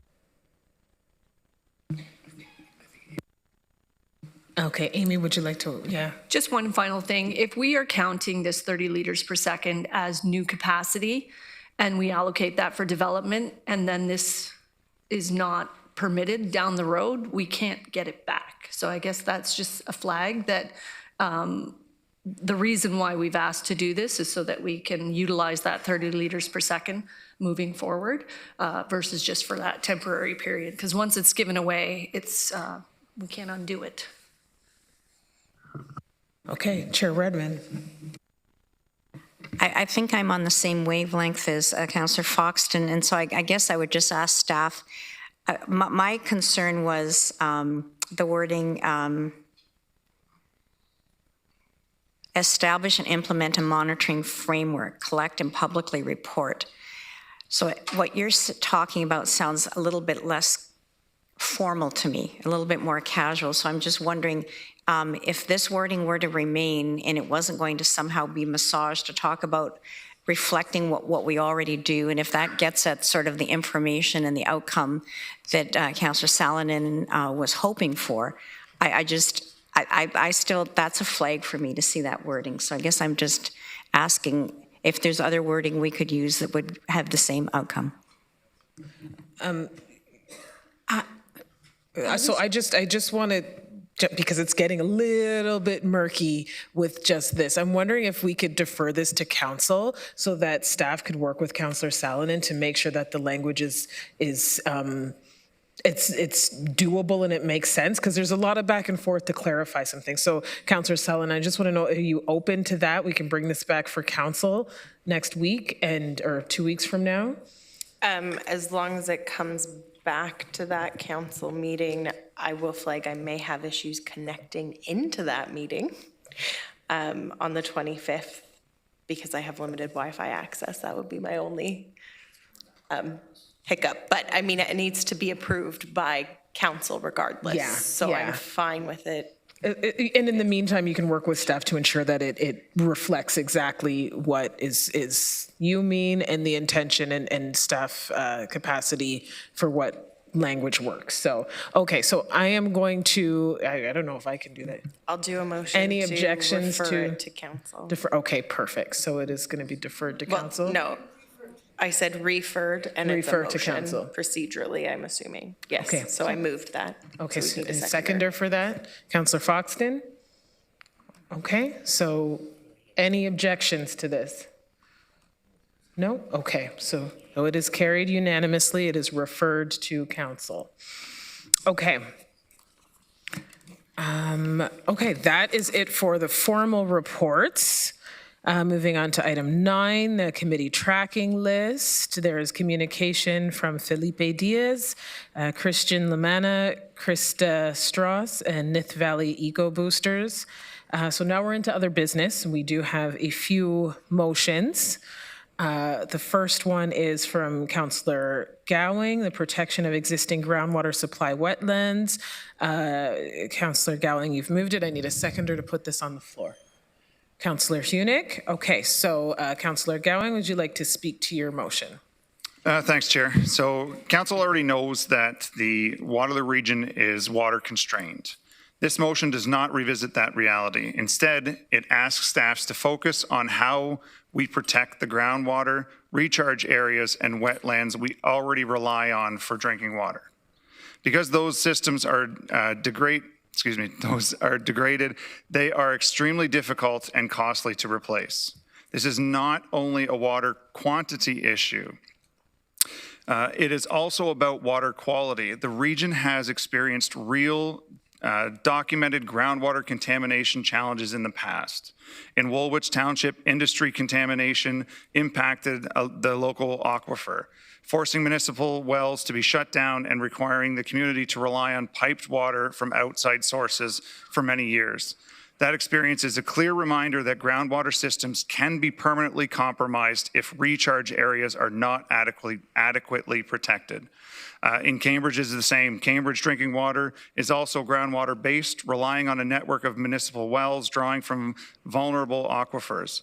While those systems are actively managed and monitored, they remain susceptible to contamination from surface land uses, which is why water protection, recharge areas, and wetlands matter. And most recently, in the news, Minister of Natural Resources stepped in to stop illegal snow dumping on top of the Waterloo Moraine. This motion asks staff to identify the tools the region has under the current provincial legislation to protect existing groundwater supplies where gaps may exist and where provincial advocacy, including a Blue Belt style framework, may be required. This is about protecting critical water infrastructure now before capacity and contamination pressures force us far more expensive and restrictive decisions later. Advocacy, and I just want to touch on the advocacy part, is not a negative thing. We should and can reach out to our provincial counterparts and show them the benefits of forming a Blue Belt. Okay, thank you. We have Councillor Rodriguez. Yeah, thank you, Chair, and thanks, Councillor Gowing, for bringing this forward. I really support the work that's outlined in this and where we need to go as a community.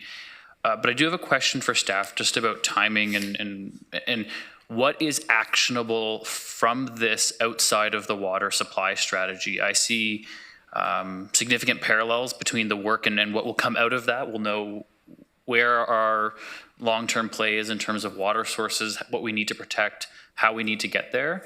And as a side to that, you know, we have a number of engineering challenges to get our hands around in the next couple of months and to start opening up the floodgates. This is important work, but if you could comment on how this aligns with the water supply strategy. So through the chair, I think the intent behind this motion is very admirable. The region of Waterloo has been a leader in source water protection for decades, and when the province has questions about source water protection after Walkerton happened, there was a lot of questions brought to the region about what should we do here. You know, we kind of went through it first with losing the Elmira water supply, and that was really the impetus for some of the policy development that regional staff did back in the 90s and 2000s to bring source water protection into land use planning policy documents, namely the region official plan, which is now the official plan of the area municipalities. So really good principled intentions behind it.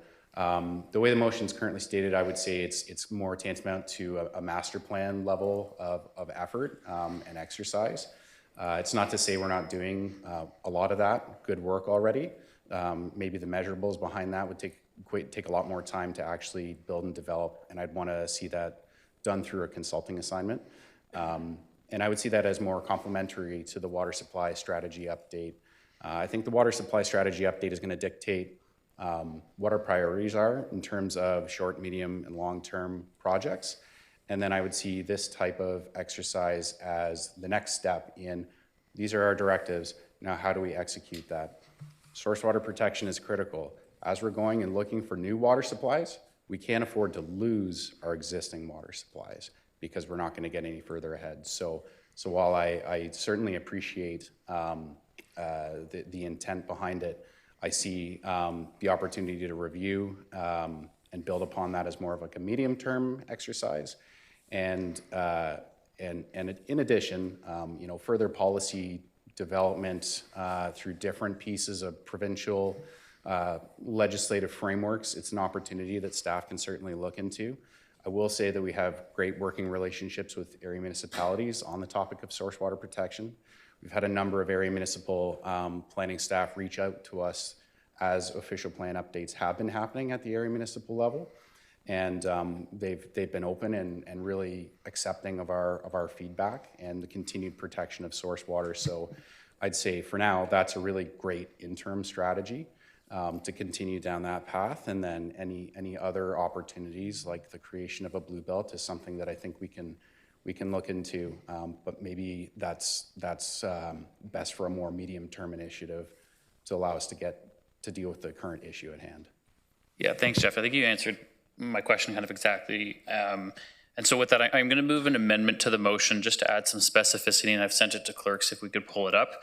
It would be that we come back to this as part of the water supply strategy in 2027. I think we'd be putting the cart before the horse to do much work until we really have that full picture of the system, what a blue belt could be, where we really need to focus our efforts, really dial in a coordinated way. I added the long-term asset management planning piece because I think the last part becomes redundant when I pull the water supply strategy up and that we no longer have an official plan here at the region. So that's the two edits here. And so to read it out, it just adds that staff be directed to report back to council as part of the water supply strategy in 2027 or sooner. And then it also adds the words long-term asset management planning after water capacity constraints and strikes out clause G of the motion. So I'll move that and look for a seconder. I'm happy to second that. Okay, well, I saw Councillor Foxton's hands first. Okay, so we will have to vote on the amendment or discussions towards the amendment first. Oh, Councillor Hunick, you were in the... Okay, so let's vote on the amendment. You'll all be, Councillor Gowing? I'd just like to talk quickly about that. Yeah. It has been stated more often than not that if we run into a water main break, we are going to be in up something creek without a paddle. If we lose an aquifer, that is even going to be further detrimental. So I think waiting one full year to get this looked at, I appreciate where Councillor Rodriguez is coming from, but this is something that we need to deal with now so that we don't run into the problems in the future. I just think waiting for 1 year is just going to be detrimental to the whole system. Okay, CAO Getsky, you wanted to respond or provide input?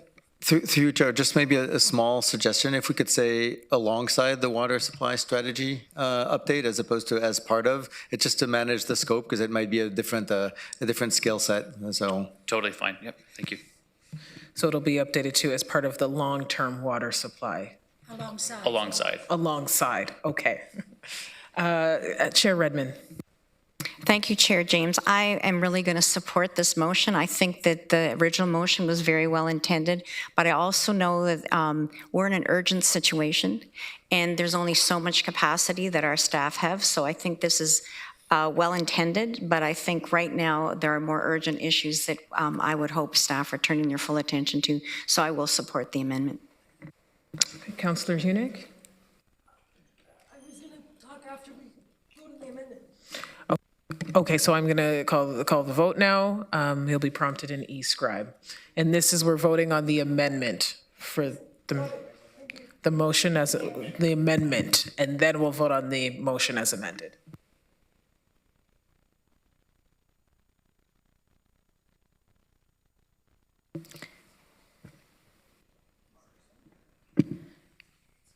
Okay, that is carried.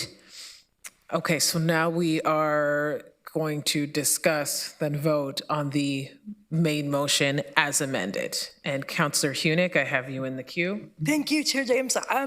Given the uniqueness of Waterloo Region's water system, I think this long-term protection is something that we really need. I think it needs to extend beyond the life of this particular council sitting around this horseshoe right now, and my hope is that it will both satisfy the people who need water to live, which is every single one of us, and our development aspiration at the same time.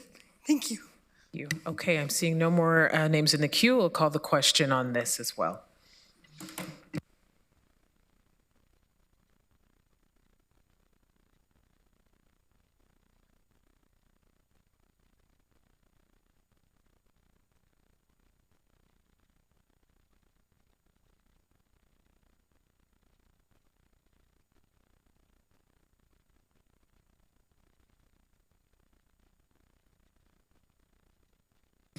Okay, that is carried. Okay, so we will now move to item 10.3. This is a motion from Councillor Verbanovic, the water supply. Oh, was it bulky? I'm sorry, I'm getting ahead of myself. Item 10.2, it's Councillor Gowing. It's the bulky item collection frequency review. Councillor Gowing, do you have a seconder for this report? Not at the moment. Is there a seconder? Councillor Liggett will second it. Okay, Councillor Gowing, you can speak to your motion. Thanks, through you, Chair. This isn't changing service or cutting anything today. It's about understanding costs. Bulky item pickup is bundled into our overall waste collection contract, so Council doesn't currently see what the specific costs are or how often it's used. As we look ahead to further budgets and continue managing levy pressures, having that information matters. This motion simply asks staff to report back with clearer cost and usage information so future decisions, whatever they may be, are informed and evidence-based. And I know, having conversation with Commissioner McDonald, that I would like to put this towards the report that comes back on this to our budget for 2027. Okay, so is this been updated in the motion that it come back as a budget for 2027? Not yet, but I'm asking clerk to see if she can do that. Can you amend your own motion? Need someone else to. Yeah.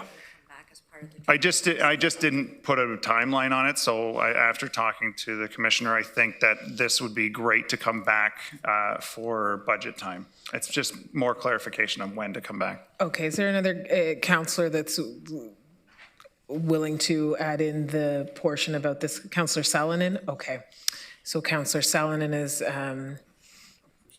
amended this. There's no objections to this? Unanimous? Well, I was on the queue here. Sorry, are we voting on this already? Okay. Well, there's no objections to the addition. We're still going through the queue because it's still Councillor Gowing.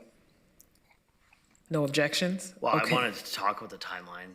Yes, okay, yeah, so I'm gonna make my way down the queue. We haven't voted on anything yet. Okay, so Councillor Hunick, I have you up first. So my concern is with regard to redundancy and staff capacity.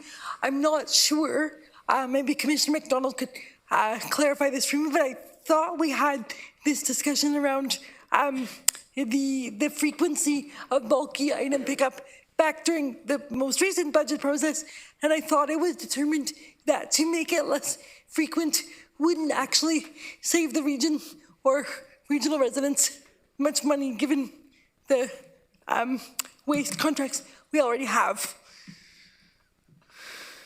Commissioner McDonald. Thank you, through the chair. So we did have quite a robust discussion about this through the budget process.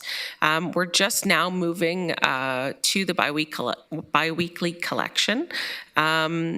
And staff do need some time to collect data through that transition to understand the potential impacts. We're also, always looking for ways to deliver service more efficiently. The way that we looked at the contracts and costs of this service through the budget process did indicate that reducing frequency more than this would likely not result in significant cost savings due to fixed costs with the contractor in terms of having trucks, etc. That said, if council wishes us to continue to look at this and to bring back some information through the next budget process, we're happy to do that. This is data that we collect anyways, and certainly things that we'll be looking at as we continue to work to make things more efficient. Will it take you extra capacity to collect that information and give it to us during the budget process? I would say that the extent of the motion does ask for quite a significant analysis. So it will take some staff time to fulfill all of the components. However, I don't think that it's overly burdensome on staff. Thank you. Thank you. Thank you. Councillor Foxton. Thank you. And again, through you to Ms. McDonald. So we have a contract that we've signed with this company, correct? And it's already bi-weekly or bi-monthly? Through the chair, yes, we have a current contract that is biweekly. If we were to look at reducing service any further, we have change clauses in our contract, which would probably have associated costs depending on what the other pieces would look like. So if we were to look at this, we'd have to go back to our contractor and look at all of the different options. And again, the last time we had that conversation with them, it came back as not very significant savings to reduce it. But that said, we're just moving now to biweekly, so we'll have more information after that implementation. Okay, would it be fair to bring that report back that you already have? Because we're actually asking you to duplicate.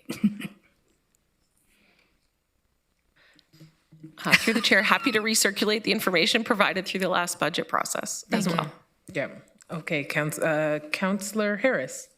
Yeah, thank you. And a good motion here. I know that there was some discussion throughout the budget process on this. Again, to Councillor Foxton's point, I think a lot of the information should be readily, frankly, available. I would even go even further and maybe adding, if an amendment would be required, and I know we're getting late here, but the whole Christmas tree program, it was just a timing issue of our budget that we couldn't implement the change of the Christmas tree pickup because of the timing of our budget. And so when we were talking about timing, I mean, I still think that this has to come for the fall, September-ish, before this council departs, or we'll actually miss that tree potential change again, and even bulky item. I think that there is a lot of good information out there that we could easily, readily use to make a decision on this. And I would hope that, yes, we've signed contracts for, biweekly pickup on the garbage front, but, there should be an opportunity to negotiate with the contractor on the bulky item pickup. At the very least, should we change the frequencies? So I guess I'm just asking if there's an opportunity to bring this in September so that we can deal with it then, and add the Christmas tree aspect to this whole bulky item waste related matter. Point of order. Sorry, just not trying to, I want to help Councillor Harris here, but we'll actually be in lame duck status by September, and so can't make any decisions that'll have a budgetary impact. So like August? You'd need to do it before August 19th. If we reduce the budget, that's an impact? Reduce is one thing, but if you're looking to increase anything. No, this is pure reduction. Okay. This is pure reduction. Turn to the clerk.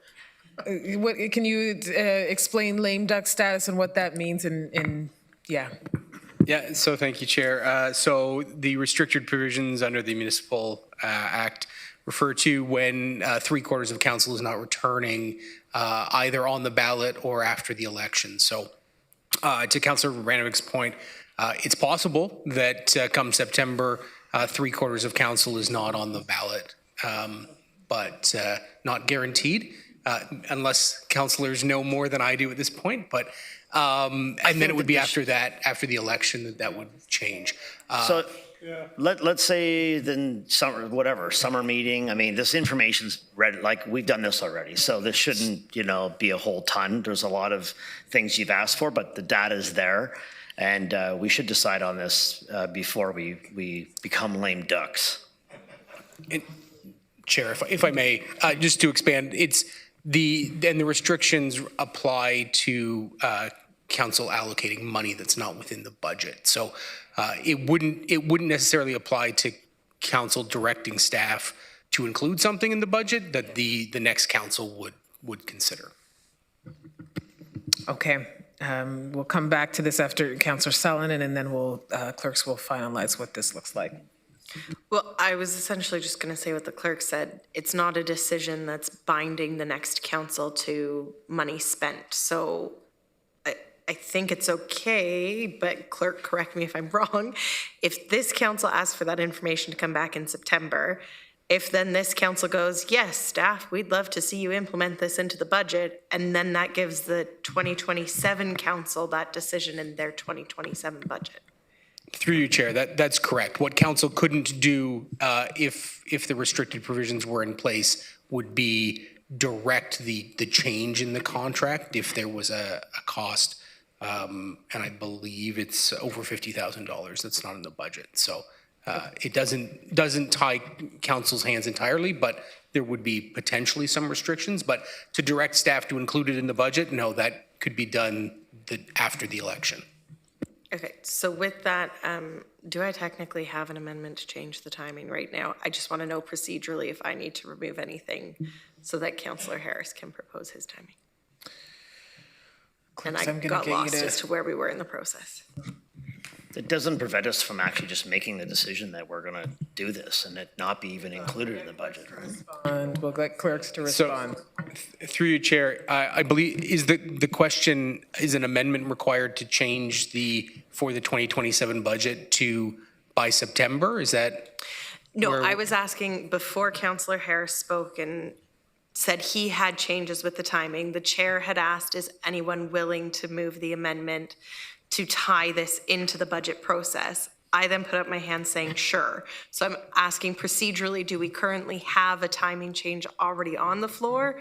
Or was, because that wasn't seconded, I just got confused because then the chair asked if there was unanimous consent and then I had gray area around there. Yeah, so what we currently have is within the 2027 budget, being there was no objections to adding it. But we're in council's hands if Councillor Harris wants to move an amendment to make it September and to deal with Christmas trees, then we could put that amendment forward and second it. So Councillor Salonen, do you want to withdraw that? And then we'll do... Sure. If there... Okay, Councillor Salanen's withdrawing that. And then Councillor Harris, where do you want your Christmas trees added in this? Whatever, sorry, what's that? Okay, give us a minute for clerks to put this together.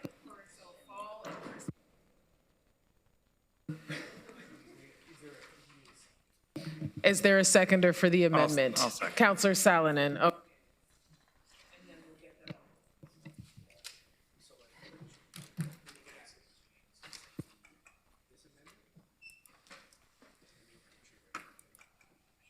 Chair Redmond, did you have a comment? You might as well. I was merely going to make the observation that it feels like we are always in budget. So I would think that this is a bit of a movable feast, and if this information comes back in order to inform the 2027 budget, I think that that's very appropriate.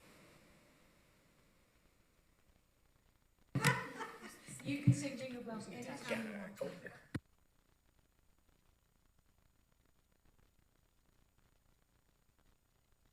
We're just getting the final language. Is this the Christmas tree motion or the other one? So this is, okay, so the amendment that we're adding in is that staff report back to council by September 2026, including information on the Christmas tree bulk item program. Are there any objections to this, the wording? Okay. All good. So it's amended unanimously, and now we will vote on the main motion.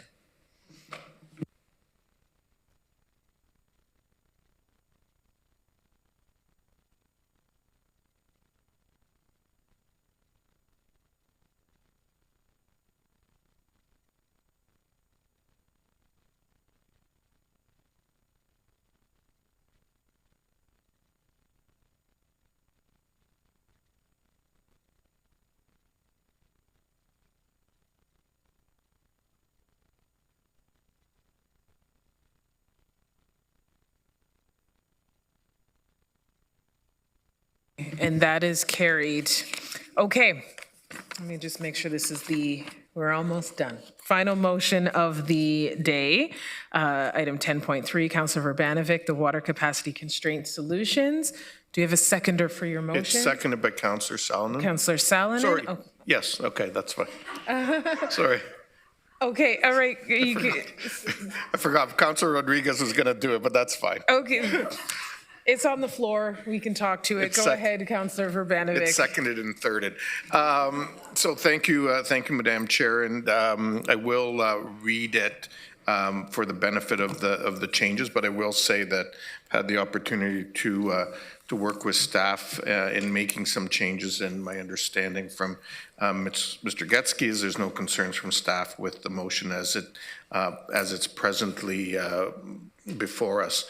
If I can ask the clerk to put it up, but it reads, whereas the region of Waterloo has identified water supply capacity constraints within the Mannheim service area through its water supply strategy update and associated third-party technical review, and whereas the region's existing methodology for determining remaining water supply capacity has been updated to reflect operational constraints, hydrological realities, and the need to maintain an operational resiliency buffer, and whereas the region has already established a risk-based approach to provide allocation of future unbuilt water and wastewater service capacity to enable growth, example, plans of subdivision where the following criteria has been met, a capacity expansion project, a capacity expansion project is imminent and included in the first years of the region's 10-year capital forecast. 2, a sound technical basis exists for the anticipated capacity, supported by an environmental assessment master plan or equivalent engineering analysis, and 3, area municipal recommendations guide approvals with no more than 50% of projected new capacity allocated in advance of completion. And whereas the region has developed a preliminary list of initiatives to restore and increase capacity within the Mannheim service area, and whereas municipal and industry partners have identified the urgent need for a clear, transparent, region-wide allocation approach to ensure consistent interpretation of capacity constraints and development impacts across all area municipalities, and whereas Waterloo Region continues to be in a housing supply crisis, particularly for lower-income individuals within Waterloo Region, and whereas according to the 2019 Labour Force Survey, 24,300 people are employed in construction which could be at risk. Therefore, be it resolved that region staff be directed to work with area municipalities on a risk-based approach to advance the allocation of up to 50% of planned and unbuilt capacity coming online within the next 5 years to support development approvals in conjunction with restoring sustainable operating rates and the minimum operational resiliency consistent with the region's long-standing practice. And if I can speak to it, Madam Chair, and I'll use the words from one of the delegations actually earlier today, because I do think that when we last dealt with this, there was a perception, and I want to be clear on that because I spoke to it then, there was the impression that somehow staff were being asked to not acknowledge and recognize either the technical realities or the regulatory obligations. And under no circumstances was that ever suggested, nor something that staff should consider doing. However, I think, and as we heard from the many delegations that were here today, representing hundreds, if not thousands, of people who are part of the sector. We understand that the situation we're in right now has a significant impact on people who make up our local community. It's part of the reason I actually wore my Support Local sweatshirt today, because I do think that it is important for us to consider these economic realities, both in terms of the impact on folks who are employed in the sector, those who have secondary employment as a result of people in the sector, and trying to find a way that we can move forward in a responsible way to get construction moving as quickly as possible while we address the challenges that staff have been working so hard at over the past couple of months to address, and the some of the interim steps that we're taking, including what we approved last Friday around the virtual horseshoe, in terms of some of the additional water treatment capacity at Mannheim that was approved. So I do hope that Council can see their way to supporting this. I think we heard a lot of support from the industry on this. And, I believe it is a step in the right direction that will allow our staff to continue to find those pathways forward using the risk-based approach that I talked about both last committee day and, last council day and today. Thank you, Madam Chair. Thank you. Councillor McCabe. Thank you very much, and I appreciate this motion being discussed. I guess it was last week and then modified, so it's something that's that staff can work with and that hopefully we all can agree upon. Obviously, this issue is the most critical one that certainly I've faced in the 3 years that I've been around this horseshoe, and I do, as I said earlier, appreciate all the representatives coming in today, people who've met with me over the past month and a half, sharing your stories, sharing the impacts, etc. It really is helpful, and we hear you, and obviously we're all seized with this issue. I just would propose, one question first. I just want to make sure that that the wording of this motion includes infill as well.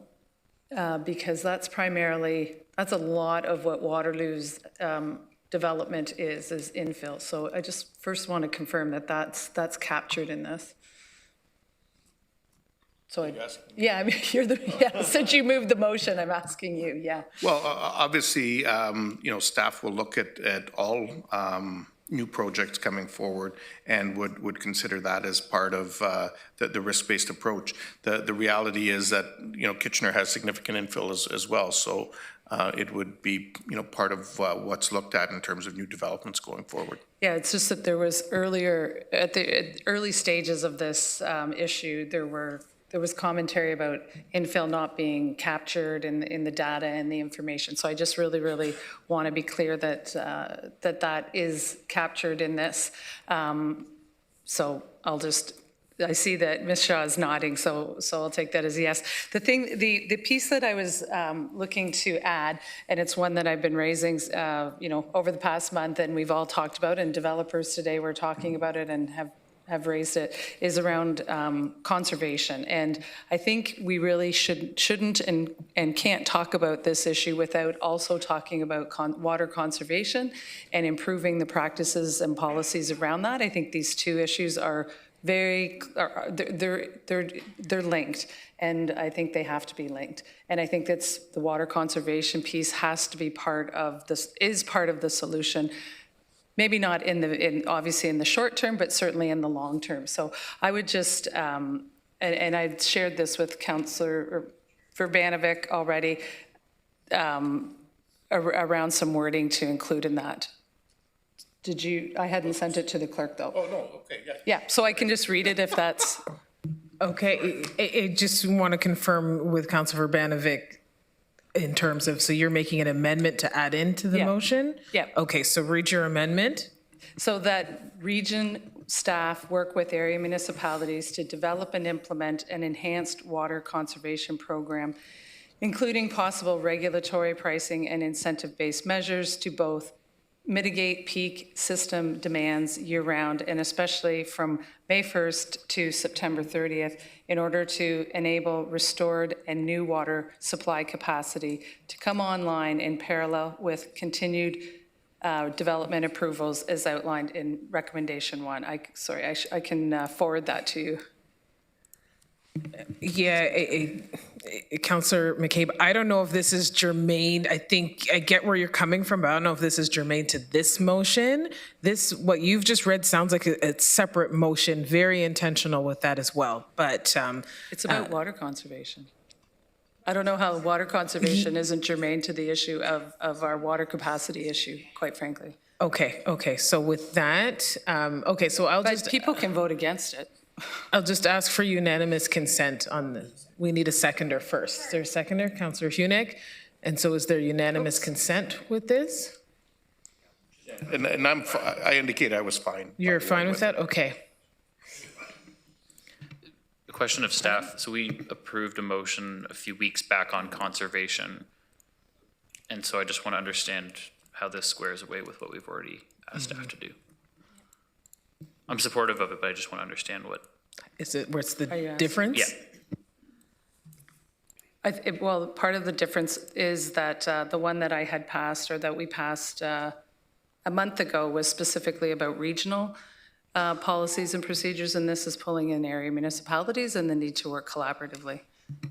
Okay, thank you. Okay, all right.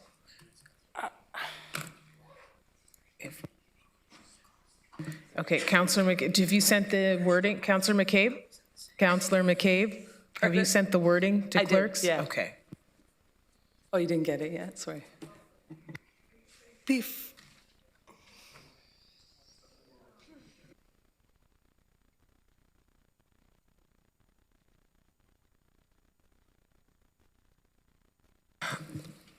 I think, okay, Councillor Hunick? Thank you, Chair. Before I ask my question of Director Kwok, Director Shaw, I just want to make a quick comment that I value the livelihoods of the development industry. They are valued citizens, just like anyone else who lives in this region. And I want affordable housing to go up more than anything else in this region. So I'm there with you. Director Kwok, Shaw, the words up to 50% are scaring me. In your professional opinion, is this motion sustainable? So through the chair, I think it's too early to say I like the up to, because again, we have to do the risk-based interim approach, and that may change as capacity comes online. I can live with the motion the way it's written, because it does specifically have the pieces in there that we need to have the operational resiliency, and we need to be operating in a sustainable way before we start making those decisions, is how I read it. So I appreciate the modification. So the up to is beneficial, not counterproductive? Correct. Okay. It gives us flexibility, yes. Thank you. Councillor Rodriguez? Yeah, thank you, Chair. And I just want to thank Councillor Verbanovic for taking this away and coming back with something that is workable for all. And I think right now we're kind of at this point where our hands are together and we're at a zero, and there's risk involved with this. There's risk involved in this, and we need to understand what a narrow window is, and we absolutely need to get there as soon as practically possible. And I think what we're trying to do here with this starts that process to go from here to here. And we heard loud and clear today how important that is. So look forward to supporting this. Thank you, Chair. Thank you, Chair Redmond. Chair James, you're doing a great job. This is like unwinding spaghetti, I think. I'm very supportive of this motion. I too want to commend both staff and Councillor Verbanovic for massaging this in a way that moves us forward in a very significant way. I also just wanted, this is my little PSA, that we will be moving all water reports to a special council meeting, which will fall starting in March, the day after standing committee. There is so much interest in this, and we don't want other very important issues pushed off of the agenda for SID, so we'll be instituting that. I know council already knows about it. I've got Councillor Craig and then Councillor Urbanovic. Councillor Craig? Just very quickly, I mean, we've heard a lot of debate today, a number of delegations with regards to their point of view of what the problem is. We've got staff's recommendations, we got the councillors, my colleagues' recommendation on the table right now. So what is the message we're saying publicly? Are we saying that this issue has now found a solution and that people can develop within the region of Waterloo? There has to be an overall message. Okay, so Councillor Craig, this isn't about this motion right here? Of course it is. So I think, you know, we have to get through this motion first and then come back to the other business, because you had addressed this earlier when this motion wasn't on the floor. So I think it's something that we can address in potentially other business after we get through this motion. I have a couple of things to say under other business. Okay, Councillor Urbanovic and then Councillor Foxton. Well, I think I'll leave it for other business because I think this notion of moving to Wednesdays is a problem, as some folks identified at lunchtime. So I have another suggestion I'd like to put on the table. Okay, Councillor Foxton. I was going to talk on the Wednesday thing, so I will also wait for other business. Not related to this motion. Okay, so we are going to vote on the motion as it is fully amended.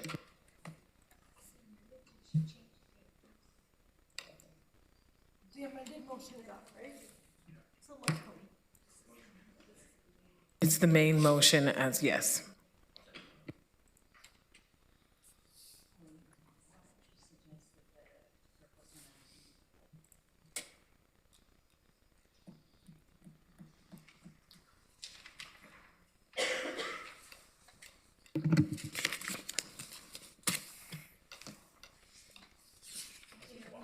Councillor Foxton?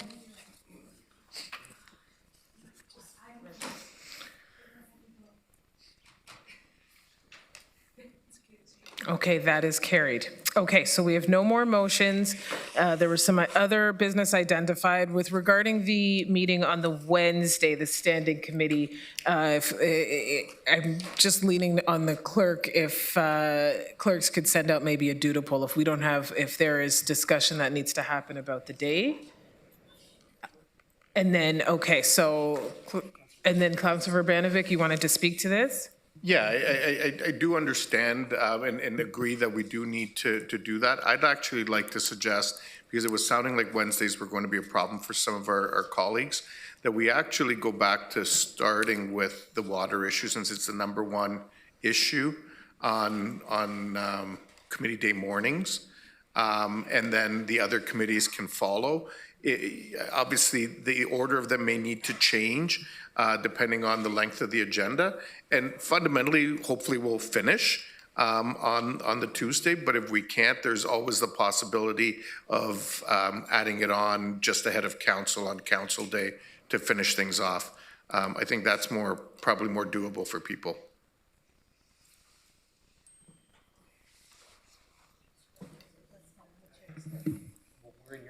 Okay, Councillor Craig, and then we'll.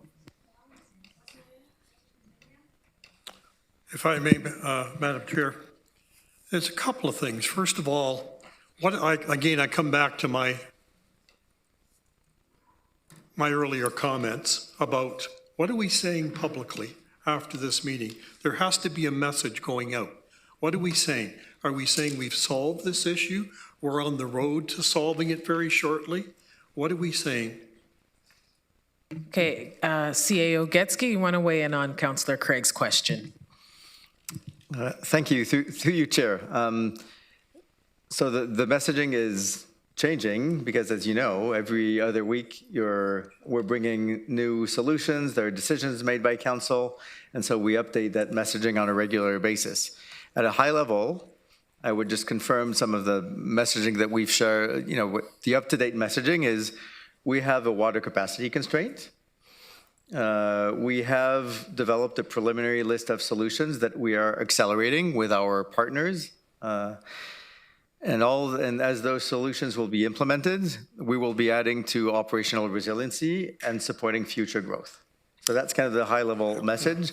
And we can, we're happy to bring and to circulate with council some additional messaging to help you in the conversations you may have with community. So I guess if I may, and I appreciate putting you on the spot, for this moment, it's not fair in a sense. I recognize that. But the word crisis, do we still use that word, or are we getting rid of that word and moving on? Through you, Chair, we have not used the word crisis. Well, the interpretation of the community is that. So yeah, so we do not use the word crisis. Okay. We say this is a significant capacity constraint, which requires urgent solutions that we're accelerating. But we're not using the word crisis. Okay. No. If I may, my second part, Madam Chair, and this is not a reflection on you in terms of how you handle meetings. Meetings are not always easy, but I'm thinking, we get ourselves in a bind all the time by trying to squish things in till we end up at 12:30 at night trying to deal with a water issue. Our Councillor Ivanovich motion should have been done a couple of hours ago when people were in the audience. We make people wait all day long to get an answer. And I object to that. I think we have to structure our meetings better. I think we may even have to look at coming on certain occasions on 2 days to do meetings properly. Because we're trying to push too much in and we're trying to make it, and it's making things very difficult. Now I know the clerk is looking at suggestions for changing certain things in the bylaw, but I think we as a committee and as a council need to relook at how we do meetings. I don't like making delegations wait while we're downstairs and we come up at a later time. I think we say 7 o'clock, we should be up here and we should be hearing delegations at 7. So we got to structure the daytime better. Just some of my comments. Thank you, Madam Chair. Okay, Councillor Foxton. Thank you. Similar to Councillor Craig, but not quite, is that if we're going to have a water meeting, seeing how long our water meetings go and seeing how full our committee meetings are sometimes, I think they need to be on separate days. I'm sorry. Unless you want to do all day and all night. I don't want to do all day and all night, please. Okay, Councillor Salonen. Thank you, through you, Chair. The water meeting thing, I think that's something we can figure out offline. However, in terms of following up on Councillor Craig's comments, my question is to the clerk. Are we reviewing the procedural bylaw before the election? So through the chair, our intention, we have a housekeeping report on the procedure bylaw coming forward. I believe it's either coming to council or to committee next month. That has some housekeeping changes. I will say right now, if councillors have other challenges they would like the procedural bylaw to address, we're open to direction in that regard. But it is mainly related to, or it is related to addressing challenges that we've seen over the last 4 years, including the incident that happened on final budget day. So with that, since we will be opening up that bylaw, would it be appropriate for councillors to email then? Because I'm thinking to Councillor Craig's points, those could be put into the procedural bylaw, or changing when delegations happen in a meeting could change in your procedural bylaw. For example, you'd have delegates go right before the item on the agenda is discussed. Could be a solution. I don't know if that's what we want to pursue. Would that be the appropriate avenue to address those concerns? Certainly, we're open to feedback from councillors. Great, thank you.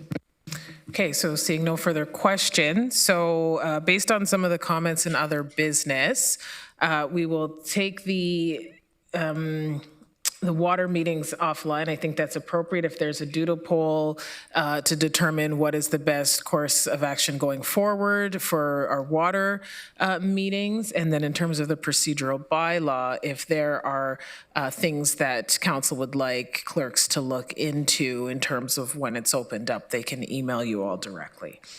Okay, so seeing no further, Councillor Foxton? Yeah, that's where we're at right now.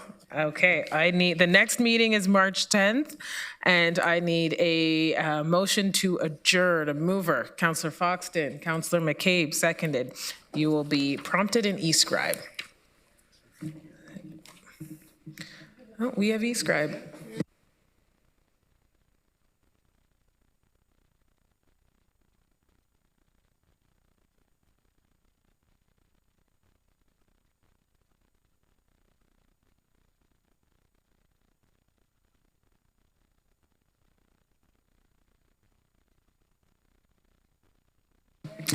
I have babies to go home to. I don't like to stay late either. That's carried. We're adjourned.